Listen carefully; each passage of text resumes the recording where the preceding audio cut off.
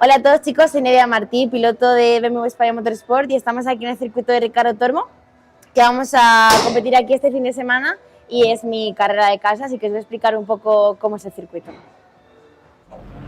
Pues nada, empezamos por la recta, tenemos una recta mediana, no muy larga, tampoco muy cortita. La primera curva es a izquierdas, vamos a aprovechar hasta la segunda línea blanca de la derecha para entrar, aprovechando el interior y sobre todo maximizando el exterior. Aquí podemos aprovechar hasta los pianos, no la línea blanca continua. Nos acercamos a la curva 2, a Duhan, frenamos más o menos en la línea blanca que tenemos entre la línea blanca y principios del piano. Esta curva es en tercera y es importante pues frenar tarde, tener un buen paso por curva y una buena salida. La curva 3 es fácil, es fondo. Luego nos acercamos a la curva 4 que es a derecha, frenamos fuerte.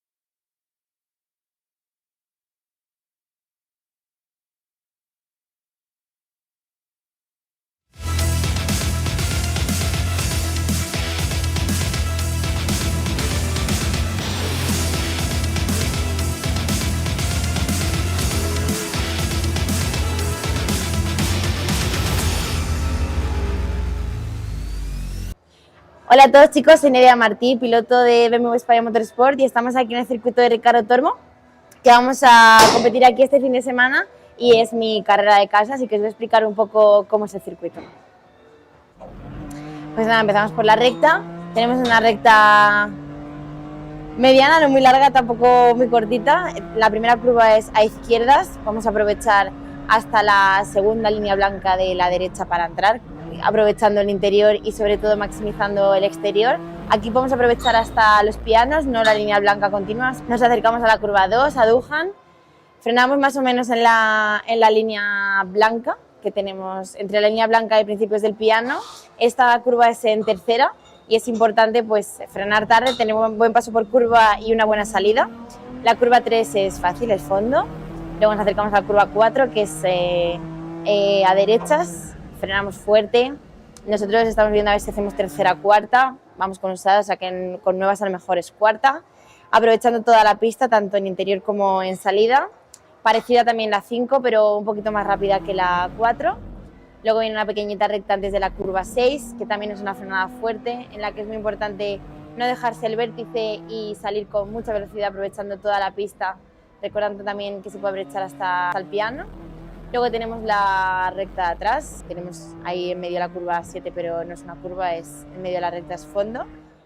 Nos acercamos a la curva 8, tenemos la frenada en la línea blanca de la derecha, la curva es en tercera. Muy importante aquí no dejarse el piano interior y ir al gas lo antes posible aprovechando todo el exterior de salida. Luego tenemos la curva 9 y 10, que es muy importante la preparación para la frenada para la 11. Tenemos que abrirnos bien para intentar colocar el coche en recto, para frenar con el volante lo más recto posible. Frenada fuerte y lo mismo, importante pues no dejarse mucho el vértice e ir al gas lo antes posible, maximizando también la pista en exterior. Luego vamos a la curva 12, que para mí es la curva más difícil de la pista, es una curva muy rápida, en la que ahora también han acortado un poquito en la pista en entrada, o sea que tenemos menos pista para aprovechar, pero bueno, aprovechar lo máximo en entrada, intentar entrar con la máxima velocidad. Esta la estamos haciendo ahora en cuarta, veremos mañana con nuevas, y aprovechar también al máximo en salida. Es una subida larga, así que intentar coger el gas lo antes posible para coger velocidad pues, lo antes posible. Y luego tenemos el curvón, que es a fondo, y la última curva, que es en bajada, una frenada muy fuerte. Igual, volante en recto, importante, curva en tercera y salir pues, dando gas lo antes posible y aprovechando toda la pista, porque viene la recta principal y tenemos que salir lo más rápido posible. Recordar que la entrada es libre tanto sábado como domingo y podéis venir aquí a vernos, así que aquí os esperamos.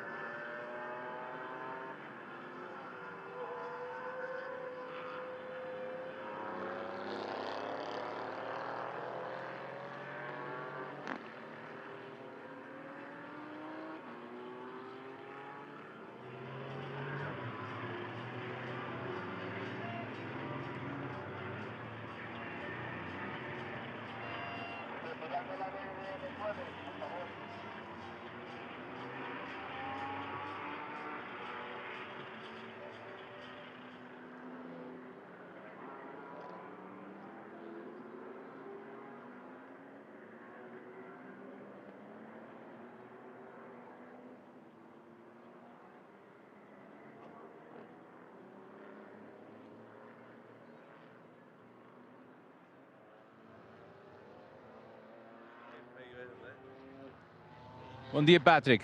Patrick, estamos aqui na grande partida para a primeira corrida aqui do circuito Ricardo Tormo. Vocês tiveram uma das melhores qualificações da temporada e pole position do GT4 Bronze. Como é que vês o resto da corrida? Bem, vamos ver se o Jorge arranca bem. Se arrancar, pá, mesmo que consiga ficar em segundo até o final da reta da meta, tentar manter o lugar. E tentar trazer o carro, até me entregar o carro no mais à frente possível, para eu tentar acabar a corrida também o mais à frente possível. Se pudermos ganhar à geral, era bom. Se não pudermos, até ganhar a categoria. O nosso carro para aqui está rápido, mas sabemos que depois de fazer algumas voltas fica um bocado degradado. Vamos ver como é que corre. Mas então, a vitória à geral é uma perspectiva da vossa equipa? vamos tentar, acho que sim, vamos tentar. Muito bem, muito obrigado e boa sorte. Obrigado.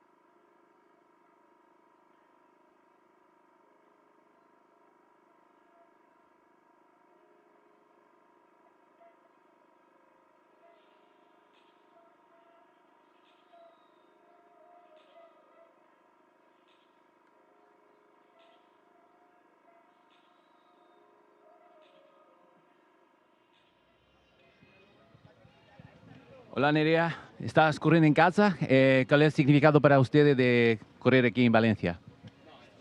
Pues la verdad que es muy especial y muy bonito correr aquí en Valencia. Es donde empecé, así que sumando carreras y sumando recuerdos para mí. ¿Y perspectivas para la carrera de hoy? Bueno, yo creo que ayer hicimos buena quali. Normalmente nosotros somos más fuertes en carreras que en quali, pero ayer pudimos hacer un buen setup para sacar dos buenas vueltas, tanto José como yo. Así que hoy solo falta rematar en la carrera y coger los máximos puntos para el campeonato. Muy bien, muchas gracias y suerte.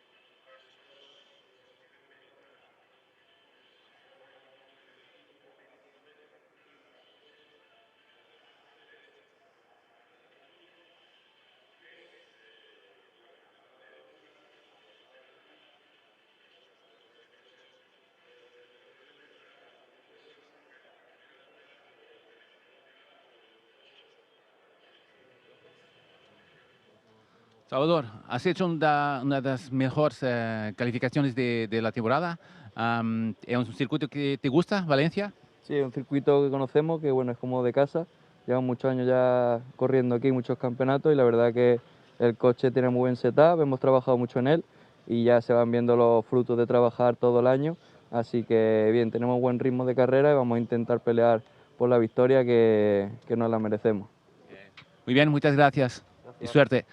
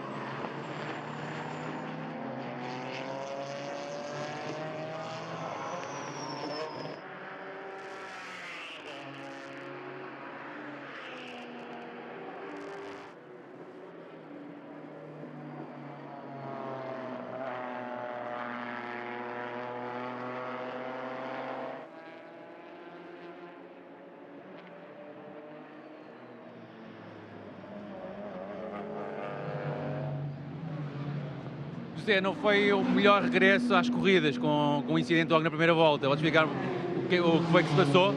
Sim, foi um incidente de corrida. Dois Mercedes que iam à minha frente tocaram-se, acabaram de tocar por McLaren. McLaren veio em peão para cima de mim, não havia nada a fazer. São incidentes de corrida, faz parte. E acham que conseguem reparar o carro para a segunda corrida? Sim, penso sim.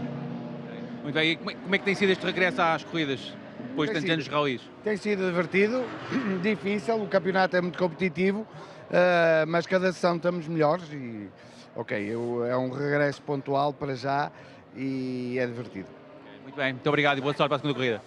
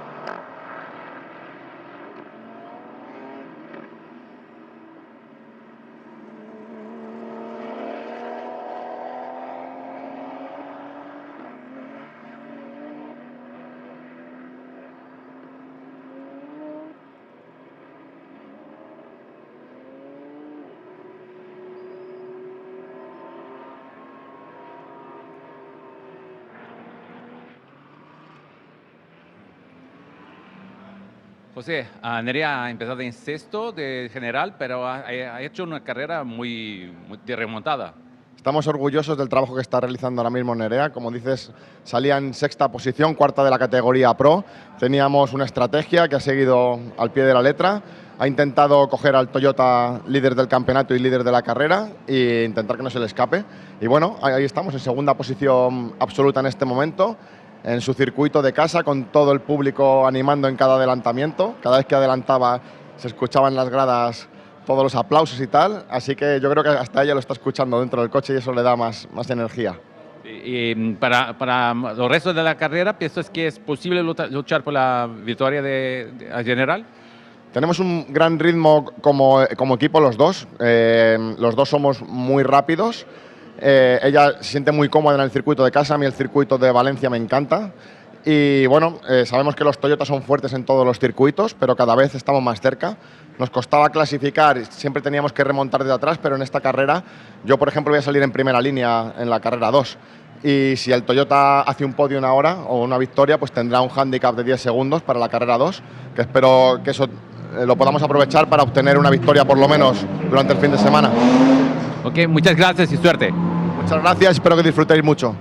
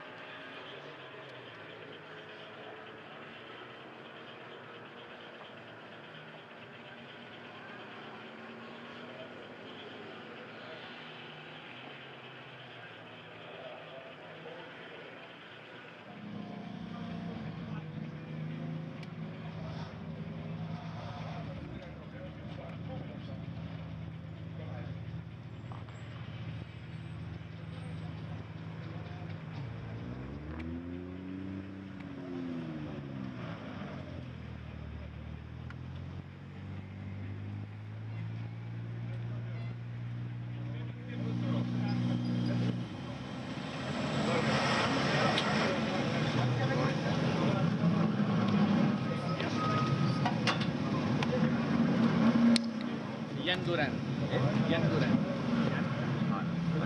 Jan, entrevista. Puedes sacarlo.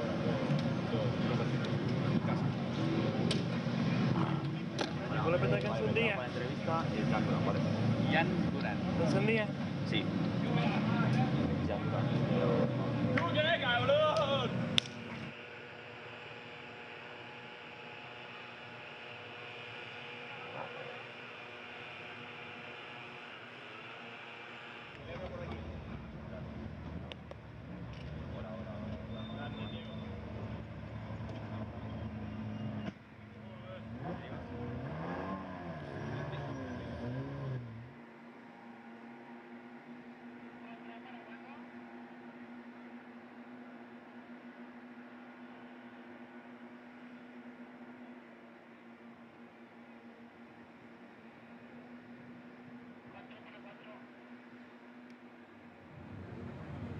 Jan, muy buena carrera, una otra victoria.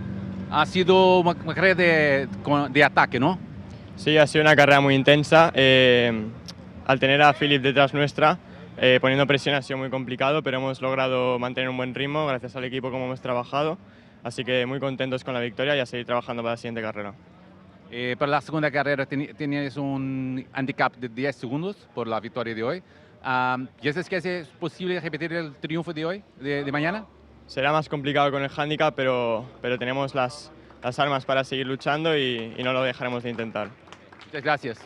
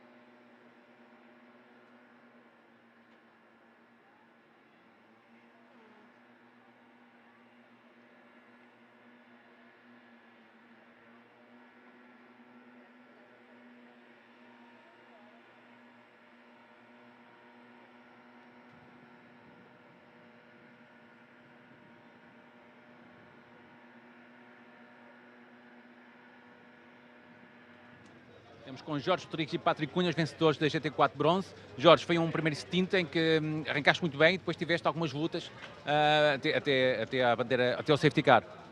Sim, fiz um bom arranque, consegui passar para a liderança da corrida. Depois com a entrada do safety car no reinício da corrida, penso que não tinha conseguido pôr os pneus com a pressão ideal.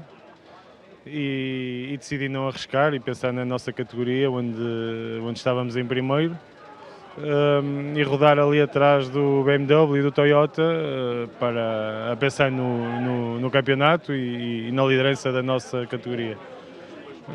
Depois passei o carro ao Patrick e o Patrick fez o resto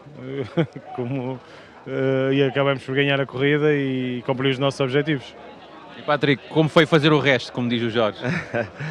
Foi bom, que tentei atacar, eu saí colado aos dois primeiros, tentei atacar logo no início, saí em segundo, depois o Mercedes não era da nossa divisão, não quis arriscar, que na reta da meta entrei atrás de um Porsche que vinha com uma volta de atraso e para não bater na traseira tive que levantar a pé e o Mercedes aproximou-se muito de mim e como vinha mais rápido conseguiu-me passar. A partir daí foi sempre atrás deles, tentei fazer depois umas voltas rápidas para tentar ganhar o ponto da melhor volta da nossa divisão. E pronto, e foi levar o carro até ao fim, andar ali perto sempre dos dois primeiros, vi que atrás de mim os carros já iam longe de nós, foi levar o carro até ao fim, tentar somar pontos para continuar a liderar a nossa divisão e reforçar.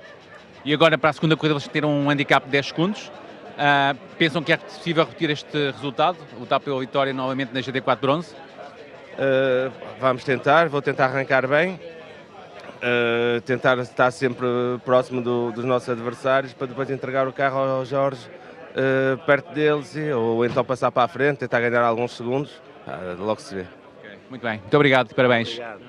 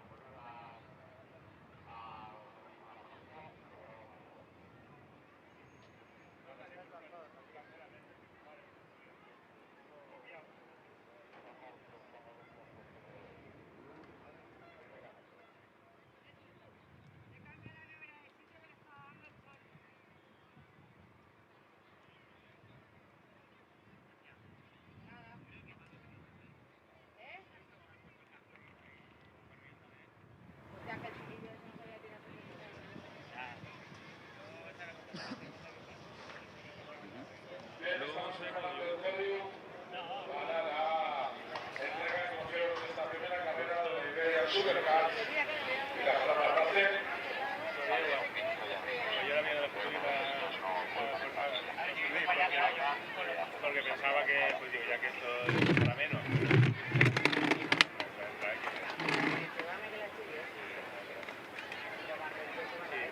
yo se lo había dado y por lo mismo le había dado, pero es que no he visto así, digo.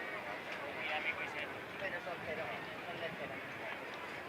Hay algunas dinámicas Lo bueno, aunque cuando lo teníamos, que van las escaleras que se acá, ahora de este lado, y en vez de cruzar para allá, iban a favor del fondo.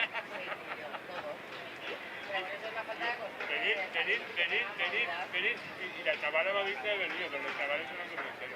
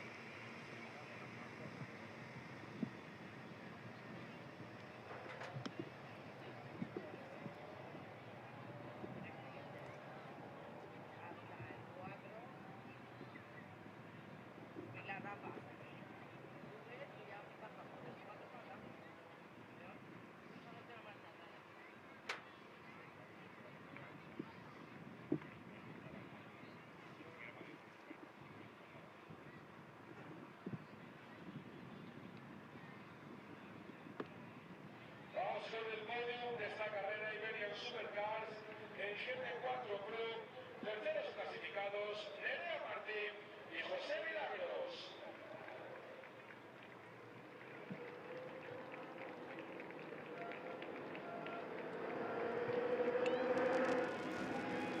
Gentlemen, when we started the 340 race, we have sorry for the delay, and we have a situation with the Portuguese Miguel Ferreira.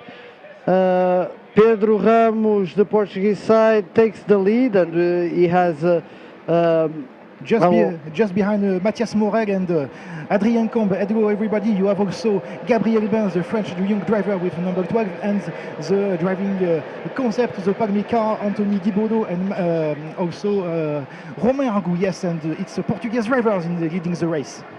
Like yesterday, the Portuguese drivers, they started really well, but at the end it was a French driver with the number 19, Anthony Guibaudot, yes. who took the win from Daniel Ferreira. They are following each other. Bernardo Belo is 8th, Romain Argou, so the teammate from Anthony. You have an attack on the 69 drivers with Mathias Morel. He takes the inside from Daniel Ferreira. No, Pedro Ramos. Pedro Ramos. Who is his father? Who is father of Daniel? That's why they have similar cars with inverted colors. Yeah, and you see also a big train going to start, and Mathias Morel didn't lose his start like yesterday, and actually leading the race. And we are going to 20 minutes, very intense, Thiago. Yeah, it's a 20-minute sprint race here in Valencia for us, the Portuguese side, the Iberian side. It's the final round of the championship, and the leading driver has a problem, or it seems weird. like it. There it is. The slipstream here is really strong. That's why we see this big train of 340s. There are in total 29 cars. Adrien Combes, we try to, sorry for the French, we try to be inside about Mathias Morel, but he didn't succeed, and Mathias Morel try again about the Portuguese drivers, and you see a lot of French drivers. I guess the Portuguese are a bit surprised for the start of the race. Yesterday wasn't like this because they started with the qualification order. Today the top 10 is inverted, so the first drivers here are the ones that were inside the top 10, but on the inverted side we have the driver of the 69 car with his blinker on. He's not saying to Pedro Ramos just go this way, no. The blinkers are really close to the steering wheel here on the Caterhams. That's why. Big inside. Going up to he went for a bit of gardening there. It's Romain Argou. Romain Argou tried to be inside about Gabriel Ben, but going to the grass, and superb car control for the French young driver. Also is leading the 340R French championship, and the number 69 Mathias Morel is also an independent, so he's not working with a team. He's only with himself. And for the little story, here in Valencia, it's a MotoGP track, and he was in the 20 year, in the 2000, he was also a moto driver in French Championship. And Pedro Ramos goes on the inside for the last corner. This is a really tough corner because the car is leaning towards the right side, so he makes the braking really hard. And we have the top, I risk say, the top 20 all together, all forming a line, a slipstream line, which is really strong here. And we can see already Daniel Ferreira going in fourth. The Palmir driver, the number 33, is also a really big threat to Daniel. Yes, big attack, and he's also following by Daniel Ferreira. He's taking the third place. That's it. I think his dad saw him and opened the door, because Daniel is fighting for the championship and every point is precious. Let's see how this race unfolds. For the Iberian side, it's still a novelty, let's say. And a small touch, a small Little mistake for Matthias Morel, but everything is going well. Well, as you start the live, Thiago, it's also your the final races of your season. Yeah, it is. We will find later today who's the champion, the second champion, because we already had the 340s last year. But like I was saying, this is a novelty for us, and the Palmyre driver already left the chat, like we say online. He just went, and now he's trying to build a gap. Let's see if Daniel Ferreira lets him or not, but it will unfold. But for us, the obedient side, we normally do not use these kind of tires. We are still learning, but the first time was in Porrica with you guys, and then now the second is here in Valencia. Let's see how it goes. We have Daniel Ferreira in front of the Portuguese side. Then his dad, Pedro Ramos, Miguel Ferreira, the championship leader. And look at the train, look at how many CATERHAM you have in the straight train, in the slipstream, and Anthony Guibaudot on the tries. outside, let's see. Yep. Perfect driving from the Palmyre driver and from Daniel Ferreira, leaving the space, the much needed space. But this is not good, because while they are fighting, Romain Arnaud is waving and saying bye-bye. And I see, yes, Romain Arnaud is going to look forward and try to forget his colleague on the track, but Matthias Morel did a real defense. Now there's no space. Yes, good attack, and also on the slide. Well done, Daniel. Well done. This is pure car control to focus on Daniel's, and I'm sorry that I'm talking a lot about Daniel, but he's really an amazing driver. He's the first year, like his first full year racing, and he's already this quick. You mean it's your favorite driver? No. Oh, well, look problem for Matthias Morel. Problem for Matthias Morel is probably miss a gear or something else, and he loses the contact with Romain Arnaud and other drivers for the second position. The number 69 is just behind, I guess, Bello, Bernardo et Axel André on the 9th place. And you see how many CATERHAM is a big package. Not the gap is not so far, Thiago, as you see on live timing. No. Only 10 seconds from the lead until the 22 place. Yeah, this is normal on the CATERHAM racing. These cars, they make such intense and such passionate racing here. Yes. This weekend in Valencia, which is. And the attack always nice. With Anthony Guibaudot, and just behind with Adrien Combe. Anthony Guibaudot takes the second place, but good resistance with Daniel Ferreira, and very fair. This is a deja vu from yesterday. They went yesterday. We didn't have the live stream, but for you to know, they went side by side on the last corner, and it was a photo finish race took by Anthony Guibaudot. With the number 19, and chapeau to Anthony.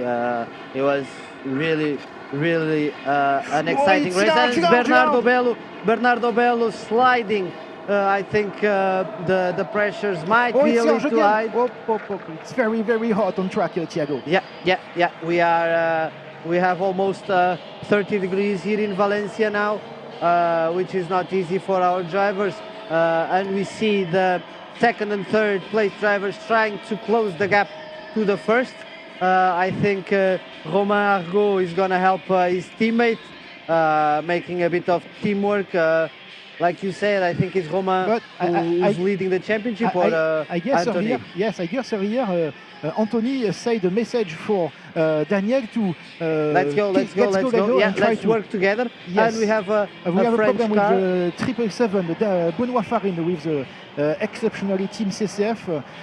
He was actually 14, but another maybe problem for the French driver. And for the fourth place, you have Gabriel Ben trying to resist face to Adrien Combe. Trying to break the slipstream. Yes. He's not waving because because last night was a bit heavy on the drink side, but just trying to break the slipstream from his competitors. I drove a few cars, a few 340s myself, and I can tell you that it's almost 15 kph difference when you're on clean air versus on slipstream. So when you're on the slipstream from the car in front of you, you gain almost 15 kph, which is such a big difference in these cars that are shaped almost like a brick, but they are really, really, as you can see, fun to drive. And it's also important. Look the gap between Romain Argout, the fight for the second place, and for the fourth place. They lose the contact, and now it's almost like the Tour de France, you know. They start all together, and then you have the point guard who goes in front, and then you have a small pack, and then the big pack, which is the one that we are seeing on screen right now, with just 9 minutes to go. As you can see on your left side, we passed the middle of the race, the halfway point, and for the Iberian side, Daniel Ferreira is really comfortable in the lead. He's actually the best sector one. He is in purple in 25.6, but the fastest lap of this race is actually Anthony Guibaudot in 1.50. Anthony is really pushing maybe a little bit his luck on the track limit side, but when you're on the limit, it's like this. You can't predict where the car goes. We see Daniel Ferreira exiting the slipstream, but then he doesn't force the overtake because they want to work together to reach Roma. The exercise for the drivers is to reduce the gap between us and Romain Argout. Romain Argout with very, very consistency. And now the fastest lap went to Daniel Ferreira, 150.4, which in the Portuguese Championship will give an extra point to Daniel, who needs all the points he can get. And also in the Portuguese Championship is the second place will be Miguel Ferreira and Bernardo Belo. Bernardo, who's from Portugal, but he lives in Madrid, so a couple of hundred kilometers from this racetrack, and he's also the head of CATERHAM in Spain. He is showing that the 340s are really, really fun to drive. Bernardo, who raced with us 2 years ago on the 420 class, he has a car, but he preferred to come and try the 340s, and he fell in love. Now we see Bernardo Belo on the outside. The next turn is to the right, but Miguel Ferreira has the corner. Bernardo Belo is not forcing. Be careful about the turn 12. A lot of problems since yesterday, with a lot of accident of incident for every category. And we can see that the fight for second place is closing to the leader. So last time they were 2.2 seconds behind. Now they can start to feel the slipstream from the car in front, and let's see how this unfolds. But to be honest with you, Quentin, it's going to be a teamwork between the Palmier drivers, like it was in Paul Ricard, and it's great to see that, and it makes racing even more fun. And now we see Kevin Embourg, the Belgian driver who races in the Iberian Peninsula. He likes the weather, that's why, and he likes the beer for sure, and the food, and he chooses to race with us, and now he takes third place against Miguel, which means that Daniel Ferreira is really close to get closer to the championship. Miguel needs to win, or at least be second to make his hopes alive, and he's leading now. I don't know by how many points, because I haven't did the math in on yesterday's race, and That's it. Yeah. As we see with the live timing, Anthony Guibaudot is trying his best to close the gap. And yes, best stripe, best sector 1 in purple, best actually second sector in purple. So Anthony Guibaudot is trying to push, and maybe the fastest lap for this second race of the day. You have also third race this afternoon. You will be, Thiago, with Vincent Beltoise, the professional driver, also the manager of the French Championship. So he will bring to you also his science of motorsport. Yeah, later today I'll be with Vincent, like you said, a professional driver. Here you see the two Palmyre drivers fighting for the win. It seems that Anthony Guibaudot really best lap. seems that he has the car set up to come alive at the end of the race. Yesterday was the same, and he can imprint a rhythm that takes the other drivers by surprise by the end of the race, and we can see the car always leaning, always sliding, and he left Daniel Ferreira behind. Now the gap is 1 point, or at least it was on the line 1.5 seconds, and like Quentin said, Anthony just did the fastest lap by a mile. The gap is going to be close, as you see, Thiago. The car number 19 is trying to reduce the distance with the 33, and we see a lot of difficulties. A bit. Roma is struggling with Roma. the heat on the tires for sure. We can see his car sliding a lot more than it was before, and the other way around for Anthony. Yeah, but Anthony is very fast, and is actually in the exhaust of the 33 car, and maybe we have a changing leader after the end. We have also And yellow flag. something happened with Miguel Ferreira. Miguel Ferreira, who didn't appear on the on our picture. Yes. That's it for Miguel. That's it for Miguel Ferreira. Now Daniel can breathe in relief, because it's 0 points for Miguel. And we have a which means change that- for the leader with Anthony Guibaudot. Who And pass. now let's see the fight between the teammates. Let's see if Anthony, and I will ask Quentin, who's the leader of the championship for you guys? For us, sorry, it's Romain Argout actually leader. You see with the yellow number, but maybe Romain waiting for Anthony to, as you said, it's teamwork. The team Palmyre is have a lot of train about this situation, and yes, motorsport is individual, but you have a team, so it's much like teamwork. Yeah. With mechanics, with team manager, with driver, with coach also. With like Quentin said, it's a team. I know that it seems that the drivers are the star, but for sure every single driver is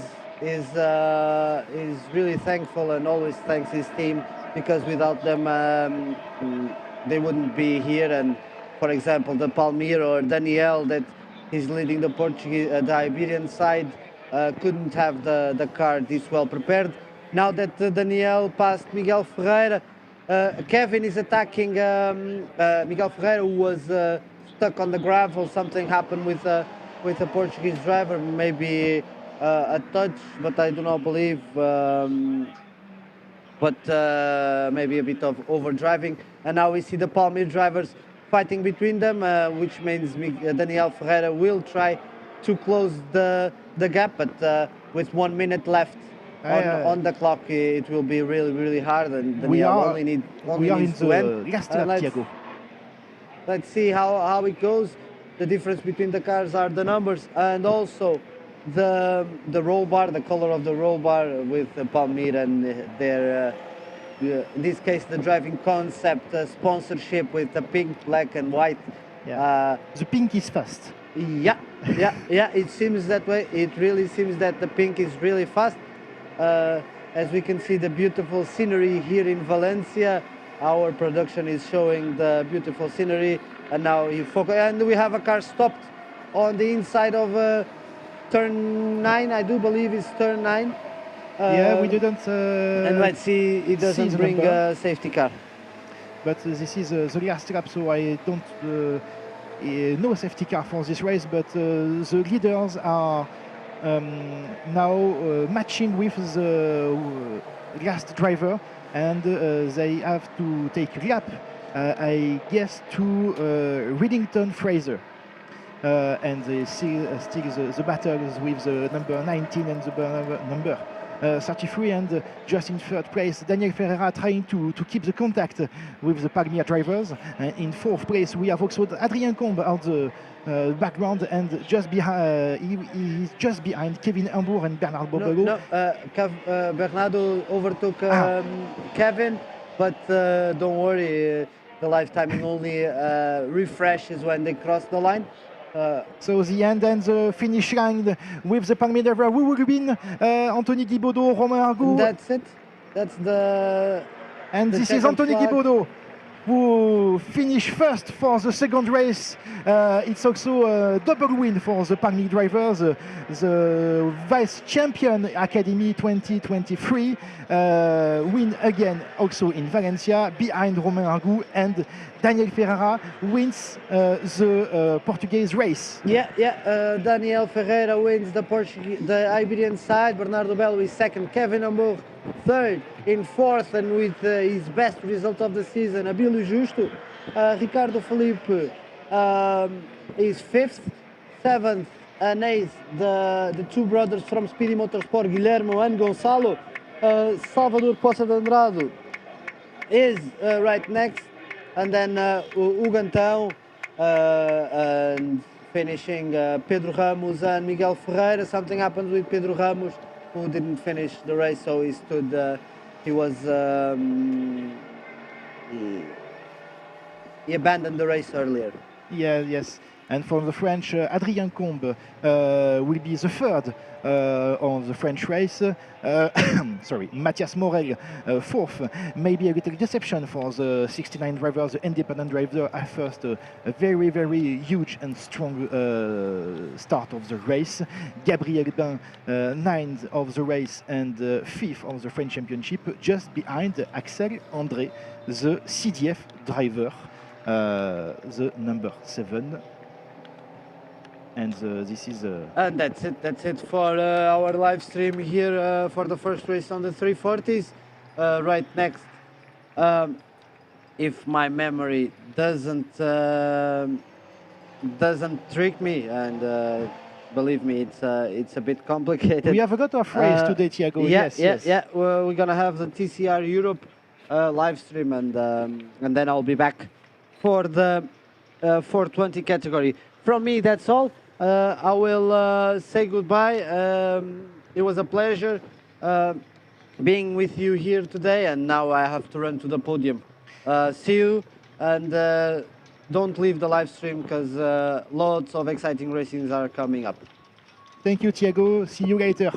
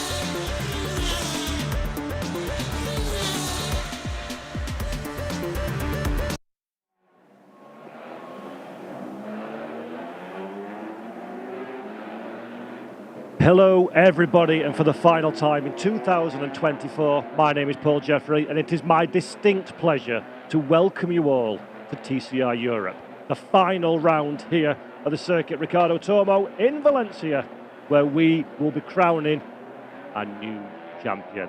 Coming into this race, we've got 3 drivers in contention for the championship.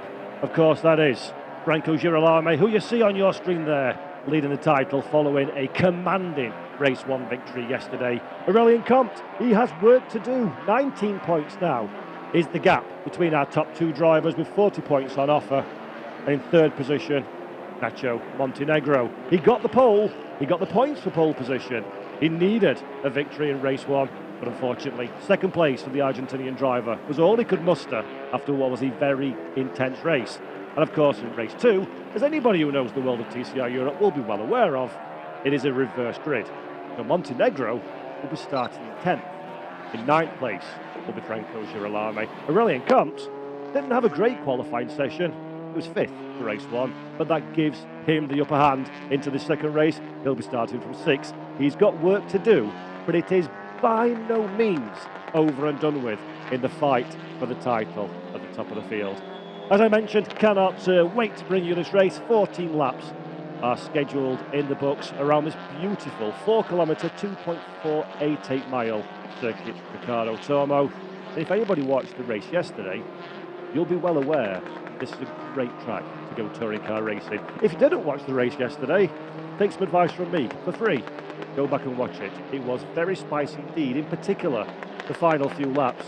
Definitely worth a rewatch as the tension rises somewhat for this championship decider. Looking forward to seeing who it will be that will take the title. Certainly, any one of our 3 contenders would be a worthy champion at the checkered flag. Franco Girolamo, according to statistics, has been the man of 2024. 4 victories, 3 pole positions, and 6 fastest laps. He headlines the statistics, but that doesn't tell the story of the year. Aurelien Comte, having returned to TCR Europe, having won the 2007 TCR Europe trophy, Aurelien has been a picture of consistency. He knows how to be aggressive and move forward in the races. For his benefit, he's taken a victory and a fastest lap this season. Never quite the pole position in qualifying for the SP competition Cupra. Certainly knows how to amass points. Great in a championship challenge over the course of the year. But now for Aurelien, it's a new strategy. It is all about the here and now. He's got to go forward. He's got to take the race victory. Very little will do. Basically, what happens is Nacho Montenegro has to finish in the top 2 in order to be in with a shout at the championship. Aurelien Comte has to finish in the top 6 to stand a chance. And for Franco Girolamo, he finishes in the top 6. He's champion, irrespective of what any of his rivals achieve in this race. So Girolamo has a straightforward, simple task to do. Get in the top 6 from 9th on the grid. On paper, especially with the pace of the Argentinian driver and the Monlau Motorsports team, should be relatively straightforward.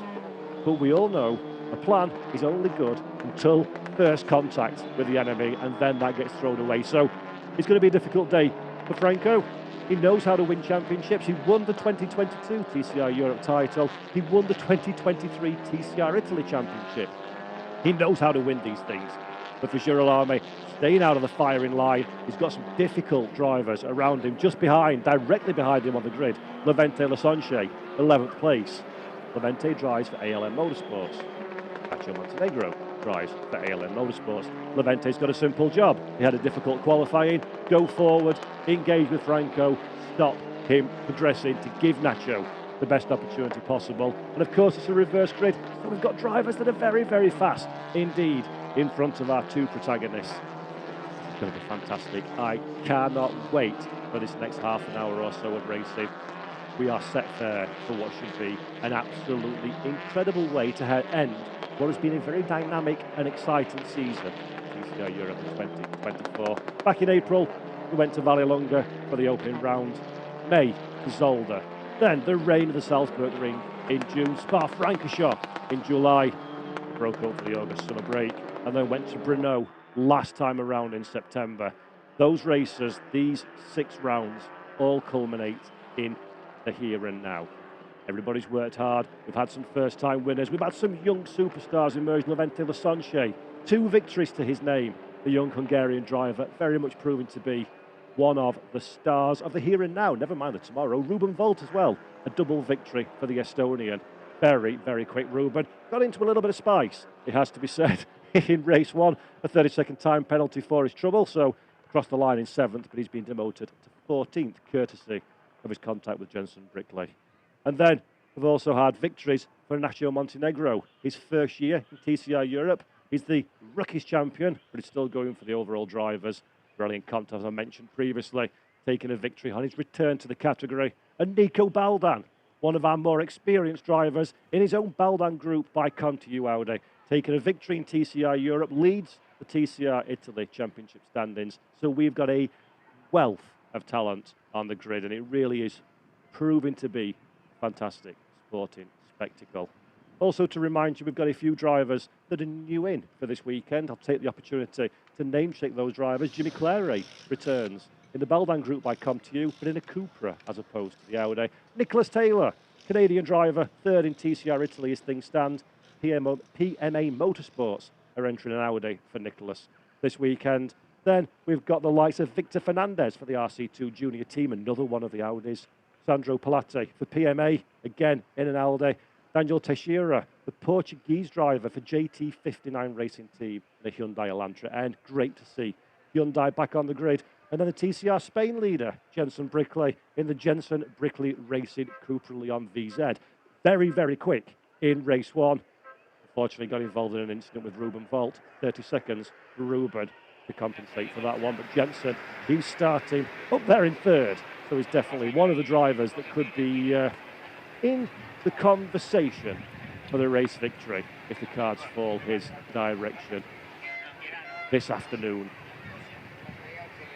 You can see on your screen then the cars are on the dummy grid. Teams are still in action in a few moments' time. Hopefully, our very own Neil Hudson down on the grid will be speaking to the TCR Europe Championship promoter, Paulo Ferreira.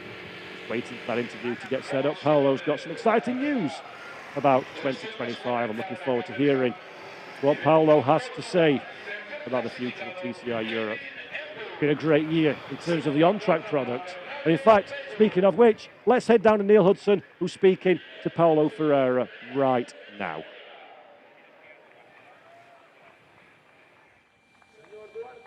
Okay, I'm here with Paulo, promoter of TCR Europe. We've got a championship fight right ahead of us. Who's your money on? You know, the TCR Europe is like that. We have 9 years of this. We arrived to the last 30 minutes of a race, and we need to wait for the end to know who is the crown champion. We'll see. I think it's quite nice. And looking ahead to next year, we have a nice calendar to be announced very soon.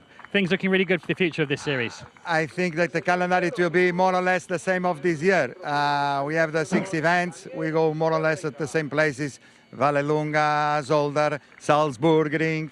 I hope to be in Paul Ricard, Brno, and we want to be in the end of the year here again in Valencia. And I hope in the same time, in the last 30 minutes of the season, to know who is the win champion for 2025.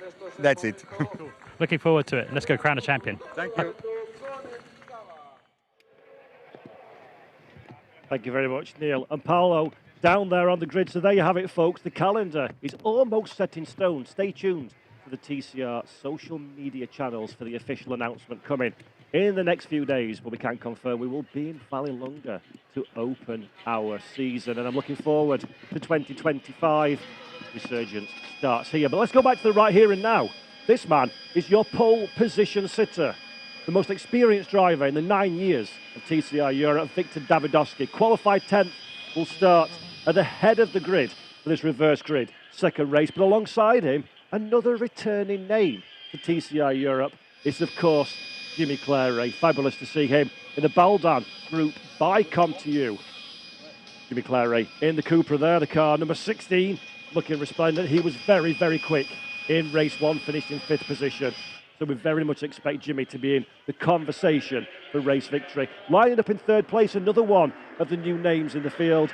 That is Jensen Brickley in the Jensen Brickley Racing. Another Cupra on home soil, the brand new VZ TCR. Jensen has been rapid from the second he set foot on the grid. He's leading the TCR Spain category halfway through their championship. There's still a little bit of damage, courtesy of ALM Motorsports and Ruben Volt. But Jensen is looking for a big result. Alongside him on the grid is our TCR Italy Championship points leader, Nico Baldan. Unfortunately, Nico lost out on the Diamond Trophy to Fernandez yesterday, but Nico looking for a big overall race result to go with his victory earlier in the season. And there is the beautiful looking Baldan Group. Vicom to you, Audi. Still a very competitive proposition indeed. It's car and driver combined. Nico having a very good season. Then in position number 5, row number 3, Ruben Volt for ALM Motorsports. The young Estonian driver had some trouble, it has to be said, getting the car off the line at the start of the year, but now he's a very quick starter, and we expect Ruben to do big things on the opening laps. 5th position in the middle of the top 10. He's got a good opportunity to move forward when we go green flag racing in a few minutes' time. Alongside him is the first of our championship contenders. It is, in 6th place, Aurelian Comte.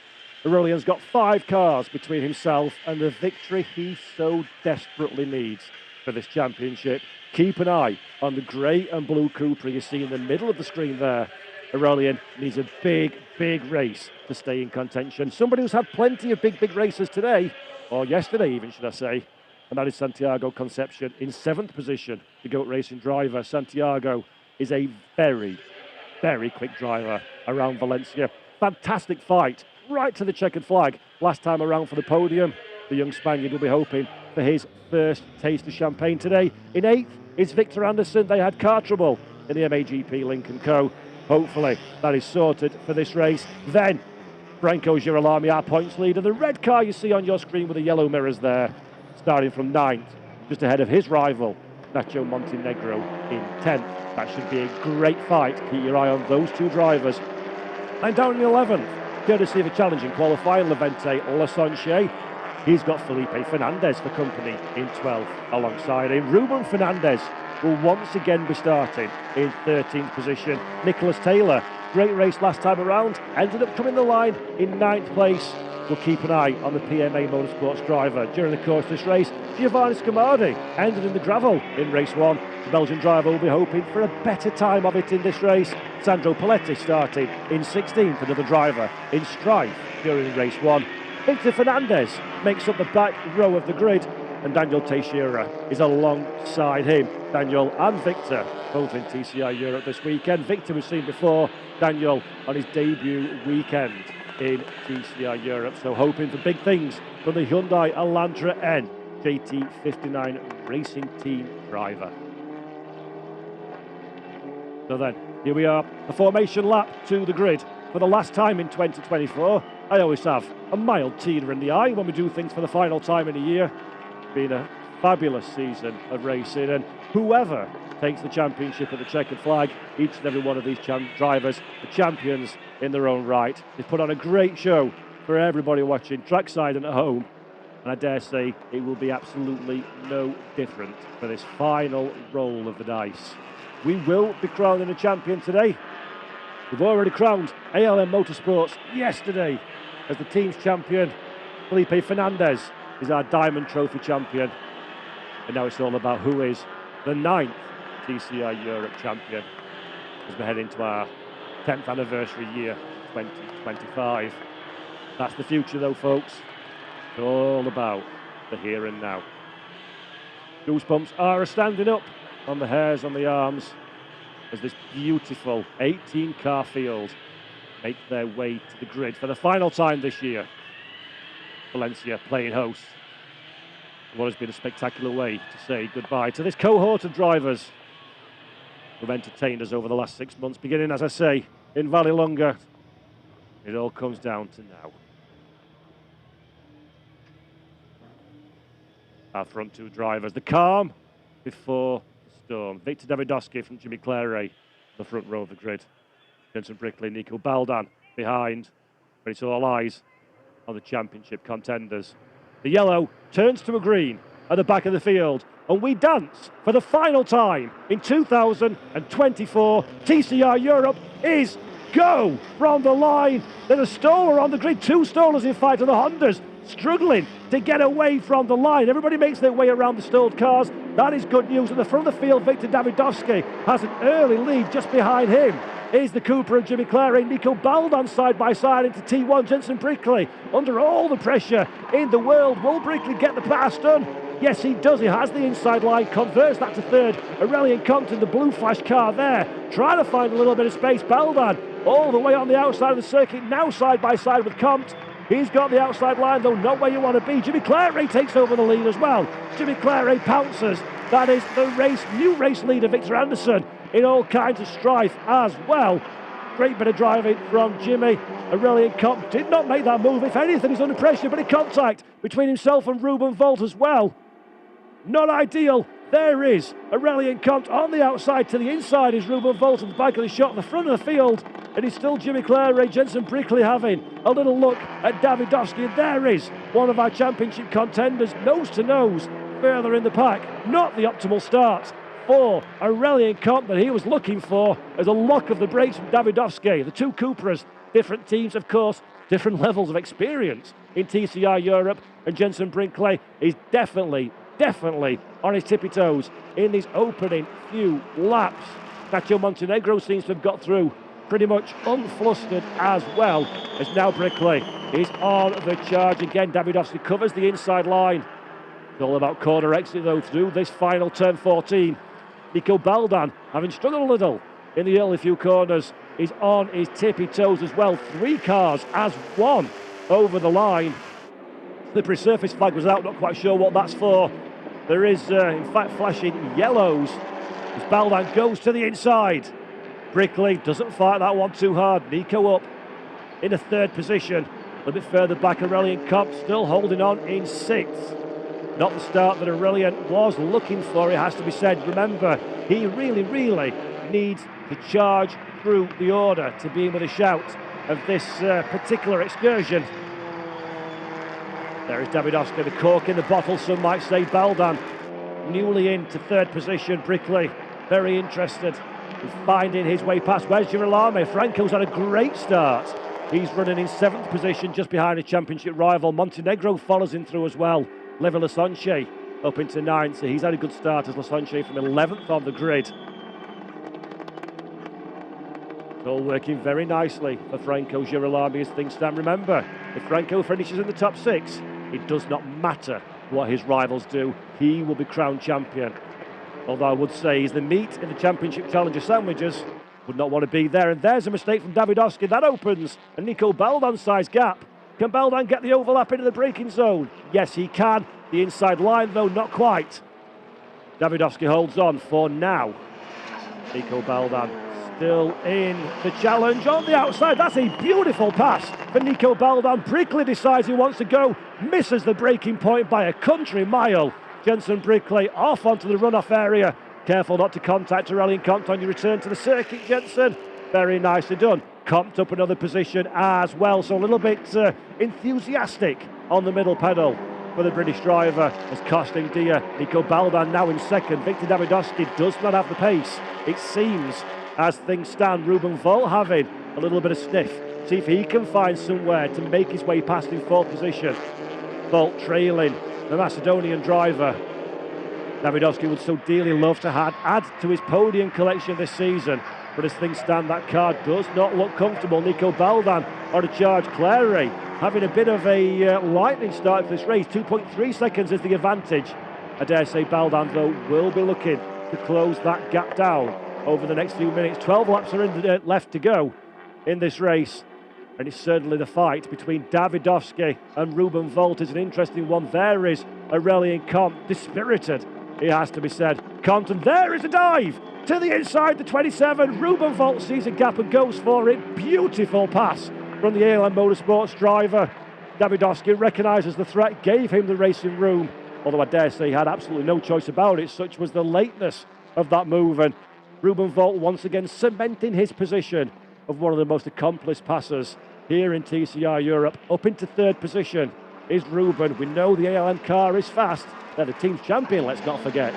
I expect Ruben to start charging up to those front two cars. Jimmy Clary will be well aware of what's happening and a little bit nervous, he has to be said, because there's some very fast drivers behind. There is Aurelian Comte in the blue and grey car.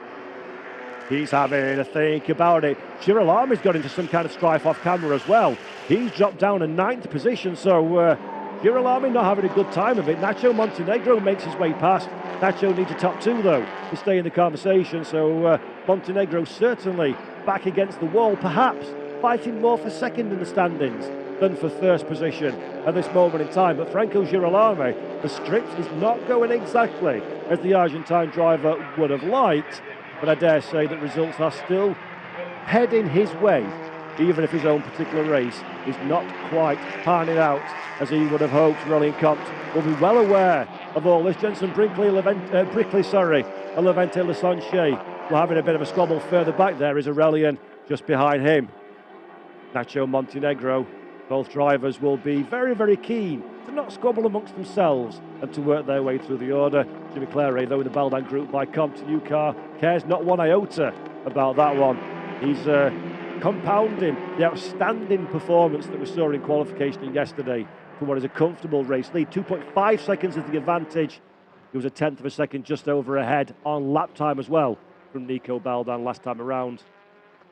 Clary seems comfortable as things stand. We've still got 11 laps to go. We've still got the spectre of a very quick Ruben Volt charging through the order as well. There is Victor Davidovski. Saw on screen Davidovski unable to consolidate his reverse grid pole position.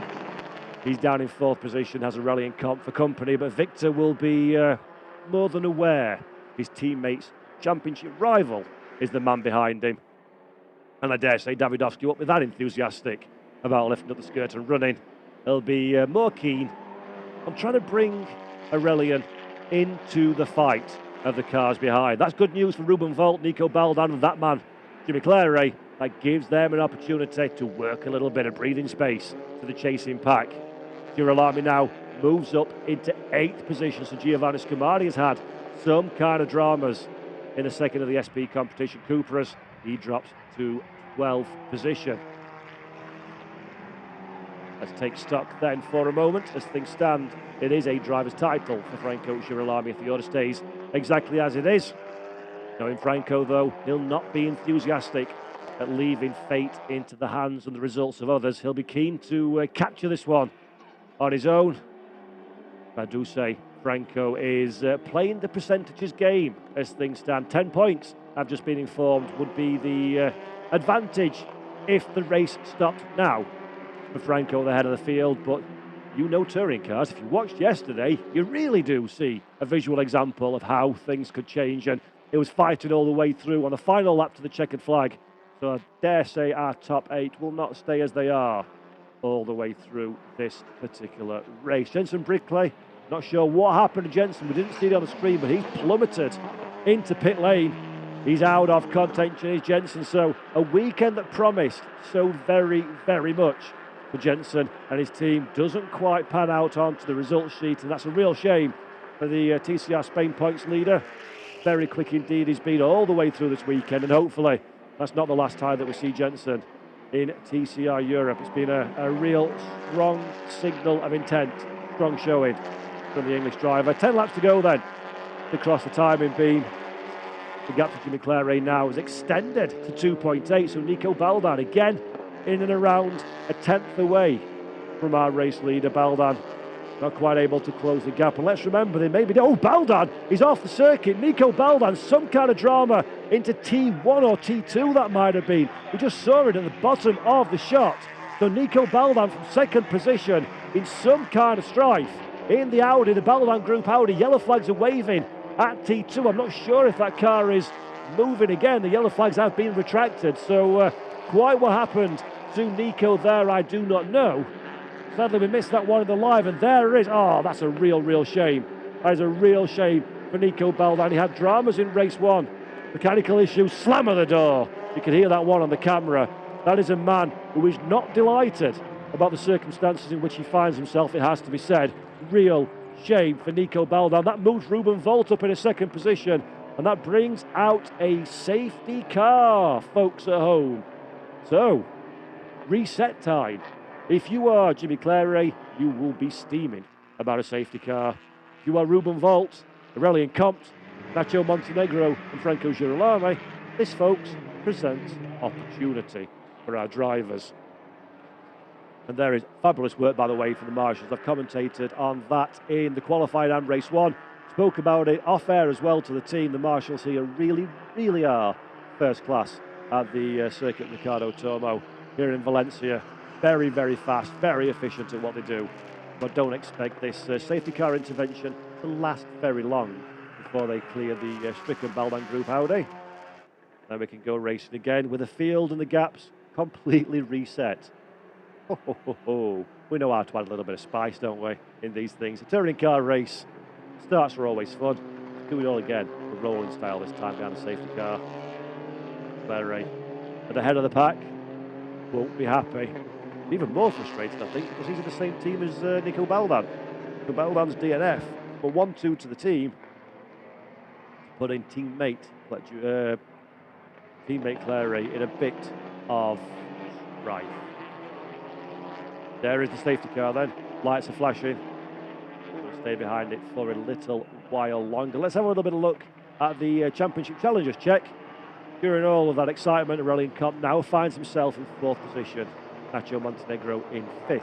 Franco Girolami fell back a little, but he's managed to claw his way back to 7th. And remember, Girolami finished in the top 6. Campione.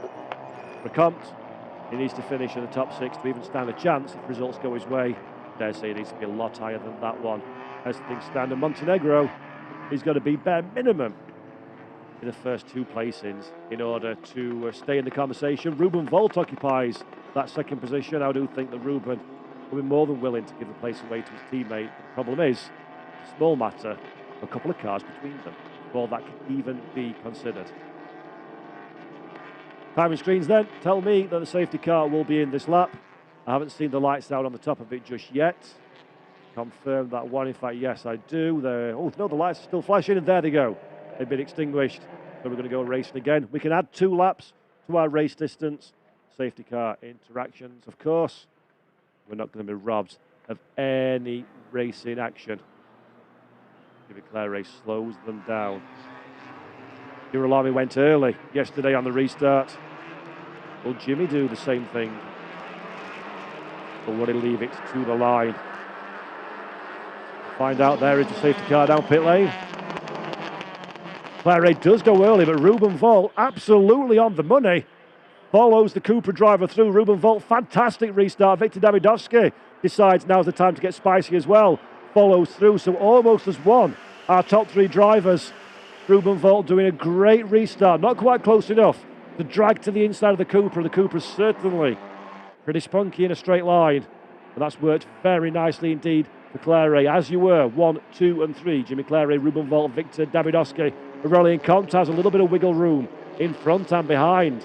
The French driver under no pressure, but he absolutely needs to get on his tippy toes and get into this conversation with these front 3 drivers. Nacho Montenegro has Levente Lasonche between himself and Franco Girolami. There's a move on that Santiago Concepcion, trying to find a way past Felipe Fernandez. Not sure if he got the deal done. We'll find out when the timing screens refresh themselves, but Santiago not having a great race, down in 10th position, started in 7th, was definitely one of our podium contenders in race 1, but he's not quite having the rub of the green.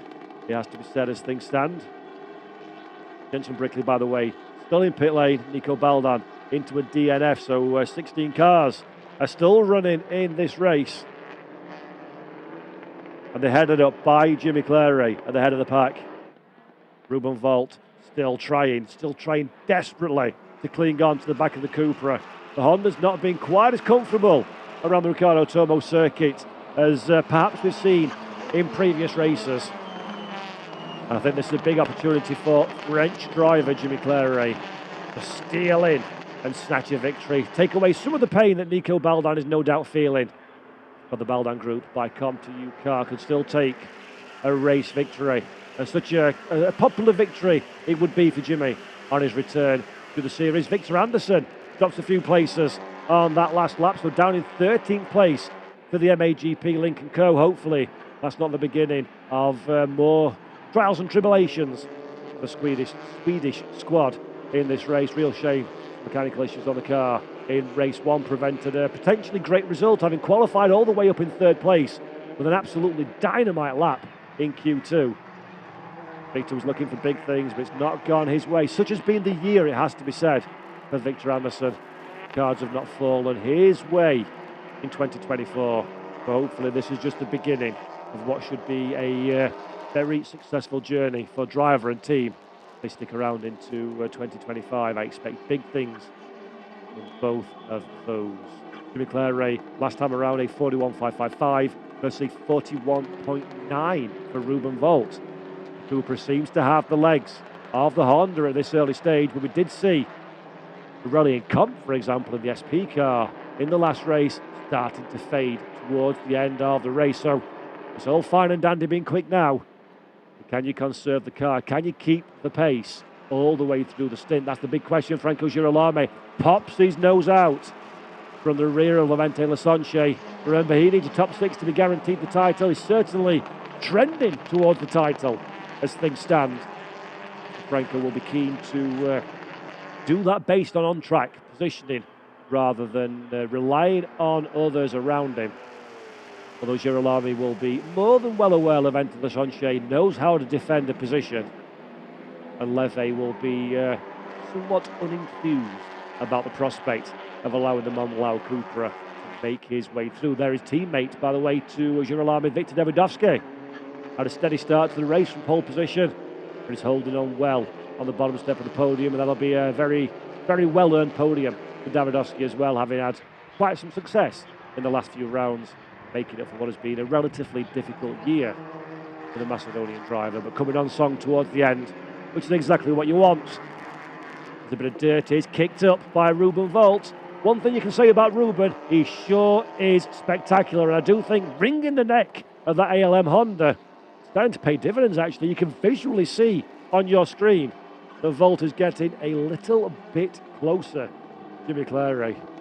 I look through the commentary box window, beautiful views here at Valencia. It really is wonderful to see these cars on track. It's wonderful to see the show that our drivers are putting on. It's tension all the way to the end. 6 laps to go then. Will we have a change in positions in the sharp end of the grid? Will we have a change in positions? Nacho Montenegro is now behind Jimmy Clare. There's a bit of a move. There's Franco Girolami. Decides Leve touches him. Lasonche and Girolami. Contact between the two. Will there be secondary contact as well? Let's watch that fight, please, director. Levente Lasonche and our championship challenger, Franco Girolami, makes it through.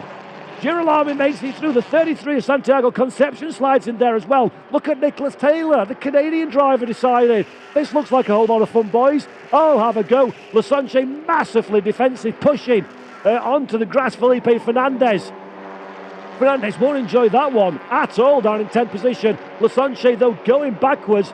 Girolami's in the top 6. That's where he needs to be. Lasonche slots back into place. Nick Taylor very firmly in the conversation as well. Fabulous stuff from the Canadian driver. He likes that one. He's going to have another go. That's the inside line. That's the position. Absolutely outstanding for the PMA Motorsports driver. Beautiful bit of driving. Sandro Paletti buying into this one as well.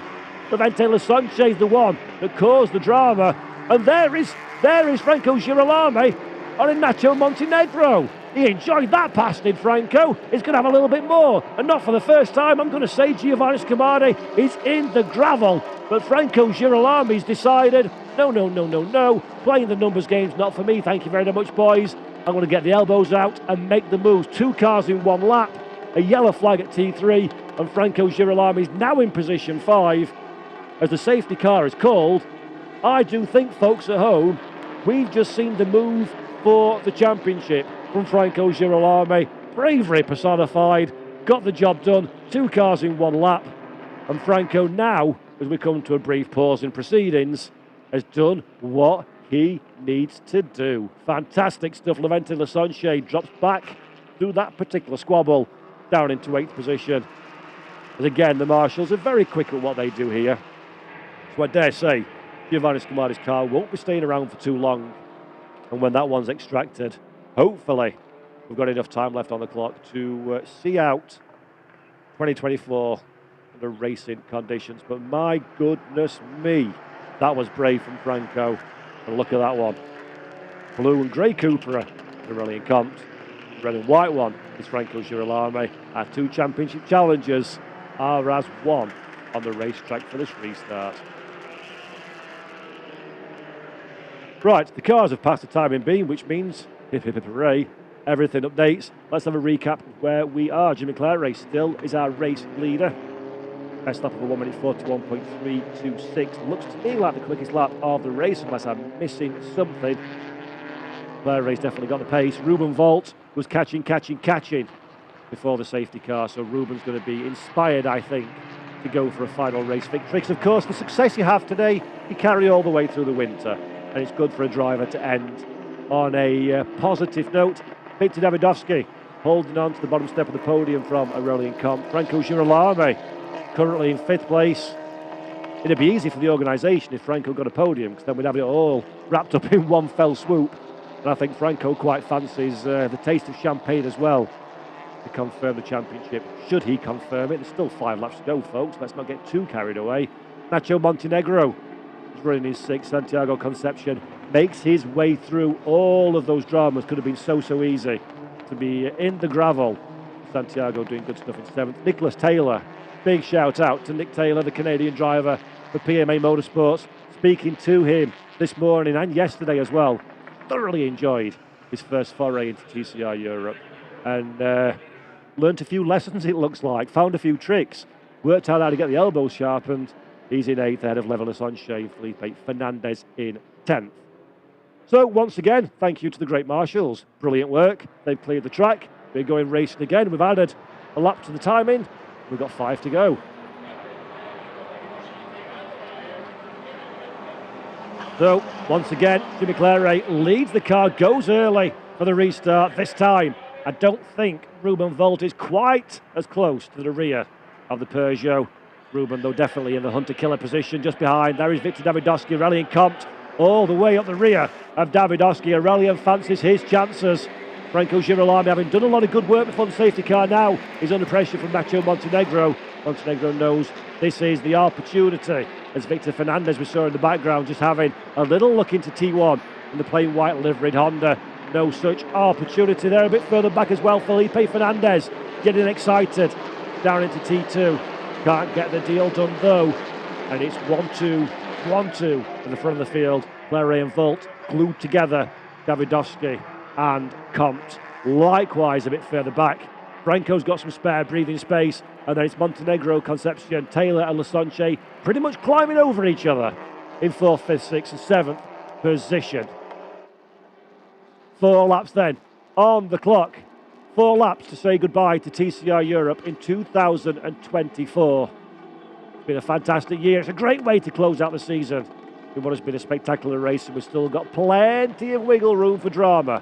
It has to be said, as our top 4 are relatively evenly spaced. And the big drama is the Montenegro excitement. A little bit further back is Nick Taylor. He's doing a great job in the PMA Audi. Keep the Honda driver on his toes, it has to be said. Good to see Victor Anderson, by the way, still circulating following a bit of drama as well. Victor down in 11th position as things stand, but still in the conversation. And the positions further up, Clare through the final corner. Following through Ruben Volt. What would be the gap at the line? Of course, Ruben's dropped a little bit of time. It looks to me, visually at least, yes, 0.8 of a second. So on that lap, 0.5 down on Jimmy in the front of the pack. I think Clare's got this one in the bag now, barring any kind of dramas. Looks lovely, does the relatively plainly liveried Beldan Group by Continue Cupra. Looking absolutely fabulous though, and I think if anything, Ruben Volt is now becoming pressured somewhat by Victor Davidovsky behind. So Davidovsky's found a little bit of pace, encouraged no doubt by the hunt in a Rallying Compt, who's trying very, very hard to take that position away and at the very least get the car on the podium, because he's now no longer fighting, it has to be said, for the driver's title, but more trying to keep hold of that second position in the standings. Oh, what's happening here? Montenegro down in 9th position, so that little shuffle that we saw earlier on, that worked out well for Nacho Montenegro. He needs to be in the top 2 anyway, his championship charge. He was an outside bet at best coming into this weekend, but Nacho put on a great show. TCR Europe rookie champion, of course, reigning TCR South America champion, and he's been sensational. The young 18-year-old driver has been sensational. 19-year-old driver has been sensational this year. I expect massive, massive things of Nacho in the days, weeks, months and years to come, and he's under big pressure, it seems, from Victor Anderson. Nick Taylor up in 7th place, got a bit of clear track in front and behind. Jimmy Clary's got even more clear track behind him. That Honda does seem to be going off, it has to be said. Last time around for Volt, the 42.5, this time a 42.3, 300th behind our race leader. There's a little fight further back as well. Sandro Poletti and Victor Fernandez almost side by side. Fernandez gets the position. Montenegro drops yet further. So what is happening to Nacho? He's dropped down to 15th place now. That suggests something is not well with the ALM car for Nacho Montenegro. That's a sad way to end the season. In fact, he's in pit lane. I hear the rumble underneath my commentary box, and Nacho Montenegro is pretty much out of this one now. Yellow flag at T12, not quite sure what that one's for. Hopefully nothing too untoward. Giovanni Scamardi well knows he's out of this one. Jensen Brickley's out as well.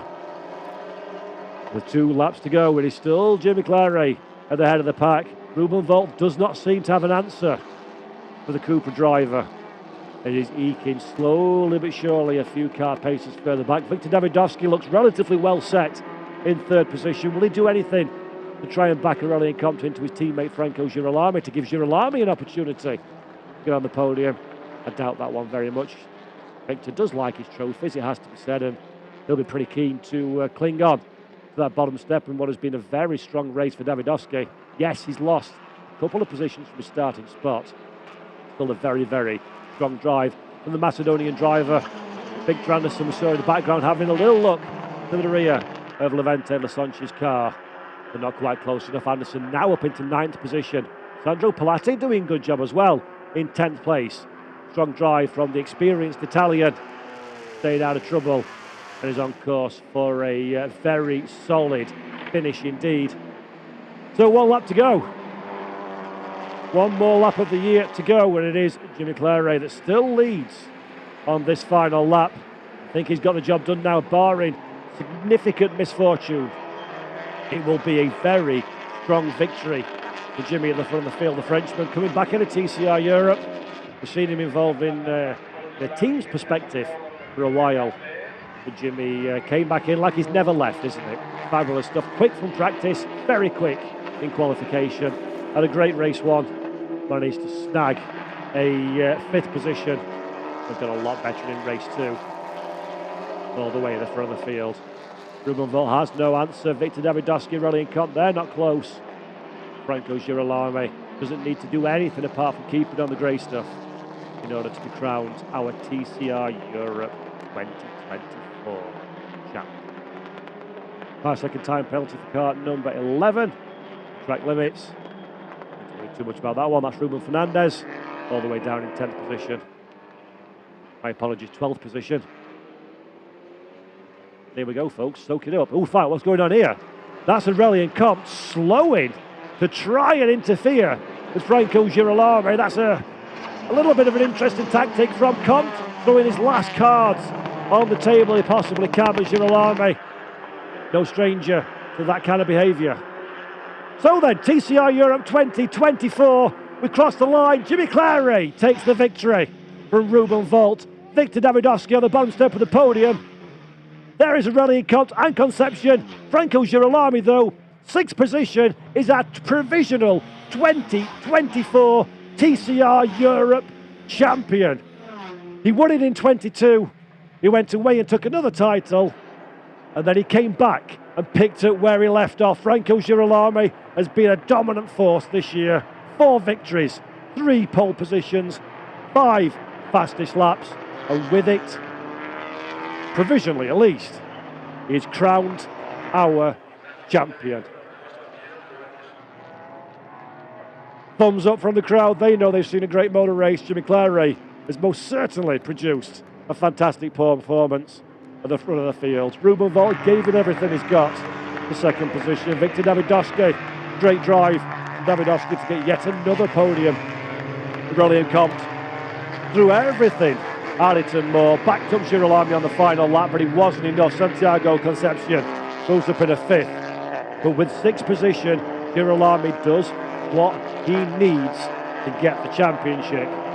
And that is absolutely sensational stuff from the Argentine driver. Now, a two-time TCR Europe champion. Of course, this is all provisional until Stewart's inquiry, scrutineering, etc., etc. Franco Girolami did what he needed to do. It was a champion's drive yesterday for the victory. He put in some mighty overtakes today as well, passing championship rivals. If anybody deserves the 2024 title, it is absolutely our champ, Franco. Fabulous performance, a fabulous drive, a fabulous year, and a great ambassador for touring car racing. No doubt there'll be tears in the paddock.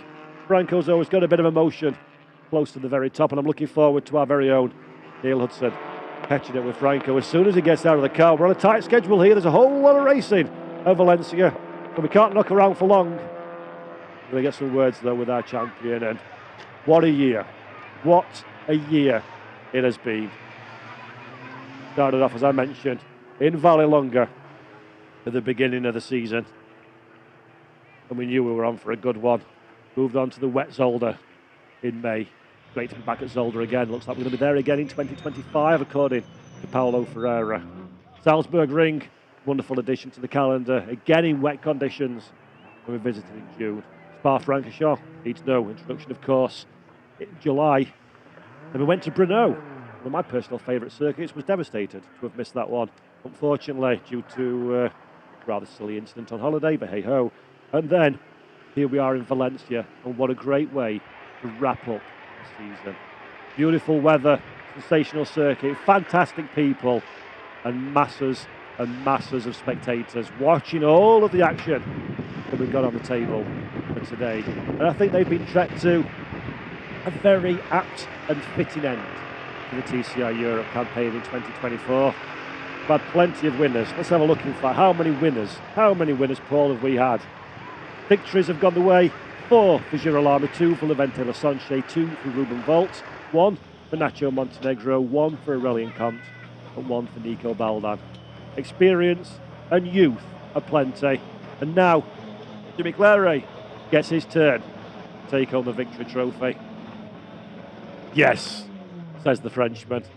He likes that one. There's Teddy. Big hug. Very close brothers. Great ship.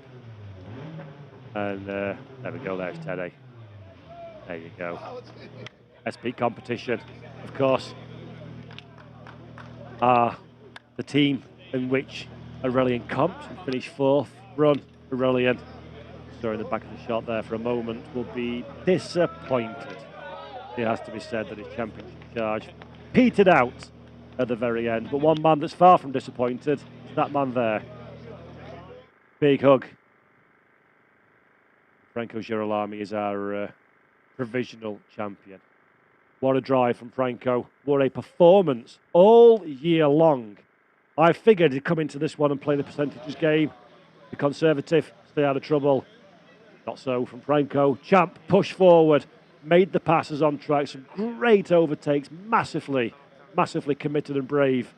When it all could have gone wrong, and Girolami didn't need to worry about the other results because he took the points himself. The top 6 is what he needed. Top 6 is what he got. Valiant effort from Aurelian Comte. He's been a stout competitor this season. Showed the consistency, showed the pace.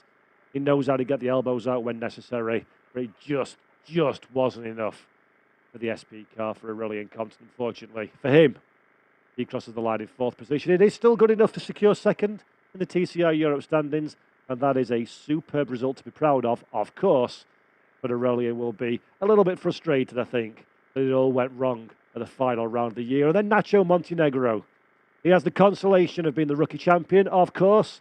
He's been mightily impressive, the 19-year-old, the reigning TCR South America champion, came over here and has performed incredibly strongly for ALM Motorsports. He'll be disappointed, of course, that he didn't have enough in the tank to take the title. But I think in the passage of time, on due reflection, Montenegro can be deeply proud of his performance in what has been a sensational year. I don't think that's the last we'll hear of Nacho. As I mentioned, 19-year-old young man.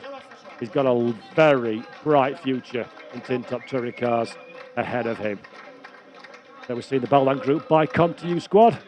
And our race winner, Jimmy Clary, waiting for the podium. But in a few moments, we will be speaking to our new champion, provisional asterisk, of course, Franco Girolami. And I dare say Franco's probably wiping away the tears, bless his cotton socks. He gets very emotional. Racing means so much to the Argentine driver. Passion runs through. His brother, of course, is Bebu Girolami. He's part of the Kumo FIA TCR World Tour. Very successful family of drivers, Franco and Bebu. Hope one day we get to see them racing each other. That would be a sight, wouldn't it? Franco Girolami, wonderful ambassador. And there we go. So I hear that we've got the interview ready. So let's go down to Neil Hudson, who's talking to our new champion.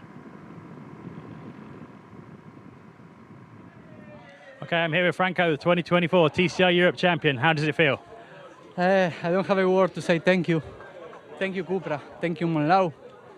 Thank you, Jaime, David, Xavi, another Jaime, Aitor, all the mechanics, my family, all that push for me. I am so proud for this team. We make this together.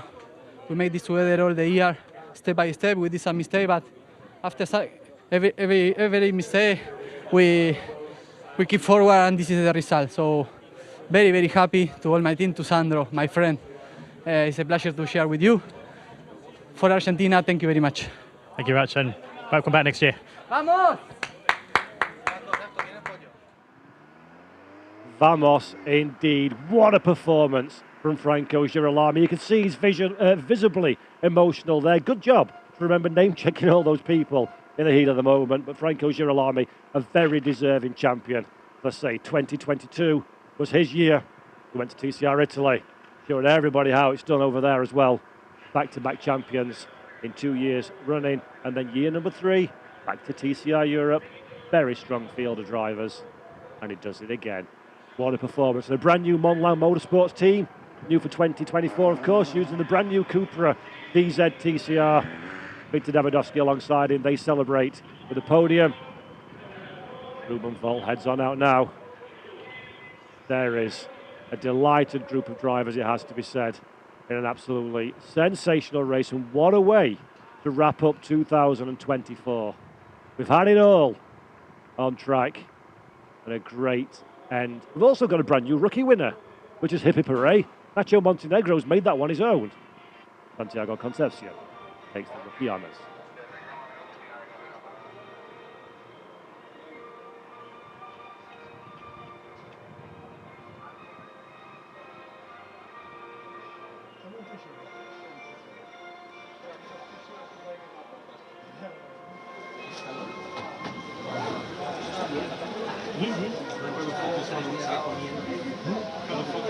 Don Paulo Ferreira, promotor de TCR Europe, clasificado Víctor Davidovsky. French national anthem then for our winner, Jimmy Clary.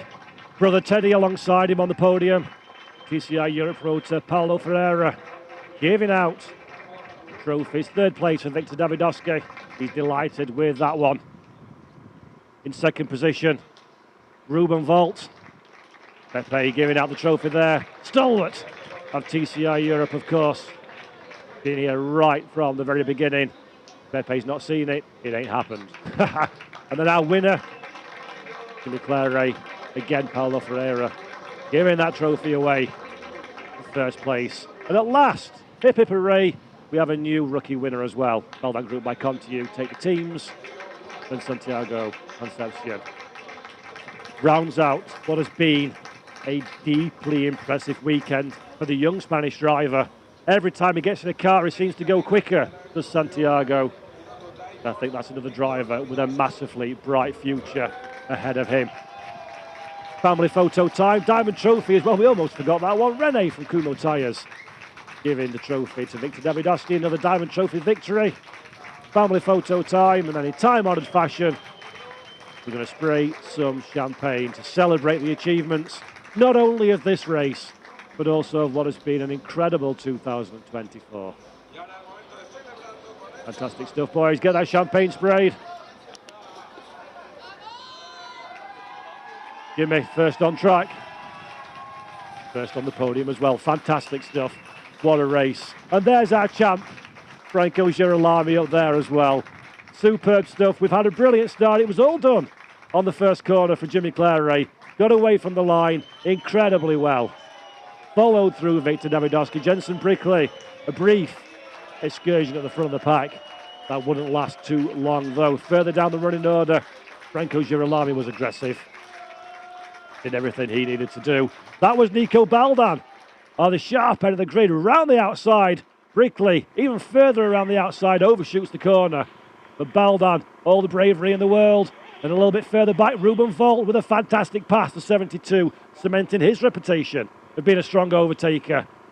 Ruben Volt, that was enough for second position. Aurelien Comte had a good race as well. Nick Taylor, in his first weekend in TCR Europe, learnt the lessons of race one, got his elbows out, middle of the pack. But at the front of the field, Jimmy Clary held on in fine style. We had a couple of restarts. We had plenty of side-by-side racing. This is the four-way squat struggle, fourth position. Victor Anderson involved in that one as well. But Jimmy Clary worried not one iota about any of that. And while he took the flag, Franco Girolami took the 2024 TCR Europe Drivers' Championship in a commanding performance for Monlau Motorsports. Hugs all around, but there can only be one winner in sport. Everybody's a champion this season, but the one with the Champions Trophy is Franco Girolami. So there we have it, folks. 2024. What a year it has been. I have absolutely enjoyed every moment of it. I hope you have as well. More news on the TCR social channels in the coming days about 2025. But from myself, Paul Jeffrey, and from the whole team in TCR Europe, your company has been an absolute pleasure. And we'll look forward to doing it all again next year. From us all in Valencia, take care and bye-bye.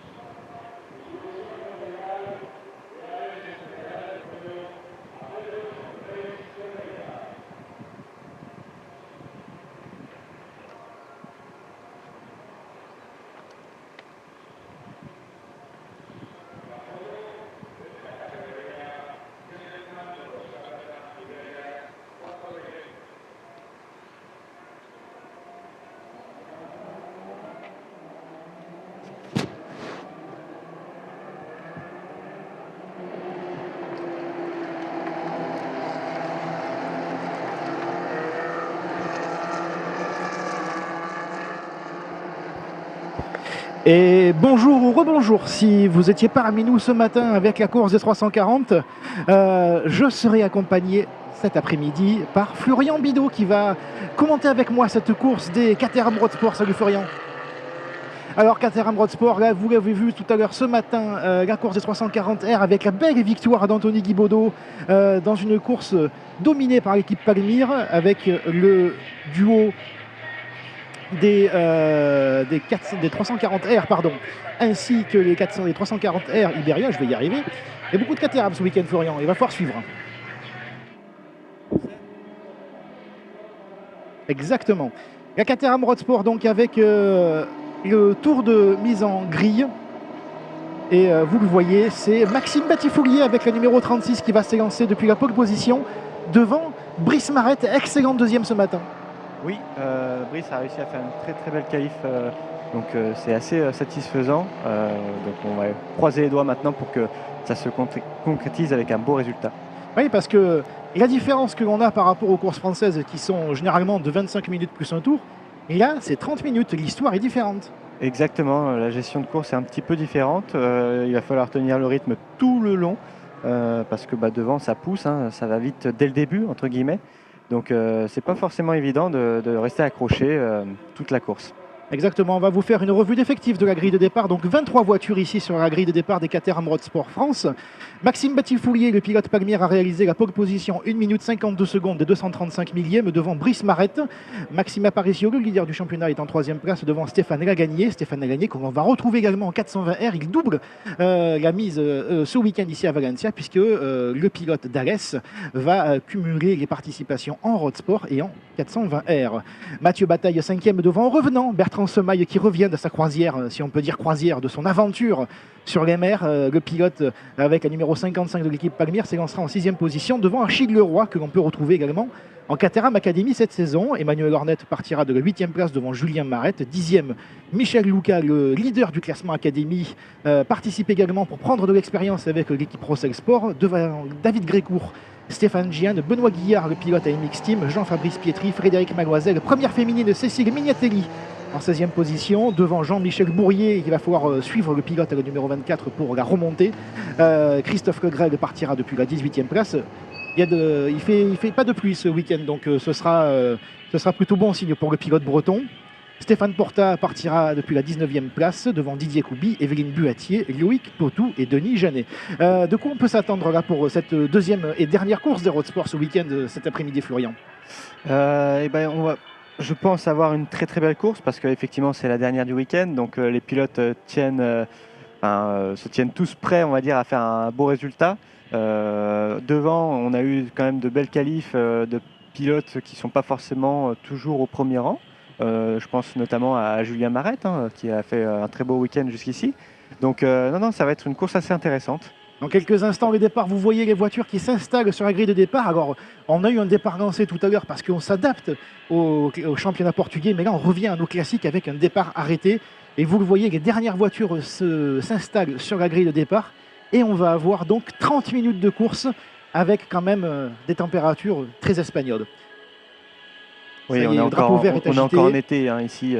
On a les feux qui s'allument. Et attention, dans quelques instants, l'extinction des feux. Ça y est, c'est parti. Pour l'instant, j'ai l'impression que c'est un bon départ pour notamment Mathieu Bataille avec la voiture de Rossel Sport qui a déjà gagné une position. Excellent, bon départ également aussi de Maxime Batifoulier, je crois. Oui, il va essayer de... Ah, attention, non! Non, c'est Brice Marette qui va réussir à faire l'extérieur sur le pilote Palmyre, Florian. Très beau départ de Brice. Ah, c'est une superbe manœuvre, alors que ça réplique déjà pour le pilote Palmyre. Attention, 4 de front avec Stéphane Lagagny qui va tenter vers l'extérieur sur Maxime Aparicio. Et ça part un peu large là pour Brice Marette et c'est Maxime Aparicio qui en profite. Attention à ne pas rentrer en contact là entre les pilotes. Ça a l'air serré là pour l'instant, attention, ça allume un peu les pneus. Et pour l'instant, un départ mouvementé, message. On a l'attaque là avec Stéphane Lagagny qui essaye de pas trop perdre de temps. On l'a vu déjà en forme hier à avoir été longtemps en tête de la course. Stéphane Lagagny, alors que devant Maxime Batifoulier, suivi par Aparicio, sont en train d'essayer de faire un travail d'équipe pour essayer de partir. Maxime a tout de suite repris le leadership de la course, malgré un départ un petit peu moins bon que ses concurrents. Mais là, on voit que tout de suite, il essaie de créer le gap et de mettre du rythme pour pouvoir faire un écart. Et regardez ça. C'est un fagon avec derrière aussi Mathieu Bataille qui est revenu au contact là sur Stéphane Lagagné. Regardez, il n'y a pas d'écart pour l'instant. C'est encore. Oh attention là, c'est l'attaque là de Maxime Aparicio qui va essayer de faire l'intérieur. Oui. Coéquipier, ça passe. Et ça passe, et derrière on a Brice Marette aussi qui essaye de profiter, et c'est Stéphane Lagagné par contre qui est à l'extérieur et qui va être poussé un petit peu en dehors de la piste, alors qu'on a aussi derrière Emmanuel Hornet avec la numéro 58, l'autre voiture. Ça se décale un petit peu. Attention parce que là on est au virage 11, là c'est un virage qui est très difficile, on l'a vu tout au long de ce week-end pour l'instant. Pas mal d'erreurs effectivement à la sortie de ce virage là, où les erreurs coûtent très cher entre guillemets, parce qu'il y a un bac avec une petite tranchée à la sortie qui peut vite éjecter la voiture, et ça peut se terminer comme on l'a vu hier dans un bac et dans le mur. Oui, attention, là ça sort large aussi pour Emmanuel Hornet, et puis on a le bon exemple avec de potentiels track limit. La fin de ce premier tour avec l'attaque là de, on va l'appeler Bati, hein, je ne vais pas essayer de lui inventer de nouveaux noms ce week-end par rapport à Spa-Francorchamps, et par contre c'est Brice Marette qui fait qui une réussit. Super aspi et qui prend, non ça passera pas.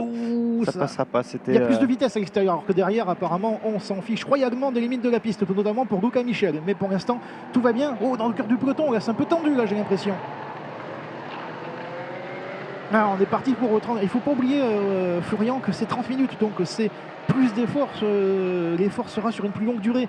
Il va falloir peut-être donc il faut rester concentré tout à fait plus longtemps, gérer aussi, on va dire, les pneumatiques, hein, qui a tendance quand même à chauffer avec cette température qu'on a aujourd'hui. Donc c'est vraiment un travail de gestion. C'est pour ça que là, on voit Stéphane Lagagné qui arrive à garder le groupe de tête en visuel, mais qui n'est pas forcément à l'attaque à chaque fois.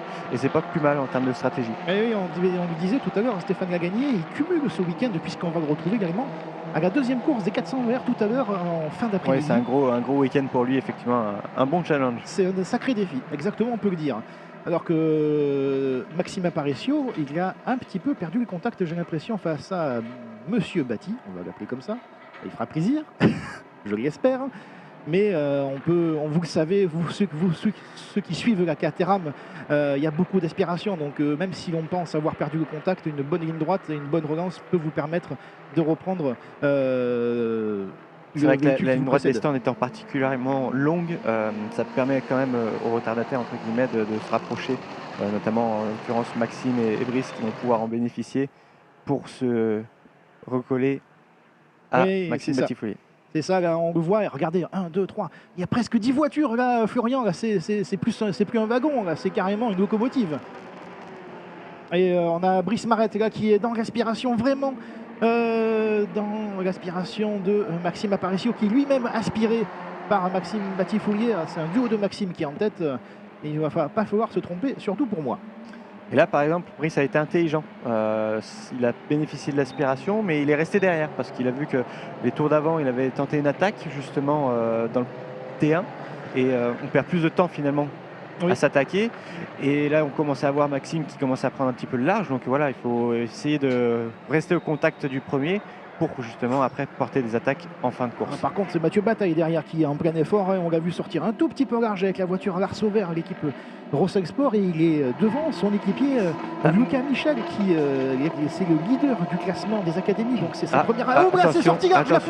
Attention, peut-être un souci pour Maxime Aparicio. Oui.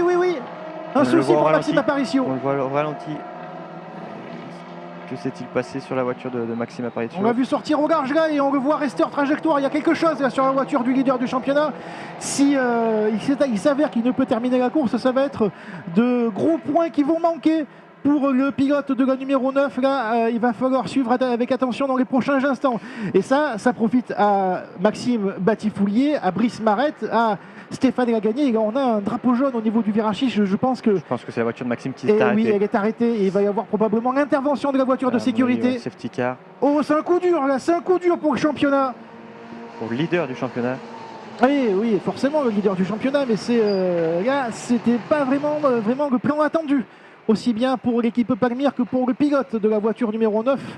Et ça va évidemment handicaper le pilote de Cannes pour marquer de gros points, alors que pour l'instant on a toujours ce drapeau jaune, mais pas d'intervention de voiture de sécurité ni de full coursiero. Et les pilotes peuvent continuer à rouler pleine balle. On le voit avec Maxime Batifoulier, qui ont réalisé déjà un premier écart avec Brice Marette et Stéphane Lagagné sur le reste du peloton. Exactement, là on voit qu'il commence à creuser un petit écart. Ensuite on a Mathieu Bataille et son coéquipier Michel Luca qui suivent derrière avec un petit train. L'opportunisme là de Brice Marette qui tente Brice de qui faire passe, l'intérieur et à l'intérieur, mais ça ne passera pas. Et on est sous drapeau jaune à ce niveau-là. ouais, on va arriver alors qu'on a un drapeau jaune aussi. C'est peut-être pour ça aussi qu'il s'en est aperçu, hein, qu'il a peut-être relâché pour pas On a un drapeau jaune au virage 2 là, donc ça s'est peut-être sorti un petit peu large là aussi pour un autre pilote. On n'a pas plus d'informations pour l'instant avec nos données, mais j'ai l'impression que Bati ne va pas avoir la vie facile face à Brice Marette pour l'instant. Exactement, et là le but de Brice c'est vraiment de rester au contact. Et comme on le disait tout à l'heure, de ne pas forcément attaquer dès qu'il en a l'opportunité, ou en tout cas pour l'instant. Donc là, ça va être une gestion du temps qui va être importante pour pouvoir attaquer au bon moment. Ouais, presque déjà 10 minutes, hein. Il reste 23 minutes pour cette deuxième course des Road Sport. Et ça y est, l'intervention au niveau du drapeau jaune au virage 2 vient d'être terminée. Et on a de nouveau un circuit sous drapeau vert. Alors que pour l'instant, c'est Brice Marette qui est l'auteur du meilleur chrono en course absolue, avec un temps de 1,53.649, alors qu'on va revoir qu'est-ce qui s'est passé pour le pilote de la numéro 9. On le voit déjà, il y a peut-être il y a quelque chose, je ne sais pas s'il y a de la fumée qui sort de la voiture par contre. Non, on ne voit pas particulièrement de fumée, alors est-ce que c'est le levier ou... Parce qu'il a lâché complètement, il a complètement lâché les gaz. Oui, exactement. Alors qu'on parlait de contact, pour l'instant, c'est Brice Marette là, qui essaie de rester au contact de Bati Foulier. Qui fait signe, on voit Maxime là qui fait signe à Brice justement de continuer pour essayer de créer un gap. Oui, parce que pour l'instant, les deux pilotes, en parlant de gap, ils ont réussi. Et derrière, ça va laisser un peu Stéphane Lagagné à la merci d'un potentiel retour de Mathieu Bataille, Michel Luca, Emmanuel Ornette. Entre adversaires, entre guillemets, hein, on essaie d'être stratège pour partir le plus loin possible. Vous préférez être stratège, même si c'est un adversaire. Après, pour l'instant, on est dans le début de course. Donc exactement. Moi, je préfère avoir de l'entraide avec mon adversaire pour essayer de partir le plus loin possible en tête, entre guillemets. Et puis, on se tirera la bourre, entre guillemets, à la fin du dernier tour. Ça glisse beaucoup là, pour Brice Marette, malgré tout. Maxime Bati-Foulier, j'ai l'impression qu'il essaye de pousser un petit peu plus le pilote CCF. Il va pas tarder, je pense, à reprendre l'avantage. Il essaye de se montrer. Et attention à ne pas trop se battre parce que Stéphane Lagagné va peut-être profiter pour pouvoir revenir au contact. Tout à fait, tout à fait. Alors on va parler un petit peu des féminines avec Cécile Mignatelli qui navigue toujours au 16e rang avec son meilleur chrono en 1,54.884. C'est 1 seconde 3 moins vite que le meilleur tour de cet après-midi avec Brice Marette. Très très belle performance de Cécile. Qui a vraiment fait un beau week-end pour le moment. Pour rappel, vous êtes également le coach du team CCF et un des coachs, ou du moins le coach d'un de vos élèves qui est Cécile Mignatelli. Exactement, tout à fait. Et de Brice Marette également.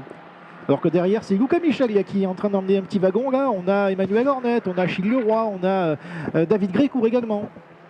Il y a un petit groupe là qui est en train de se faire aussi avec Benoît Guillard avec la voiture la numéro 90 de l'équipe AMX d'Arnaud Marcoux.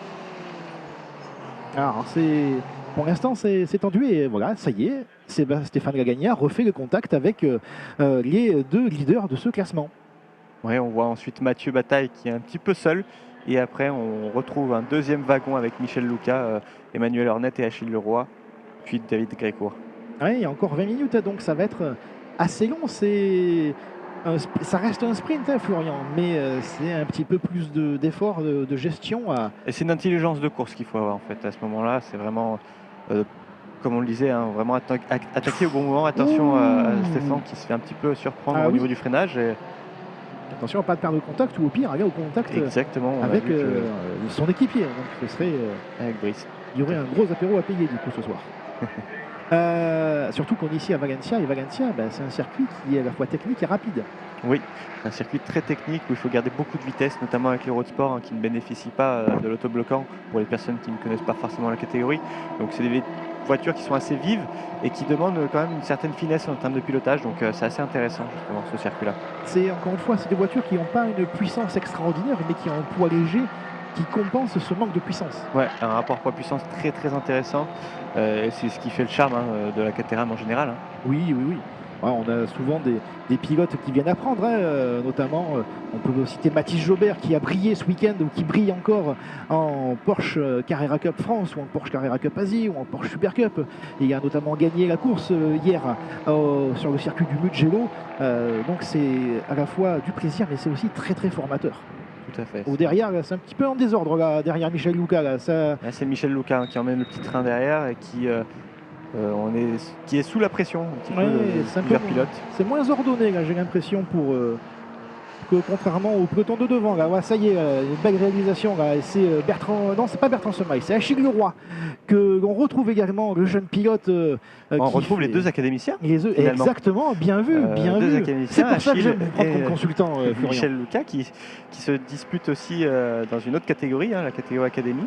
Et d'ailleurs, on voit Achille qui porte une attaque dans la ligne droite sur Michel Luca. Et Achille, c'est quelqu'un qui apprend très très vite puisqu'il a débuté sa saison sportive un petit peu plus tard que les autres, effectivement. Exactement, à Charade il y a quelques mois plutôt. Tout simplement parce qu'il n'avait pas l'âge de pouvoir prendre le départ. Parce que faire de la compétition automobile, il faut un âge requis minimum qui est de 16 ans. Très bien, bonne réponse. C'est bon.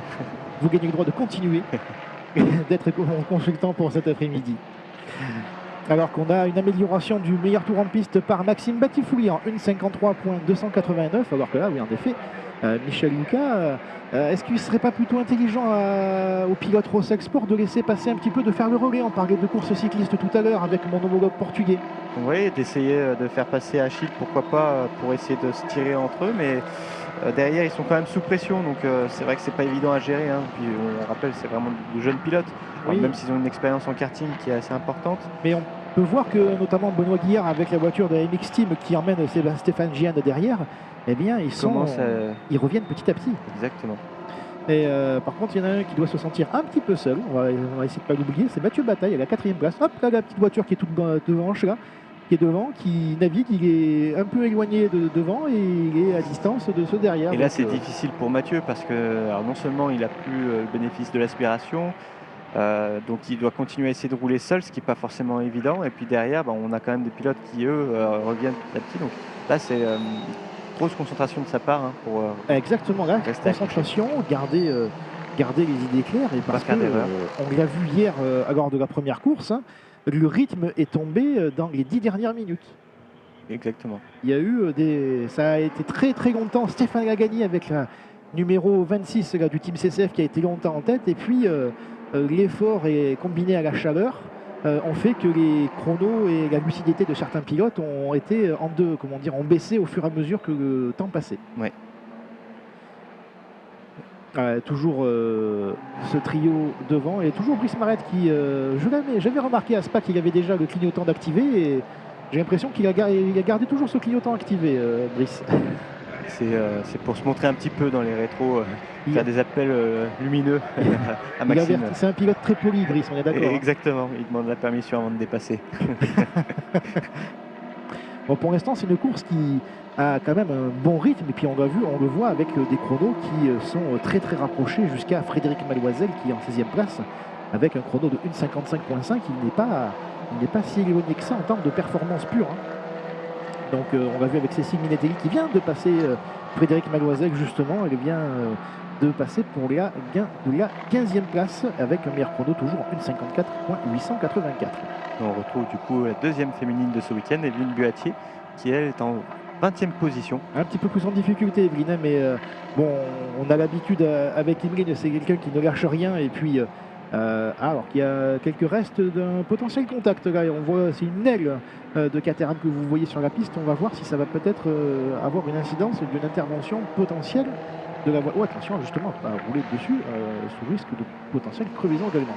Et Evelyne évidemment, Evelyne est une habituée de la Coupe CATERHAM Road Sport, donc nul doute qu'elle va faire en sorte de progresser et de pourquoi pas aller chercher Stéphane Porta ou Didier Koubi qui sont juste devant elle.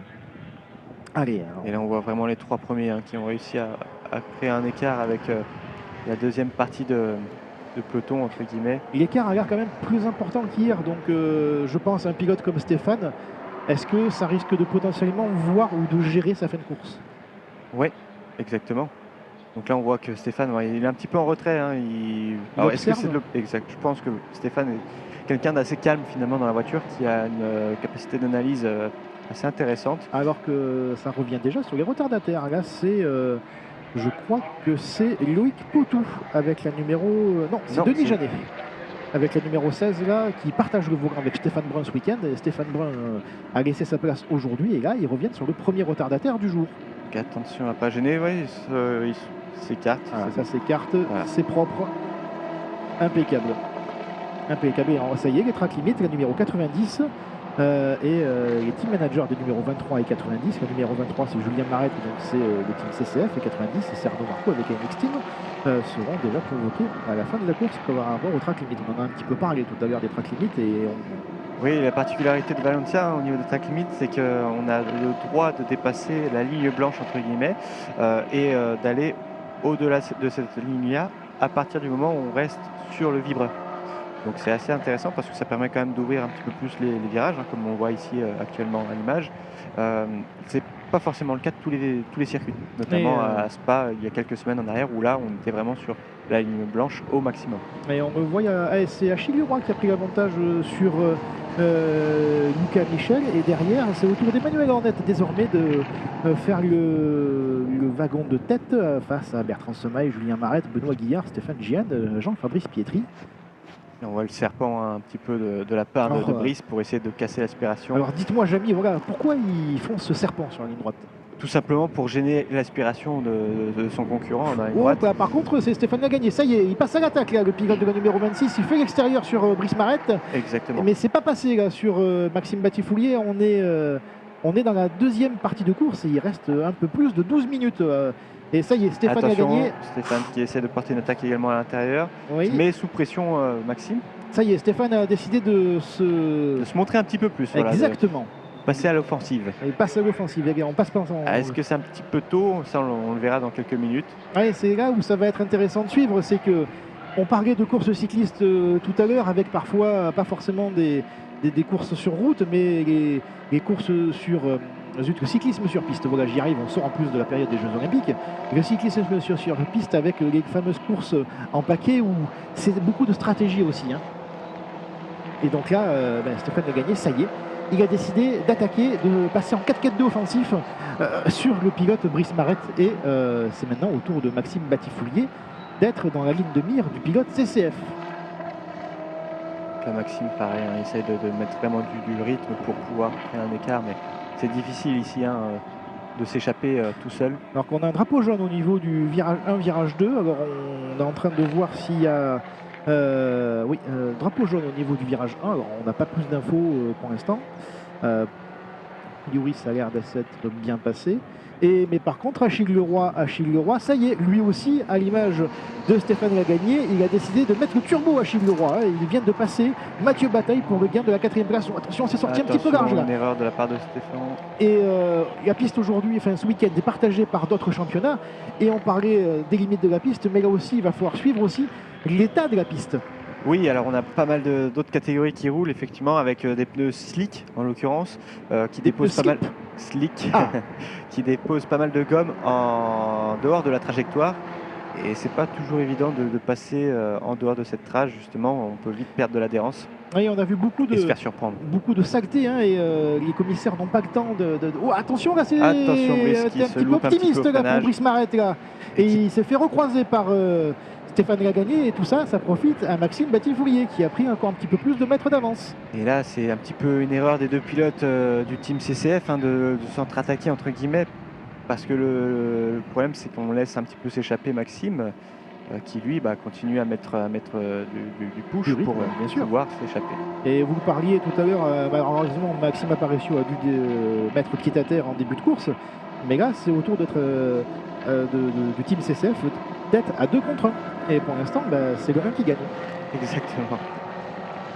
Et Michel Lucas vient d'améliorer son chrono en 1,54.384, alors que oui, Achille Leroy a mis le turbo. Il vient de, son meilleur temps au tour est un 1,53.473 alors qu'on a encore des drapeaux jaunes. Là, ça y est, on arrive dans les 10 dernières minutes. Là, Florian. On voit que là, ça commence à glisser, hein, même oui. Maxime. Ah, attention. C'est Denis Janet qui est parti à la faute avec la numéro 16. Vous parliez, la distance, il va falloir garder le rythme, garder les idées claires, garder les pneus le plus longtemps possible. Par contre, oui, c'est Achille Leroy qui, j'ai l'impression, qui revient petit à petit, oui. En effet, il a tourné 1 seconde plus vite, voire 2 secondes plus vite que les 3 de devant. Et il n'est qu'à 5 secondes. Ça va pouvoir peut-être, s'il garde ce rythme-là, pouvoir raccrocher le wagon. Contact. Alors on ne le voit pas encore ici à la caméra. Ça risque à mon avis d'être compliqué pour recoller il y a, on vient d'entendre une vitesse peut-être ratée là, dans les 3 premiers là, alors que là on a, oui en effet, et Achille Leroy là cette fois-ci il est moins vite que le trio de tête. Par contre, attention, vous voyez ce qui sort un petit peu au large. Il tente de faire l'extérieur, mais l'avantage aussi c'est qu'il y a un très très léger banking parfois sur ce circuit. C'est un circuit de MotoGP, on le rappelle, hein, avec très très peu de dénivelé et très peu de relief.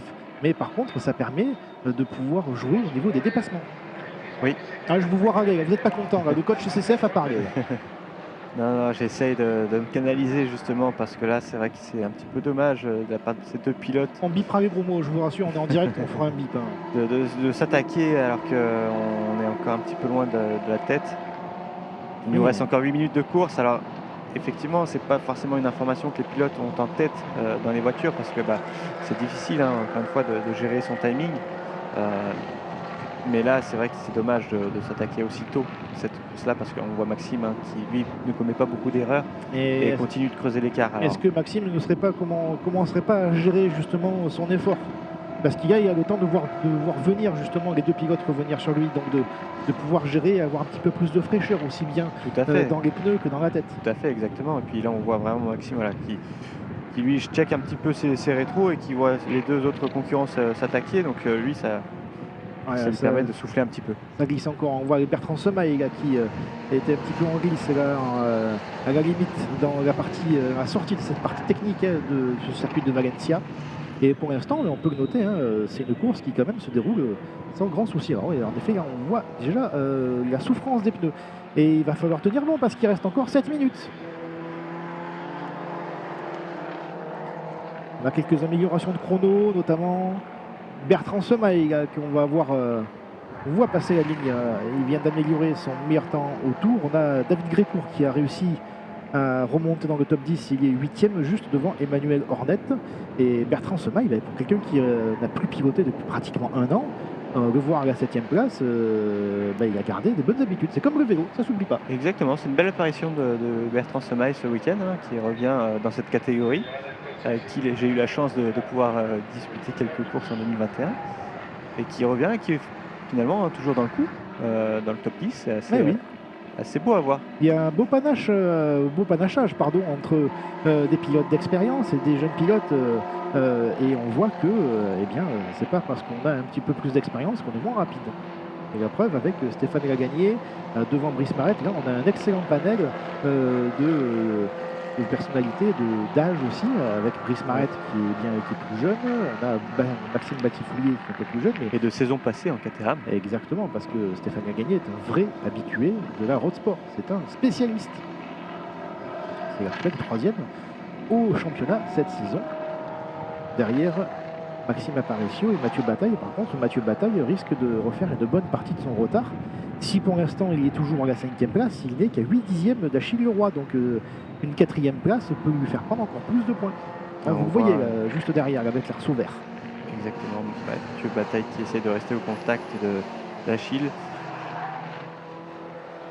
Mais Achille aussi fait une très belle course. Honnêtement, c'est vraiment une belle surprise parce que on rappelle encore une fois, c'est un jeune pilote. Apparemment, être un Leroy en 2024, c'est d'une bonne surprise. Après le succès au box-office du film Nous les Leroy, eh bien voici Achille Leroy qui navigue à la 4e place. Ce n'est que sa 2e course, on le rappelle. Oui, exactement. Il n'a participé à Charade avec un podium en académie lors de sa 2e course du week-end sur le circuit du Puy-de-Dôme, dans la région de Clermont-Ferrand. Et là, on est à sa 4e course et on le voit quand même tenir tête et voire être meilleur que des spécialistes de la road sport. Très à l'aise en peloton. Un petit peu incisif, mais ça c'est la jeunesse. La jeunesse, exactement.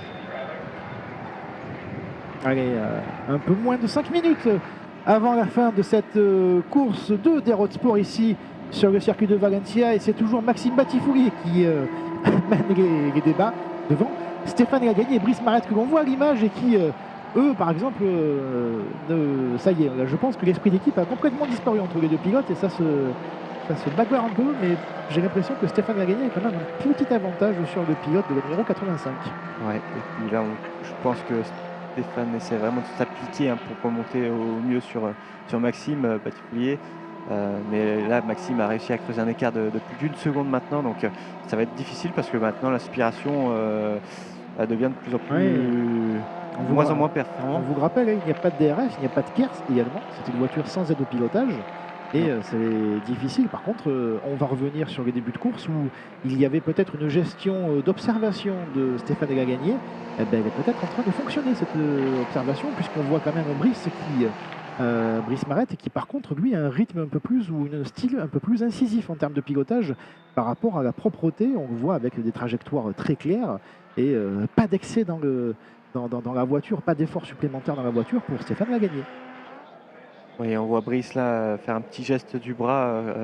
Alors, a-t-il loupé une vitesse en sortie de C'est un pilote de très expressif, Brice. Exactement. Il a besoin d'extérioriser son énergie. D'ailleurs, ça fait du bien, souvent dans le paddock, d'avoir cette énergie assez positive avec son dynamisme. Bien sûr, oui, son dynamisme, son énergie, exactement. Ouais, on voit quand même en plein effort, là, si vous arrivez à avoir l'œil, regardez au niveau du poste de pilotage des pilotes et vous le voyez en train de faire les efforts pour garder les voitures sur la trajectoire. On voit bien avec le style de Stéphane Lagagné toujours très propre et derrière un petit peu plus spectaculaire, un petit peu plus rallyman pour le pilote à la numéro 85, alors qu'on a eu il y a quelques instants le meilleur secteur absolu dans le 3e secteur pour Achille Leroy. Le jeune pilote est en train de remettre un petit coup de gaz pour essayer de sécuriser sa 4e place. Malgré le meilleur temps autour de Mathieu Bataille, son premier poursuivant, qui a moins d'une seconde, qui a encore toutes ses chances de pouvoir aller chercher la place de 4e. Chez les filles, on a toujours Cécile Mignatelli qui navigue à la 15e position. Elle est confortablement installée à cette position-là. Elle a des chronos assez réguliers. Et Evelyne Buatier, toujours 20e. On a un drapeau jaune à l'instant au niveau du virage 5. Bon, on n'a pas encore toutes les infos. Alors, drapeau jaune de 3, 4 et 5. Donc l'affaire est un peu plus délicate là pour cette fois-ci. Est-ce qu'il n'y a pas quelqu'un qui serait sorti dans le bac à gravier? On verra dans quelques instants. Apparemment, la situation est revenue au vert. Bon. Écoutez, tant mieux parce que pour l'instant, on en profite quand même d'une belle course bien rythmée. Sans interruption, et c'est assez agréable à regarder du coup. Sûr. Oh, attention derrière avec Brice Marette là, qui essaye, ils sont allés en contact là, les deux pilotes du team CCF. On a vu un morceau de gris là, de la voiture du pilote de la voiture 85 partir un petit peu là. Est-ce que Brice Marette n'a pas trop attendu avant de dépasser son équipier? Je pense que le décalage au niveau de l'aspiration a été un petit peu tard effectivement. Oui, attention à ne pas venir gâcher cette fin de course là pour les deux pilotes. On est dans le dernier tour, Florian. Oui. On voit Maxime vraiment en toute sérénité qui va venir aller, on va dire, finir son tour de la manière la plus facile possible et la plus concentrée possible pour aller chercher cette 2e victoire. Oui, exactement, oui. 2e victoire en 2 courses. Bien joué. C'est plutôt le compte est bon. Un beau résultat. Ah bah bien sûr. Je crois qu'on ne peut pas faire mieux. Ouais, ça sauve un petit peu les meubles aussi parce que je pense pas que l'arrêt prématuré de Maxime Aparicio était envisagé par l'équipe Palmier, que derrière, il se fait très très pressant la Brice Marette, mais j'ai l'impression qu'il y a un contact là, on le voit avec un peu de carrosserie un peu c'est la grille d'aération devant qui s'est envolée. Exactement, c'est ça. Vous avez une bonne vue, tout va bien. Et dans quelques instants, le drapeau à damier, on arrive dans les derniers hectomètres de cette course de 30 minutes. Un changement pour ce week-end aux habituels 25 minutes plus un tour, alors que derrière c'est encore assez indécis pour la 6e place avec David Grécourt qui est remonté sur Bertrand Semaille et Emmanuel Ornette, alors que ça y est, le dernier. Très belle course également, hein, David Grécourt, parce que Oh, attention là, ça, il fallait aller au contact là entre Brice Marette et Stéphane Lagagné. Et devant, c'est Maxime Batifoulier qui va aller chercher son deuxième succès de ce week-end ici sur le circuit de Valencia. Attention, la photo finish pour la 2e place et je crois que c'est Stéphane Lagagné. Exactement. On regarde les écarts là entre Brice Marette et Stéphane Lagagné, 24 millièmes d'avance. Très très serré sur cette ligne d'arrivée. Pour le pilote de la numéro 26, ça se ferait vraiment à un rien. Et on voit les pilotes qui se saluent. Là, ça a été une fin de course assez intense là.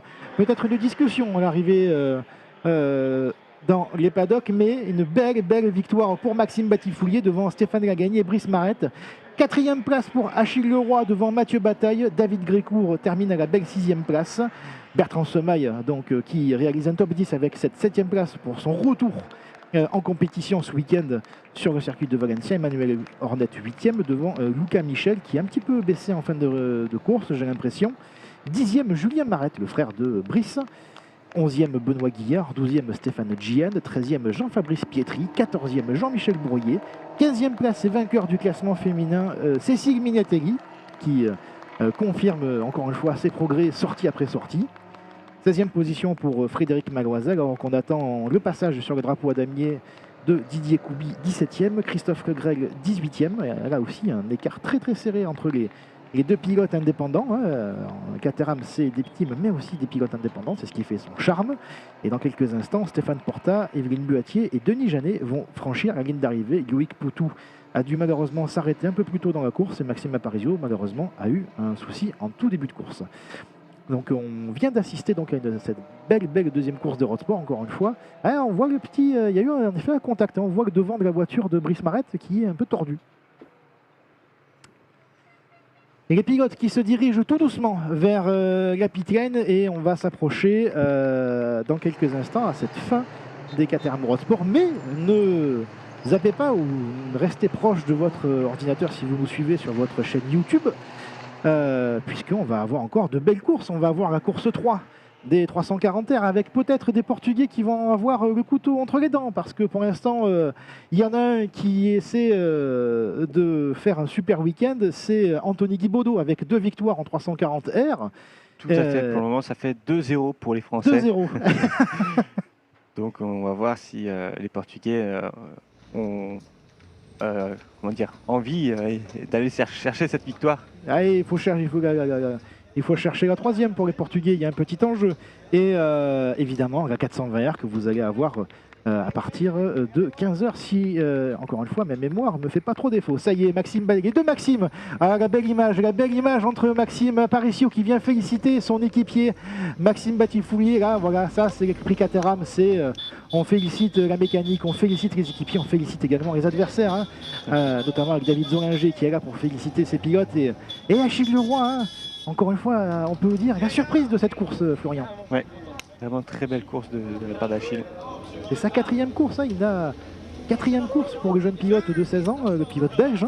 On peut voir son papa rouler également en GT2 sur une Maserati. Et, voilà, tout l'amour par Maxime Batifoulier, évidemment, Maxime Descamours. Ça en fait des câlins. Paul Alberto qui est venu féliciter son équipier de l'équipe Palmyre également.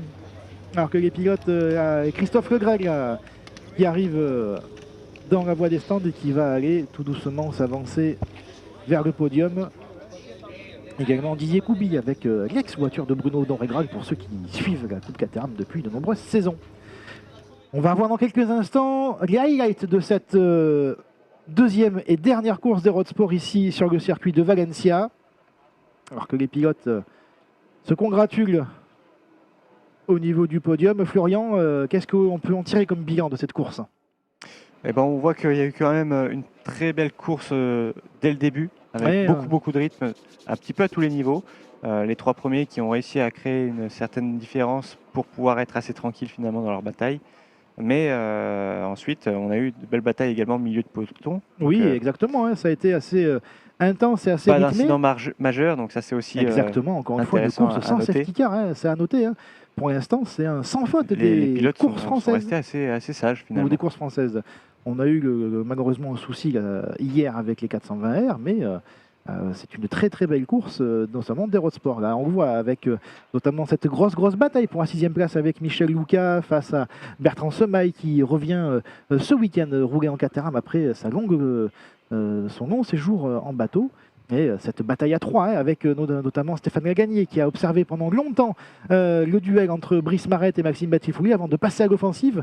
Et ça a profité à Maxime Batifouli qui vient chercher ce succès ici à Valencia devant Stéphane Gagné et Brice Marret qui de nouveau réalise un podium ce week-end en Espagne. Et félicitations avec Maxime Aparicio qui a malheureusement dû abandonner un peu plus tôt dans la course et voilà. La joie de Maxime Batifouli. Florian, on vous remercie. On va vous retrouver, faire le débrief avec les pilotes du team CCF. Exactement, je retourne à mes occupations. Merci Quentin. Et nous, on se retrouve dans quelques instants pour les 340R et la course des 420R France. Merci à tous, à tout à l'heure.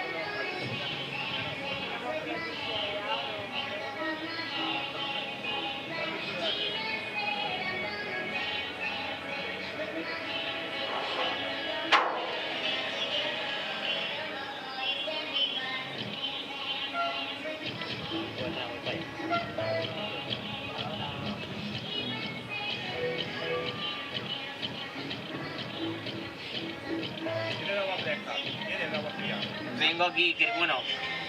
Nada, tengo, tranquilo.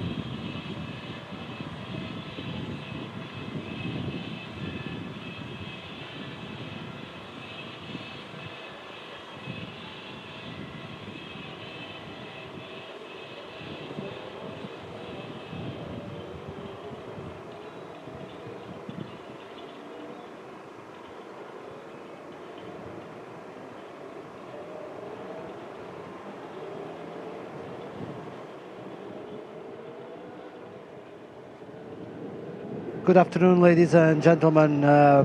We welcome you to the third and final race of the weekend of the CATERHAM 340Rs. Together with me, Tiago, is Vincent Beltoise, the manager of the CATERHAM Motorsport France. Welcome, Vincent. It's a pleasure having you here. For now, what are your thoughts about Valencia and coming here together with the Iberian Championship? Let the people know at home, how has it been for you?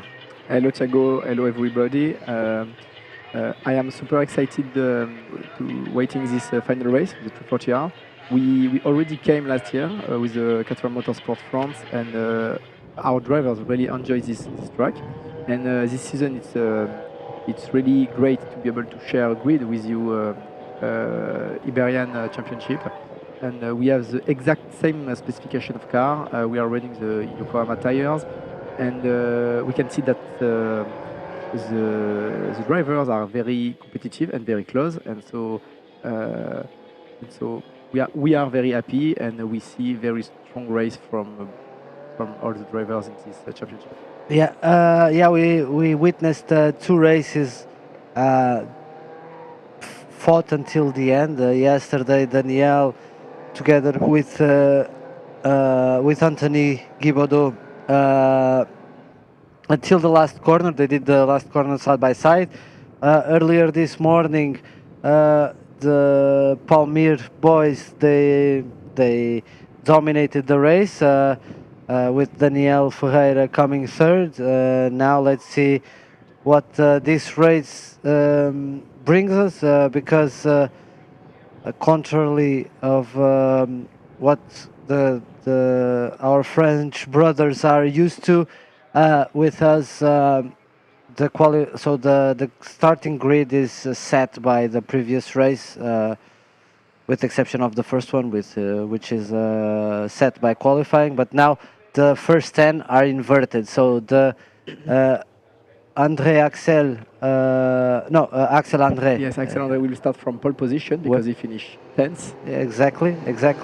And then we have Gabriel Bain, Abílio Justo, Matias Morel, Kevin Hamburg, Bernardo Belo, Adrian Combs, Daniel Ferreira, Romain Argot, et Anthony Guibaudot.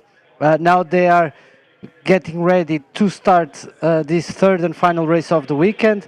A bit of a mess, the start, but it is, here they go, flat out until turn 1. Let's see if... they've been flat out quite early after the last corner, as soon as the leading car come in, and we can see already two drivers fighting for the first corner. And it's Gabriel Bain that is exiting in pole position. Yeah, and Abílio Justo right next to him. We can see Kevin Hamburg, the silver car, together with Bernardo Belo, the green car, further back. We also can see Daniel Ferreira, who is now the championship leader in the Iberian side. And we have... well done. Well so done. Close. We can see the dirt on the tire, so you have to be careful on the next corner. And so this is our friend Julio, Justo Abílio, that is leading now the race in front of Matias Morel. I think that is in the second position. Yeah, Matias Morel is now in second place, followed by, I think, is Gabriel. We have Bernardo Belo and Kevin Hamburg a bit further back, and then we already see one of the Palmyre boys, always fast. I think it's maybe already Romain Argot. It's the number 33, exactly, with a yellow number on the side. I don't know, they must be late for something because they are always that quick. Yeah, and now, which is very fun. We already share a grid in Castellet earlier this season, and all the Iberian drivers came with in this French championship, so with a standing start. And this weekend, this is the opposite. That is a French driver that have to be able to fit in the Iberian regulations. So, with this 3 race, shorter because in 20 minutes we used to do a 30 minutes race and the rolling start, and also very interesting to mix both championships. Vincent, you're a driver as well. Can you explain a bit, and what are the main differences between a rolling start and a standing start? Like, as a driver, I know the car is standing and then it's rolling, but what you're looking for? And spin from Axel André, he was fighting the apex with Romain Argot and maybe Daniel Ferreira, I think. Yeah, it was too many cars. Hopefully nobody crashed, but it's a shame because Axel was really good in this race and he lost all the position. To go back on the rolling start is, I will see, have been quite a mess, but it's kind of an endurance start, and all the cars need to pace at 50 km/h around, and then it's a leader that gives the pace before the green light. For standing start, it's more everybody is at 0 km/h, and so there is some I would say that some ability to release the clutch and manage the wheel spin, and the grip at the rear. Yeah, so a bit of a new experience for the French drivers, as it was for the Iberian side in Le Castellet, in Paul Ricard, together with CATERHAM France, which was a great initiative to merge together the two grids, going to such iconic places as Paul Ricard and now Valencia. Yes, and really interesting track. One of the track that is turning most on the left-hand corner. Mm-hmm. And we can see also a lot of the toe is working very well. And now it's Romain Argout which is chasing the leader. Matthias Morel is in difficulty. It is Kevin Hambourg. It's Kevin Hambourg. That is fighting for the third place on the podium right now. Yeah, and the Palmyre boys are really fast, and Yeah, they we can already see caught also- Abilio Justo, and let's see, with the touch I do believe that Daniel Ferreira got a bit of damage on the IB, so we have second, third, And and the leader fifth. locks the wheel. Yeah, and now it's first, the number 33, Romain Argaud, leading the race, and then we have the third, the fourth, and the fifth are on the French side, and then the Iberian side, Kevin Hambourg leads the race. Let's see if it's the first win for Kevin. Kevin, which has been with us since last year on the 340, one proud owner of a Caterham 340, which is racing now. And now let's see if he manages to take his first win. And now we see them also Anthony Guibaudot passing Bernardo Belo. A few meters back there's Guilherme Guiar de Matos, and Daniel Ferreira is following. Vincent, how's the championship? Who's leading? I don't know if you have any more races after this.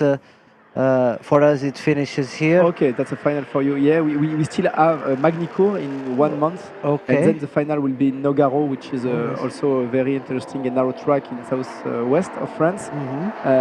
Actually, Romain Argout is leading the championship with Anthony Guibaudot, a very strong team. Anthony Guibaudot did the CATERHAM Academy. This is something that we do in France. This is optimized for newcomer in the series, but also in motorsport. So we have beginners, and we can also in 340, except Romain Argout that was last year here also in the road sport. We have also Matthias Morel, Gabriel Bain, Adrien Combes that we see here at the screen, and all these drivers are doing only their second season as a driver, and we can see that they learn pretty fast. Yeah. They are quick learners. And touching a bit on the subject, you in France, you have the Caterham Academy, and then Caterham Road Sport, the 340, and the top of the ladder is the 420. Right. The British brand, so Caterham offers all of these possibilities to learn, especially, and to have fun, because as you know, and as I know, and everyone at home should know, is it doesn't matter the power of the car, of the Caterham. It's always a fun experience, and it's always a really fun car to drive. From the 420R going downwards, it's the only difference is the power, the gearbox, and maybe the tires. But it's a great way of start racing. So if anyone's watching in France or maybe in Portugal or in Spain, don't hesitate to send a message via social media. We are always looking out for that, and if you need any help getting started, we will be more than happy. Now focusing on the race, Romain Argaut already has a 2-second lead over Abilio Justo, who's leading the Portuguese side for the first time, and is maintaining quite a quick pace from the Portuguese driver, who's the first time driving here, and it's the first season that he does. He's a gentleman driver, and then Matthias Morel, he's second. The Palmyre boys are always that quick. Yeah, they are also pretty good in overtake, because we can see that this is the main point in this second and third race in 340R, because when you are good, you start P10 or P8, and then you have to fight with to go back to the top of the grid, and Romain Argout did it pretty fast, and we can see that Anthony Guibaudot have been a bit more carefully maybe in the peloton, but now he will also I think manage his race, because I don't think he will be able to catch Romain except maybe with a toe and Justo Abilio. Maybe they can help them each other to go back on the leader. More or less like on the second race, Daniel and Anthony did. They helped each other to get towards the leader, and then in the end was Anthony Guibaudot that won the race. Romain Argout led most of it, but from what I saw from the previous races, the setup of the car of Anthony comes alive. So the car comes alive by the end of the race, and we are halfway on the halfway mark of this race. And now I do believe that we're gonna see the car of Anthony switching on, and the setup will start working better. As I could observe in the paddock and in these races, they have a karting academy, no? In Palmyre, or the one of the sponsors is a. Yeah, you're right, but this is the sponsor of Maxime Aparicio that is running the 1.6. But Palmyre is linked to a driving concept, which is really specialized in coaching drivers, and especially young drivers. So some of them will probably leave the Caterham Motorsport and try to climb and maybe go back to go in, for example, like Mathis Jobert in Porsche Carrera Cup, or aiming to go to Le Mans. So this is a very good academy, starting by the Caterham, then going in other. So this is such a great formula. Now these 340s that in the case of the Iberian Peninsula are the lowest, one of the lowest categories, so the entry category. I know that you in France you have the academy, but this just comes to show that the Caterhams are such a good way of learning and getting the racecraft and perfecting your racecraft, which is one of the many good things that these cars have. And like you said, it's good for young drivers or even experienced drivers who want to maybe climb up the ladder of motorsport. This is a great starting point. So Romain already opened up another second in his lead, so he was 2.1. Now we have 3.1 between Romain and Abilio Justo. I'm really happy that now Abilio Justo. Now you notice a bit of nerves and the inexperience of Abilio Justo. It's just the first year that he's racing. He's a businessman. He does this for a hobby.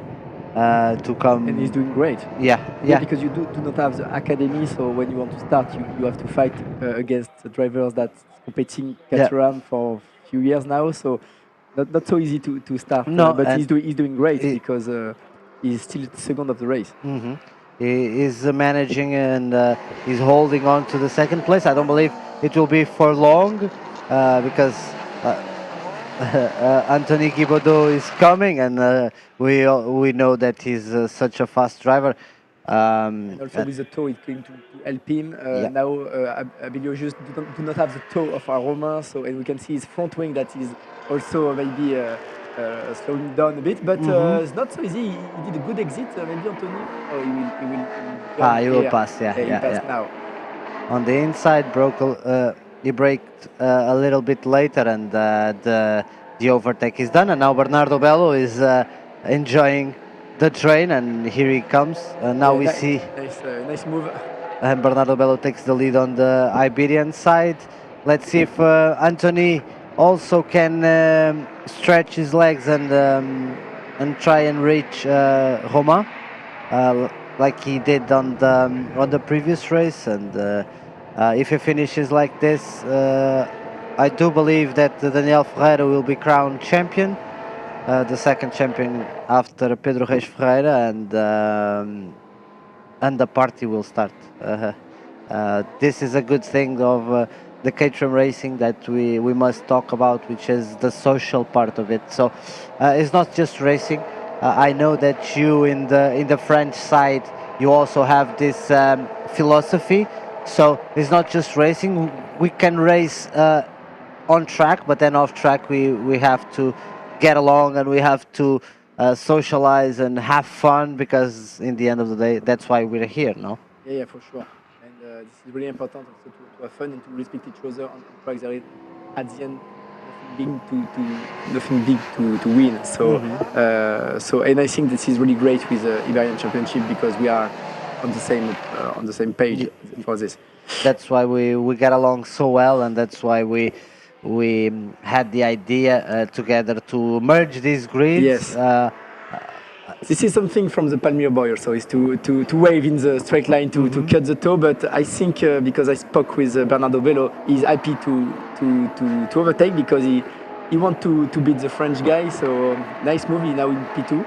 Bernardo Bello, who is the responsible guy for Caterham in Spain, Yeah. And he has a 420, but he chose to race the 340 as not a proving point, but because he identifies more with the philosophy of the 340, a more relaxed car, not as performant as the 420, and not as physically demanding. Yeah.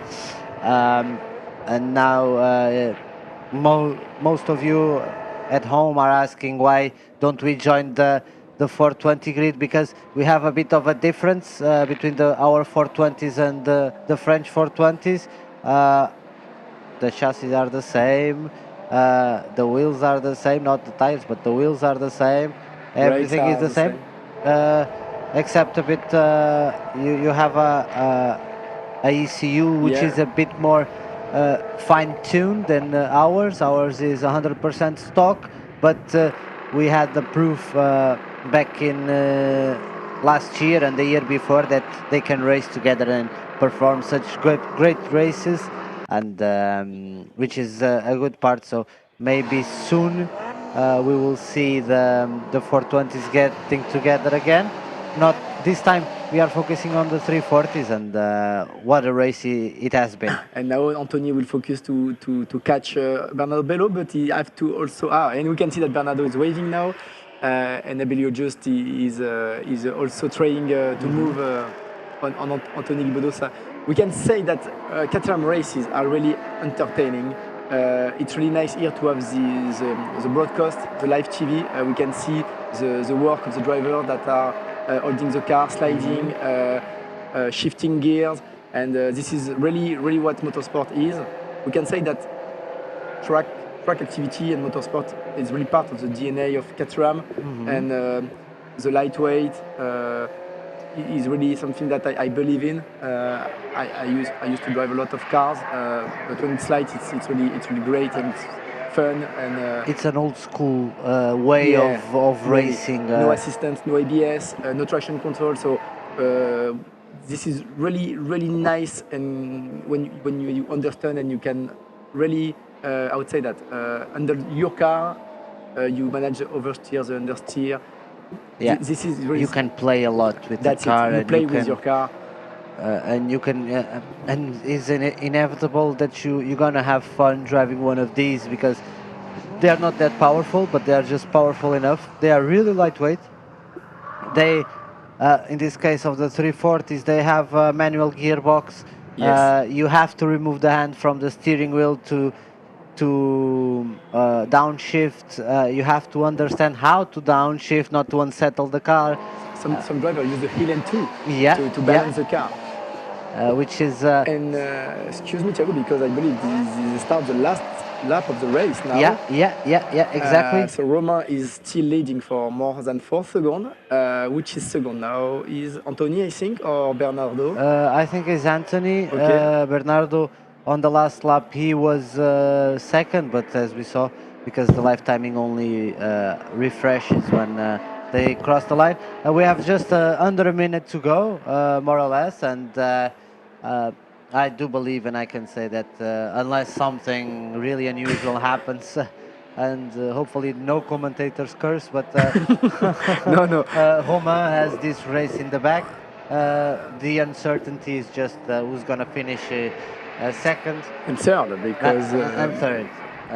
because also with we can see that Mathias Morel and Adrien Combes are not so far behind. So in case of kind of a fight too hard between Bernardo, Abilio, and Anthony, maybe we can see more guys trying to fight. Yeah, and our production focused mainly on the front of the race, but I can tell you for a fact that loads of overtakes happen in the midfield, more than we can see them. And They are we just can have in the middle time of the track.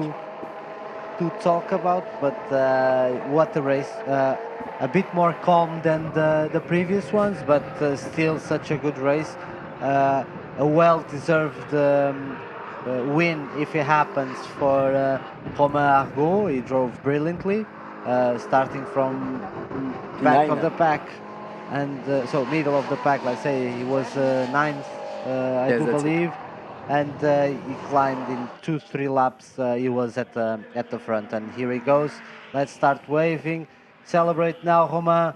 This one is yours. You can take it back to France. And, Good job. Great job. And in second, who's going to be second? Oh, I think it's Bernardo. It's Bernardo Bello. Bernardo took the second place by 10 millions of seconds. Yeah, 10,000. So 10,000 of seconds. So. So good job. This shows how close these races are. Billy Justo, first podium and with a second place, and third place in the Iberian side was Kevin Hamburg. Kevin, that 3 third places this weekend.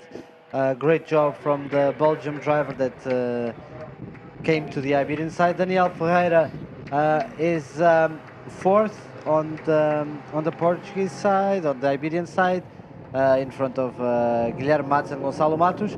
On the French side, Romain won, Anthony, his teammate, was second, Matthias with the number 69, and as Quentin earlier said, he has a private structure with him, a private team, is third. So another podium from Matthias. Adrien Combes is fourth, and fifth came Jean-Fabrice Pietri. That's it. It just remains to thank you, Vincent, for your company, for your knowledge that you shared with us. It was a pleasure. Hopefully I'll see you soon, and we can share this commentator's booth again.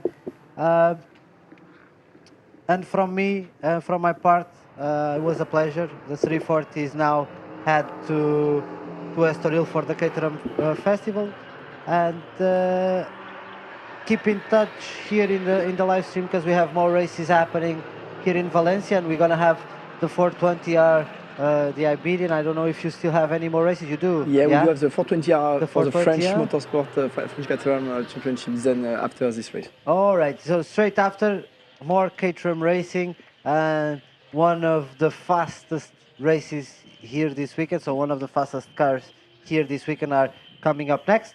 Vincent, merci. Thank you very much, and it was a really nice last race. And bonne journée. Merci. See you soon.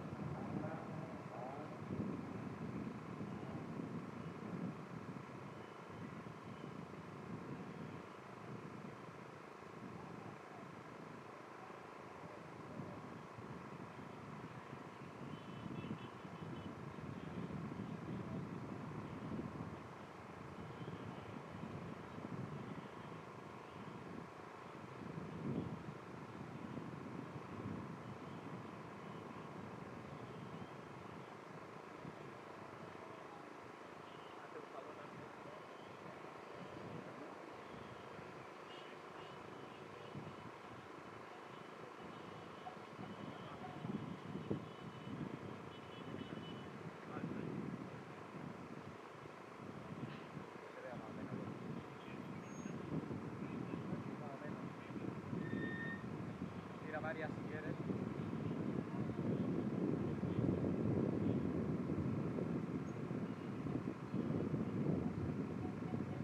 Ahora mirando a la cámara.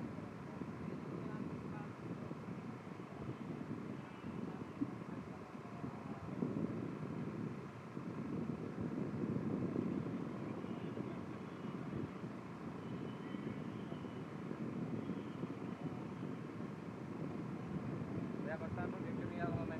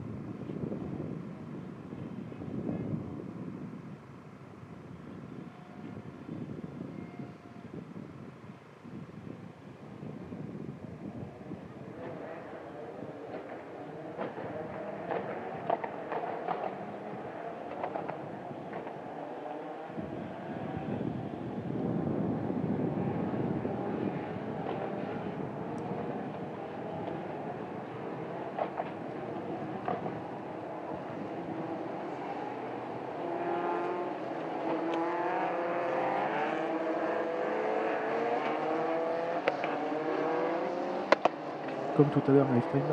Hein?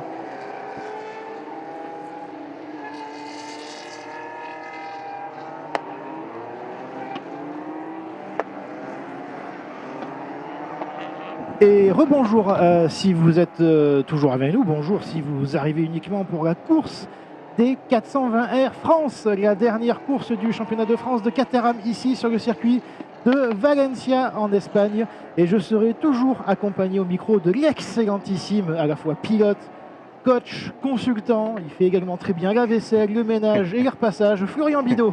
Et rebonjour à tous. Allez, nous sommes repartis donc pour une course là aussi. Le format va être un petit peu plus différent que d'habitude, puisque d'habitude, on vous le rappelle, c'est des courses de 25 minutes plus un tour. Et là, c'est 30 minutes et il va falloir gérer la gestion de l'effort et des pneus pour les pilotes. On va faire un petit point sur la grille des départs. Alors que vous le voyez à l'image, ça c'est Paul Alberto qui va emmener le peloton. Le jeune pilote Palmyre est leader du championnat. Vous le voyez, il y a le dossard jaune, le dossard de leader au niveau du numéro. Et le numéro 1, il le porte très bien, le jeune pilote de l'équipe Palmyre. Il va s'élancer aux côtés de Frédéric Gabillon qui a réalisé une super course hier et qui sera probablement un adversaire très très coriace à suivre ce week-end. Bruno Noregrag va s'élancer en 3e place devant Antoine Pretin, Henri Bizet, Franck Chaignan, Francis Châtelain, j'insiste, qui sera le poleman de la catégorie des sexygénaires devant Benoît Farine, Pascal Verlaine et Jean-Michel Dallois. 11e place pour Pierre-Emmanuel Dallois devant François-Clément Delles, le pilote belge de la voiture numéro 33, devant Frédéric Atia, Arnaud Griffon, Arthur Despierres, Alain Girardot, Pierre-André Nicolas, Xavier Baudard, Sébastien Buatier qui me l'affirmait il y a quelques instants encore est enfin heureux de débuter sa saison ici avec une voiture qui fonctionne. Donc ça va être également un des pilotes à suivre. Il s'élancera en 19e place devant Alexandre Pinto, Arnaud Agoun, Olivier Loy, Olivier Bompard, François-Xavier Fleury, Stéphane Lagagné qui double avec la course d'Aerosport. Il a fait un excellent podium tout à l'heure en début d'après-midi si vous étiez avec nous. Guillaume Dallois sera en 26e place devant Nicolas Béraud, Olivier Guérin, Patrick Sonnard, Hervé Cordel, Alexandre Merle. Et on va y revenir tout à l'heure après l'excellent travail des mécaniciens de l'équipe Saint-Éloi Racing et qui ont remis sur goût une voiture très très abîmée. Encore une fois, bravo et félicitations à eux. La liste est longue, le temps de m'y remettre. Voilà, Jean-Pierre Minatelli en 32e place devant Claude Bouex, Arnaud Mignatelli, Yann Gasparini, Michel Mouret. 36 voitures, Florian, la liste est longue. Effectivement, hein, c'est un des plus gros plateaux, si ce n'est le plus gros plateau de cette Vendez-nous de ce championnat. Donc effectivement, c'est la catégorie la plus radicale et la plus attendue, on va dire, et également la plus performante. Donc c'est toujours des courses très très intenses, avec des batailles à tous les niveaux, notamment en tête, où c'est souvent vraiment de belles batailles. Oui, bataille, c'est également gros. Vous connaissez bien la voiture, vous savez les efforts qu'elle demande à faire au pilote. Hein. Encore une fois, c'est une voiture qui peut paraître légère, facile, mais non, en fait. Non, c'est une voiture qui est beaucoup plus technique, beaucoup plus physique en tout cas, à emmener.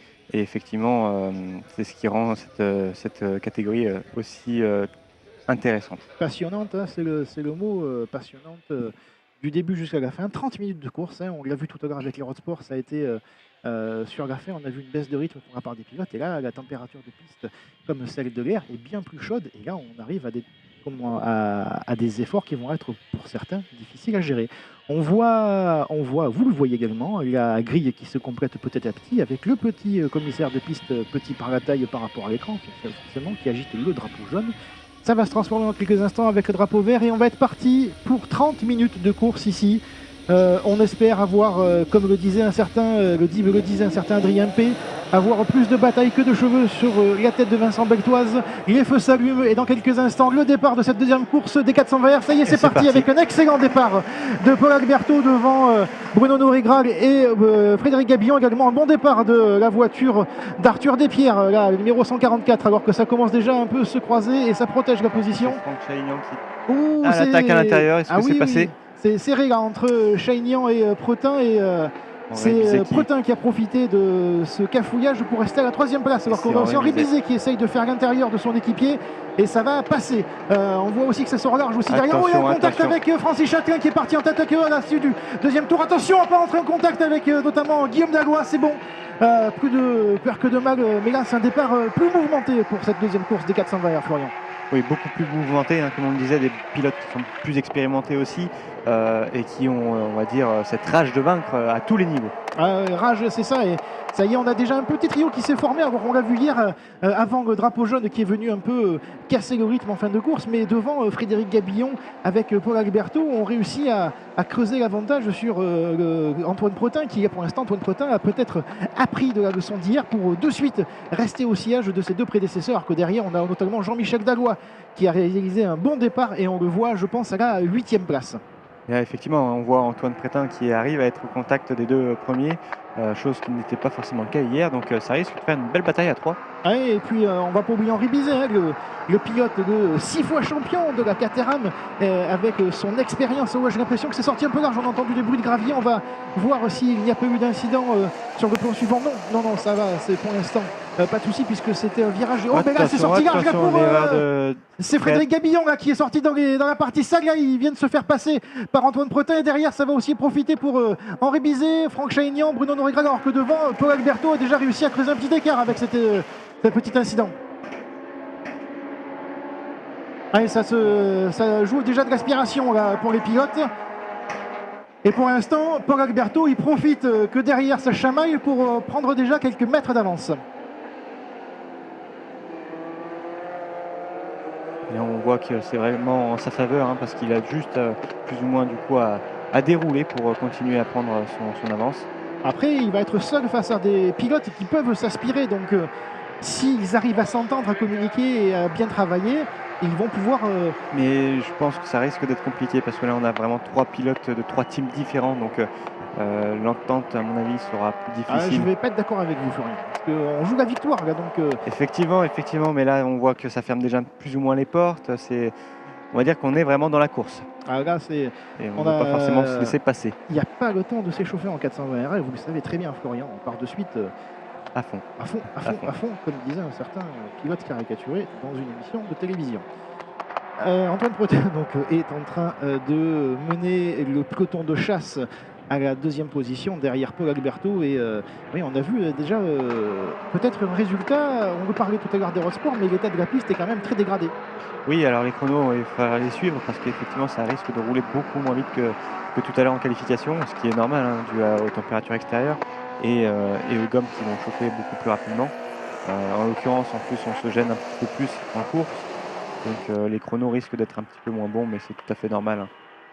Hein. Il n'y a pas tant d'écart que ça pour l'instant. On le voit, on va voir avec ce passage au niveau de la ligne de chronométrage pour l'entame de ce 3e tour avec Antoine Pretin qui est toujours chassé et qui aspire notamment Frédéric Gabillon et également Henri Bizet qu'il va falloir suivre, hein, le pilote expérimenté. Au gros freinage là de Henri Bizet. Oh, ça passe, c'est serré là. Il fait un petit peu le forcing sur Antoine Pretin. Ah oui, là c'est au change-pied où il est passé Henri Bizet. Attention à non pas non plus garder le contrôle pour pas venir embrasser la voiture de Frédéric Gabillon. Pour l'instant tout se passe bien là. Grosse confiance de la part du pilote palmien. Et donc du coup, hein, perso, moi je l'aurais pas fait. On voit qu'il n'y a pas vraiment d'entente finalement entre les pilotes. Allez, on reprend notre sérieux quelques instants et Paul Alberto, en effet, entente ou pas entente, lui il n'en a que faire. Il vient de réaliser le meilleur tour en piste avec une 46.799. Il est 2 secondes plus rapide qu'Antoine Pretin. Antoine Pretin qui peut-être également va profiter de ce petit... Ah non, mais non, il n'a pas du tout profité, excusez-moi. C'est Frédéric Gabillon qui est en 2e place, mais derrière... Il va essayer de reprendre l'avantage sur... Oh, attention à pas entrer en contact là entre les deux pilotes, là c'est chaud. Oh, c'est très serré là, je pense qu'il est en train de rendre la monnaie de la pièce. Tout juste la place, c'est vraiment une belle bataille. Et derrière, assez viril. Derrière, ouais, oui, viril, c'est clairement le mot là, parce que autant on a eu un passage en force de Henri Bizet sur Antoine Pretin, on a eu exactement la même manœuvre avec succès pour le pilote. Et on voit derrière surtout que Bruno Noregral et Franck Chaignan reviennent au contact, donc ça risque de ça va profiter évidemment derrière si ça se chamaille trop fort devant. Derrière, un pilote comme Bruno Noregral ou Franck Chaignan, voire Benoît Farine et Jean-Michel Dallois. Le petit track limite de Paul Alberto, hein, on sait que souvent, quand il se retrouve un petit peu seul, il continue à vouloir pousser. Et parfois, il commet quelques erreurs de track limite. Il a déjà eu cette erreur ici au Paul Ricard. Hein, ça lui a coûté malheureusement la victoire. Alors qu'on a un drapeau jaune au niveau du virage 13-14. C'est à la fin du circuit, je pense, à un track limite ou quelqu'un qui a dû partir en tête à queue. Ouais, c'est juste avant le dernier virage, hein, le T14. Et ça y est, Bruno Noregral qui essaye de se montrer dans le rétroviseur maintenant de Henri Bizet. Il va falloir être attentif. Encore une fois, on part sur 30 minutes de course. La chaleur se fait sentir aussi bien à l'extérieur de l'habitacle que dans l'habitacle. On arrive à des températures très très élevées. Et pour les pilotes qui n'ont pas forcément des préparations homogènes ou que vous pouvez voir avec des sportifs de haut niveau, la gestion du temps, aussi bien du physique que des pneus, va être très primordiale, Florian. Oui, parce que là, c'est vrai on pense que c'est des voitures ouvertes, donc il y a beaucoup d'air dans le véhicule. Mais sauf qu'à l'intérieur, dans le cockpit, on a vraiment une température assez élevée, notamment à cause du moteur qui est vraiment sous les pieds. Et du coup, c'est vrai qu'en fin de course, en général, les pilotes ont vraiment du mal à tenir cette chaleur. Oui, c'est exactement ça. On a eu le cas notamment à Motorland au mois de juillet, toujours en Espagne, un pays qui nous fait plaisir à venir visiter très régulièrement, Florian. On vous parlait tout à l'heure des track limits avec Paul Alberto qui a eu cette mauvaise expérience de perdre une victoire toute offerte au circuit Paul Ricard. Là, il va falloir gérer son effort parce qu'il appuie encore une fois, mais derrière, vous le voyez avec Fred Gabillon à l'image qui vient de réaliser le meilleur deuxième secteur de cette course pour l'instant. Je pense que Fred Gabillon, qui avait réalisé une superbe première coursière, va avoir à cœur de venir rejouer la victoire face aux jeunes pilotes Palmire. Et derrière aussi, Antoine Potin, Henri Bizet, Bruno Noregral, Benoît Farine qui est en train d'attaquer Franck Chaignan à l'intérieur. Et juste derrière, en observation, Jean-Michel Dallois. On parlait des pilotes indépendants, mais là aussi, les Dallois, c'est une fratrie de 3 pilotes avec Pierre-Emmanuel et Guillaume. Là aussi, ce sont des pilotes qui arrivent à tenir tête face à des grosses écuries. Oui, c'est vrai que les frères Dallois sont vraiment très impressionnants, non seulement en termes de pilotage, mais aussi en dehors. Alors, qu'est-ce que vous entendez impressionnant en dehors du pilotage, Florian? Notamment avec leur Allez-y, argumentez, ramez un petit peu. avec leur ambiance qu'ils amènent dans le paddock, qui est toujours très appréciable. Oui, on les apprécie pour ça aussi. On apprécie le plateau de la CATERHAM pour sa diversité et son état d'esprit à la fois sérieux quand il faut l'être, mais on est là pour le plaisir, pour la passion, et c'est ça que l'on aime. Alors qu'on est toujours sur la tête de la course avec la deuxième place. Et pour l'instant, j'ai l'impression que les positions se stabilisent, voire que les écarts se stabilisent. Alors qu'au classement des sexygénaires, Pascal Verlaine est actuellement en 9e position et mène le classement devant Frédéric Attia qui a fait un super départ, j'ai l'impression, le pilote à la numéro 15, et devant Alain Girardot, en effet, excellent départ des 3 pilotes du classement sexygénaire. Qui tiennent le rythme, hein. Oui, exactement. Ils arrivent à rester dans des rythmes assez proches de la tête de la course et pour l'instant tout va bien. Après, on n'est qu'à 10 minutes de course alors qu'on a malheureusement déjà un retrait avec Arnaud Mignatelli qui, avec la voiture numéro 10 hier, il était en difficulté. Et malheureusement pour le pilote du team CCF, il a dû rentrer déjà au stand et je pense mettre pied à terre pour cette deuxième course. Tous les espoirs de la famille Mignatelli en 420R vont reposer sur Jean-Pierre qui est actuellement en 31e place et la famille Mignatelli que vous avez vu tout à l'heure en road sport avec Cécile qui a réalisé une excellente performance et dont vous êtes le coach, Florian. Tout à fait. On a toute la famille Mignatelli en CATERHAM. Et vous avez également des pilotes aussi en 420R. Oui, notamment, alors on parle un petit peu moins, mais Michel Mouret qui arrive en 420 pour cette deuxième course, on va dire, pour lui cette année. Donc le manque de roulage se fait sentir. C'est pas évident de se mettre dans le rythme quand on ne roule pas assez régulièrement. Et c'est là où vous apportez votre expérience de pilote et aussi toute la confiance à donner pour oui, voilà, notre rôle en tant que coach, effectivement, c'est d'aller chercher la performance. C'est sorti large là pour Franck Chaignan, il va partir dans le bac à gravier. On va voir si le pilote de la numéro 20 va pouvoir sortir pour l'instant. Il est de ses patins qui met là, grosse chaleur là pour le pilote du team CCF, Florian. En effet, on a eu le souffle coupé. Un coup de sueur en sortie de virage et malheureusement il a gardé un petit peu trop de gaz avec du volant et là il n'a pas réussi à récupérer sa voiture qui l'emmène assez loin finalement, mais je pense qu'il va réussir à sortir du bac. Par contre en termes de classement général ça va lui coûter très cher.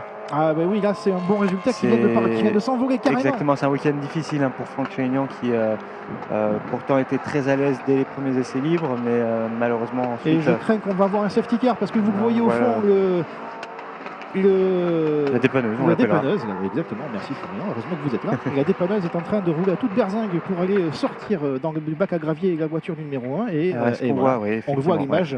Ouais. Et voilà, appel, contre-appel, sort-appel. Ouais. Exactement, alors on voit les commissaires qui essaient de le pousser, donc est-ce que cela va suffire? Pour l'instant, on a toujours ce On a drapeau juste ce jaune, drapeau jaune. mais voilà, on va rester attentif à l'intervention de la voiture de sécurité. Ah, alors qu'une petite bonne nouvelle arrive avec la voiture d'Arnaud Mignatelli qui s'élance hors de la voie des stands. On va voir si le pilote de la numéro 10 va pouvoir terminer cette course. Devant, c'est toujours Paul Alberto qui mène les débats avec un meilleur chrono en 1:46.802. Mais ce n'est pas le meilleur temps en course pour l'instant, puisque c'est Frédéric Gabillon avec une 1:46.735 qui est avec le meilleur temps en course. Il est 1/10 plus rapide que Fred Gabillon. Ah non, autant pour moi, c'était le tour d'avant.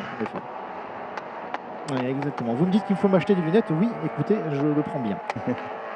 C'est toujours Paul Alberto qui a le meilleur tour en course, évidemment. Retour à la normale hein, du côté de la piste avec drapeau vert. Alors tout va bien. Donc les commissaires de piste qu'on remercie ont été une nouvelle fois efficaces sur ce circuit et cela va pouvoir permettre à Franck Chénian d'essayer de continuer cette course, alors qu'on a aussi Alexandre Pinto et Stéphane Lagagné qui ont dû malheureusement rentrer au stand lors du tour précédent. Donc à voir s'il s'agissait d'un souci mécanique où ils vont pouvoir repartir ou rester au stand.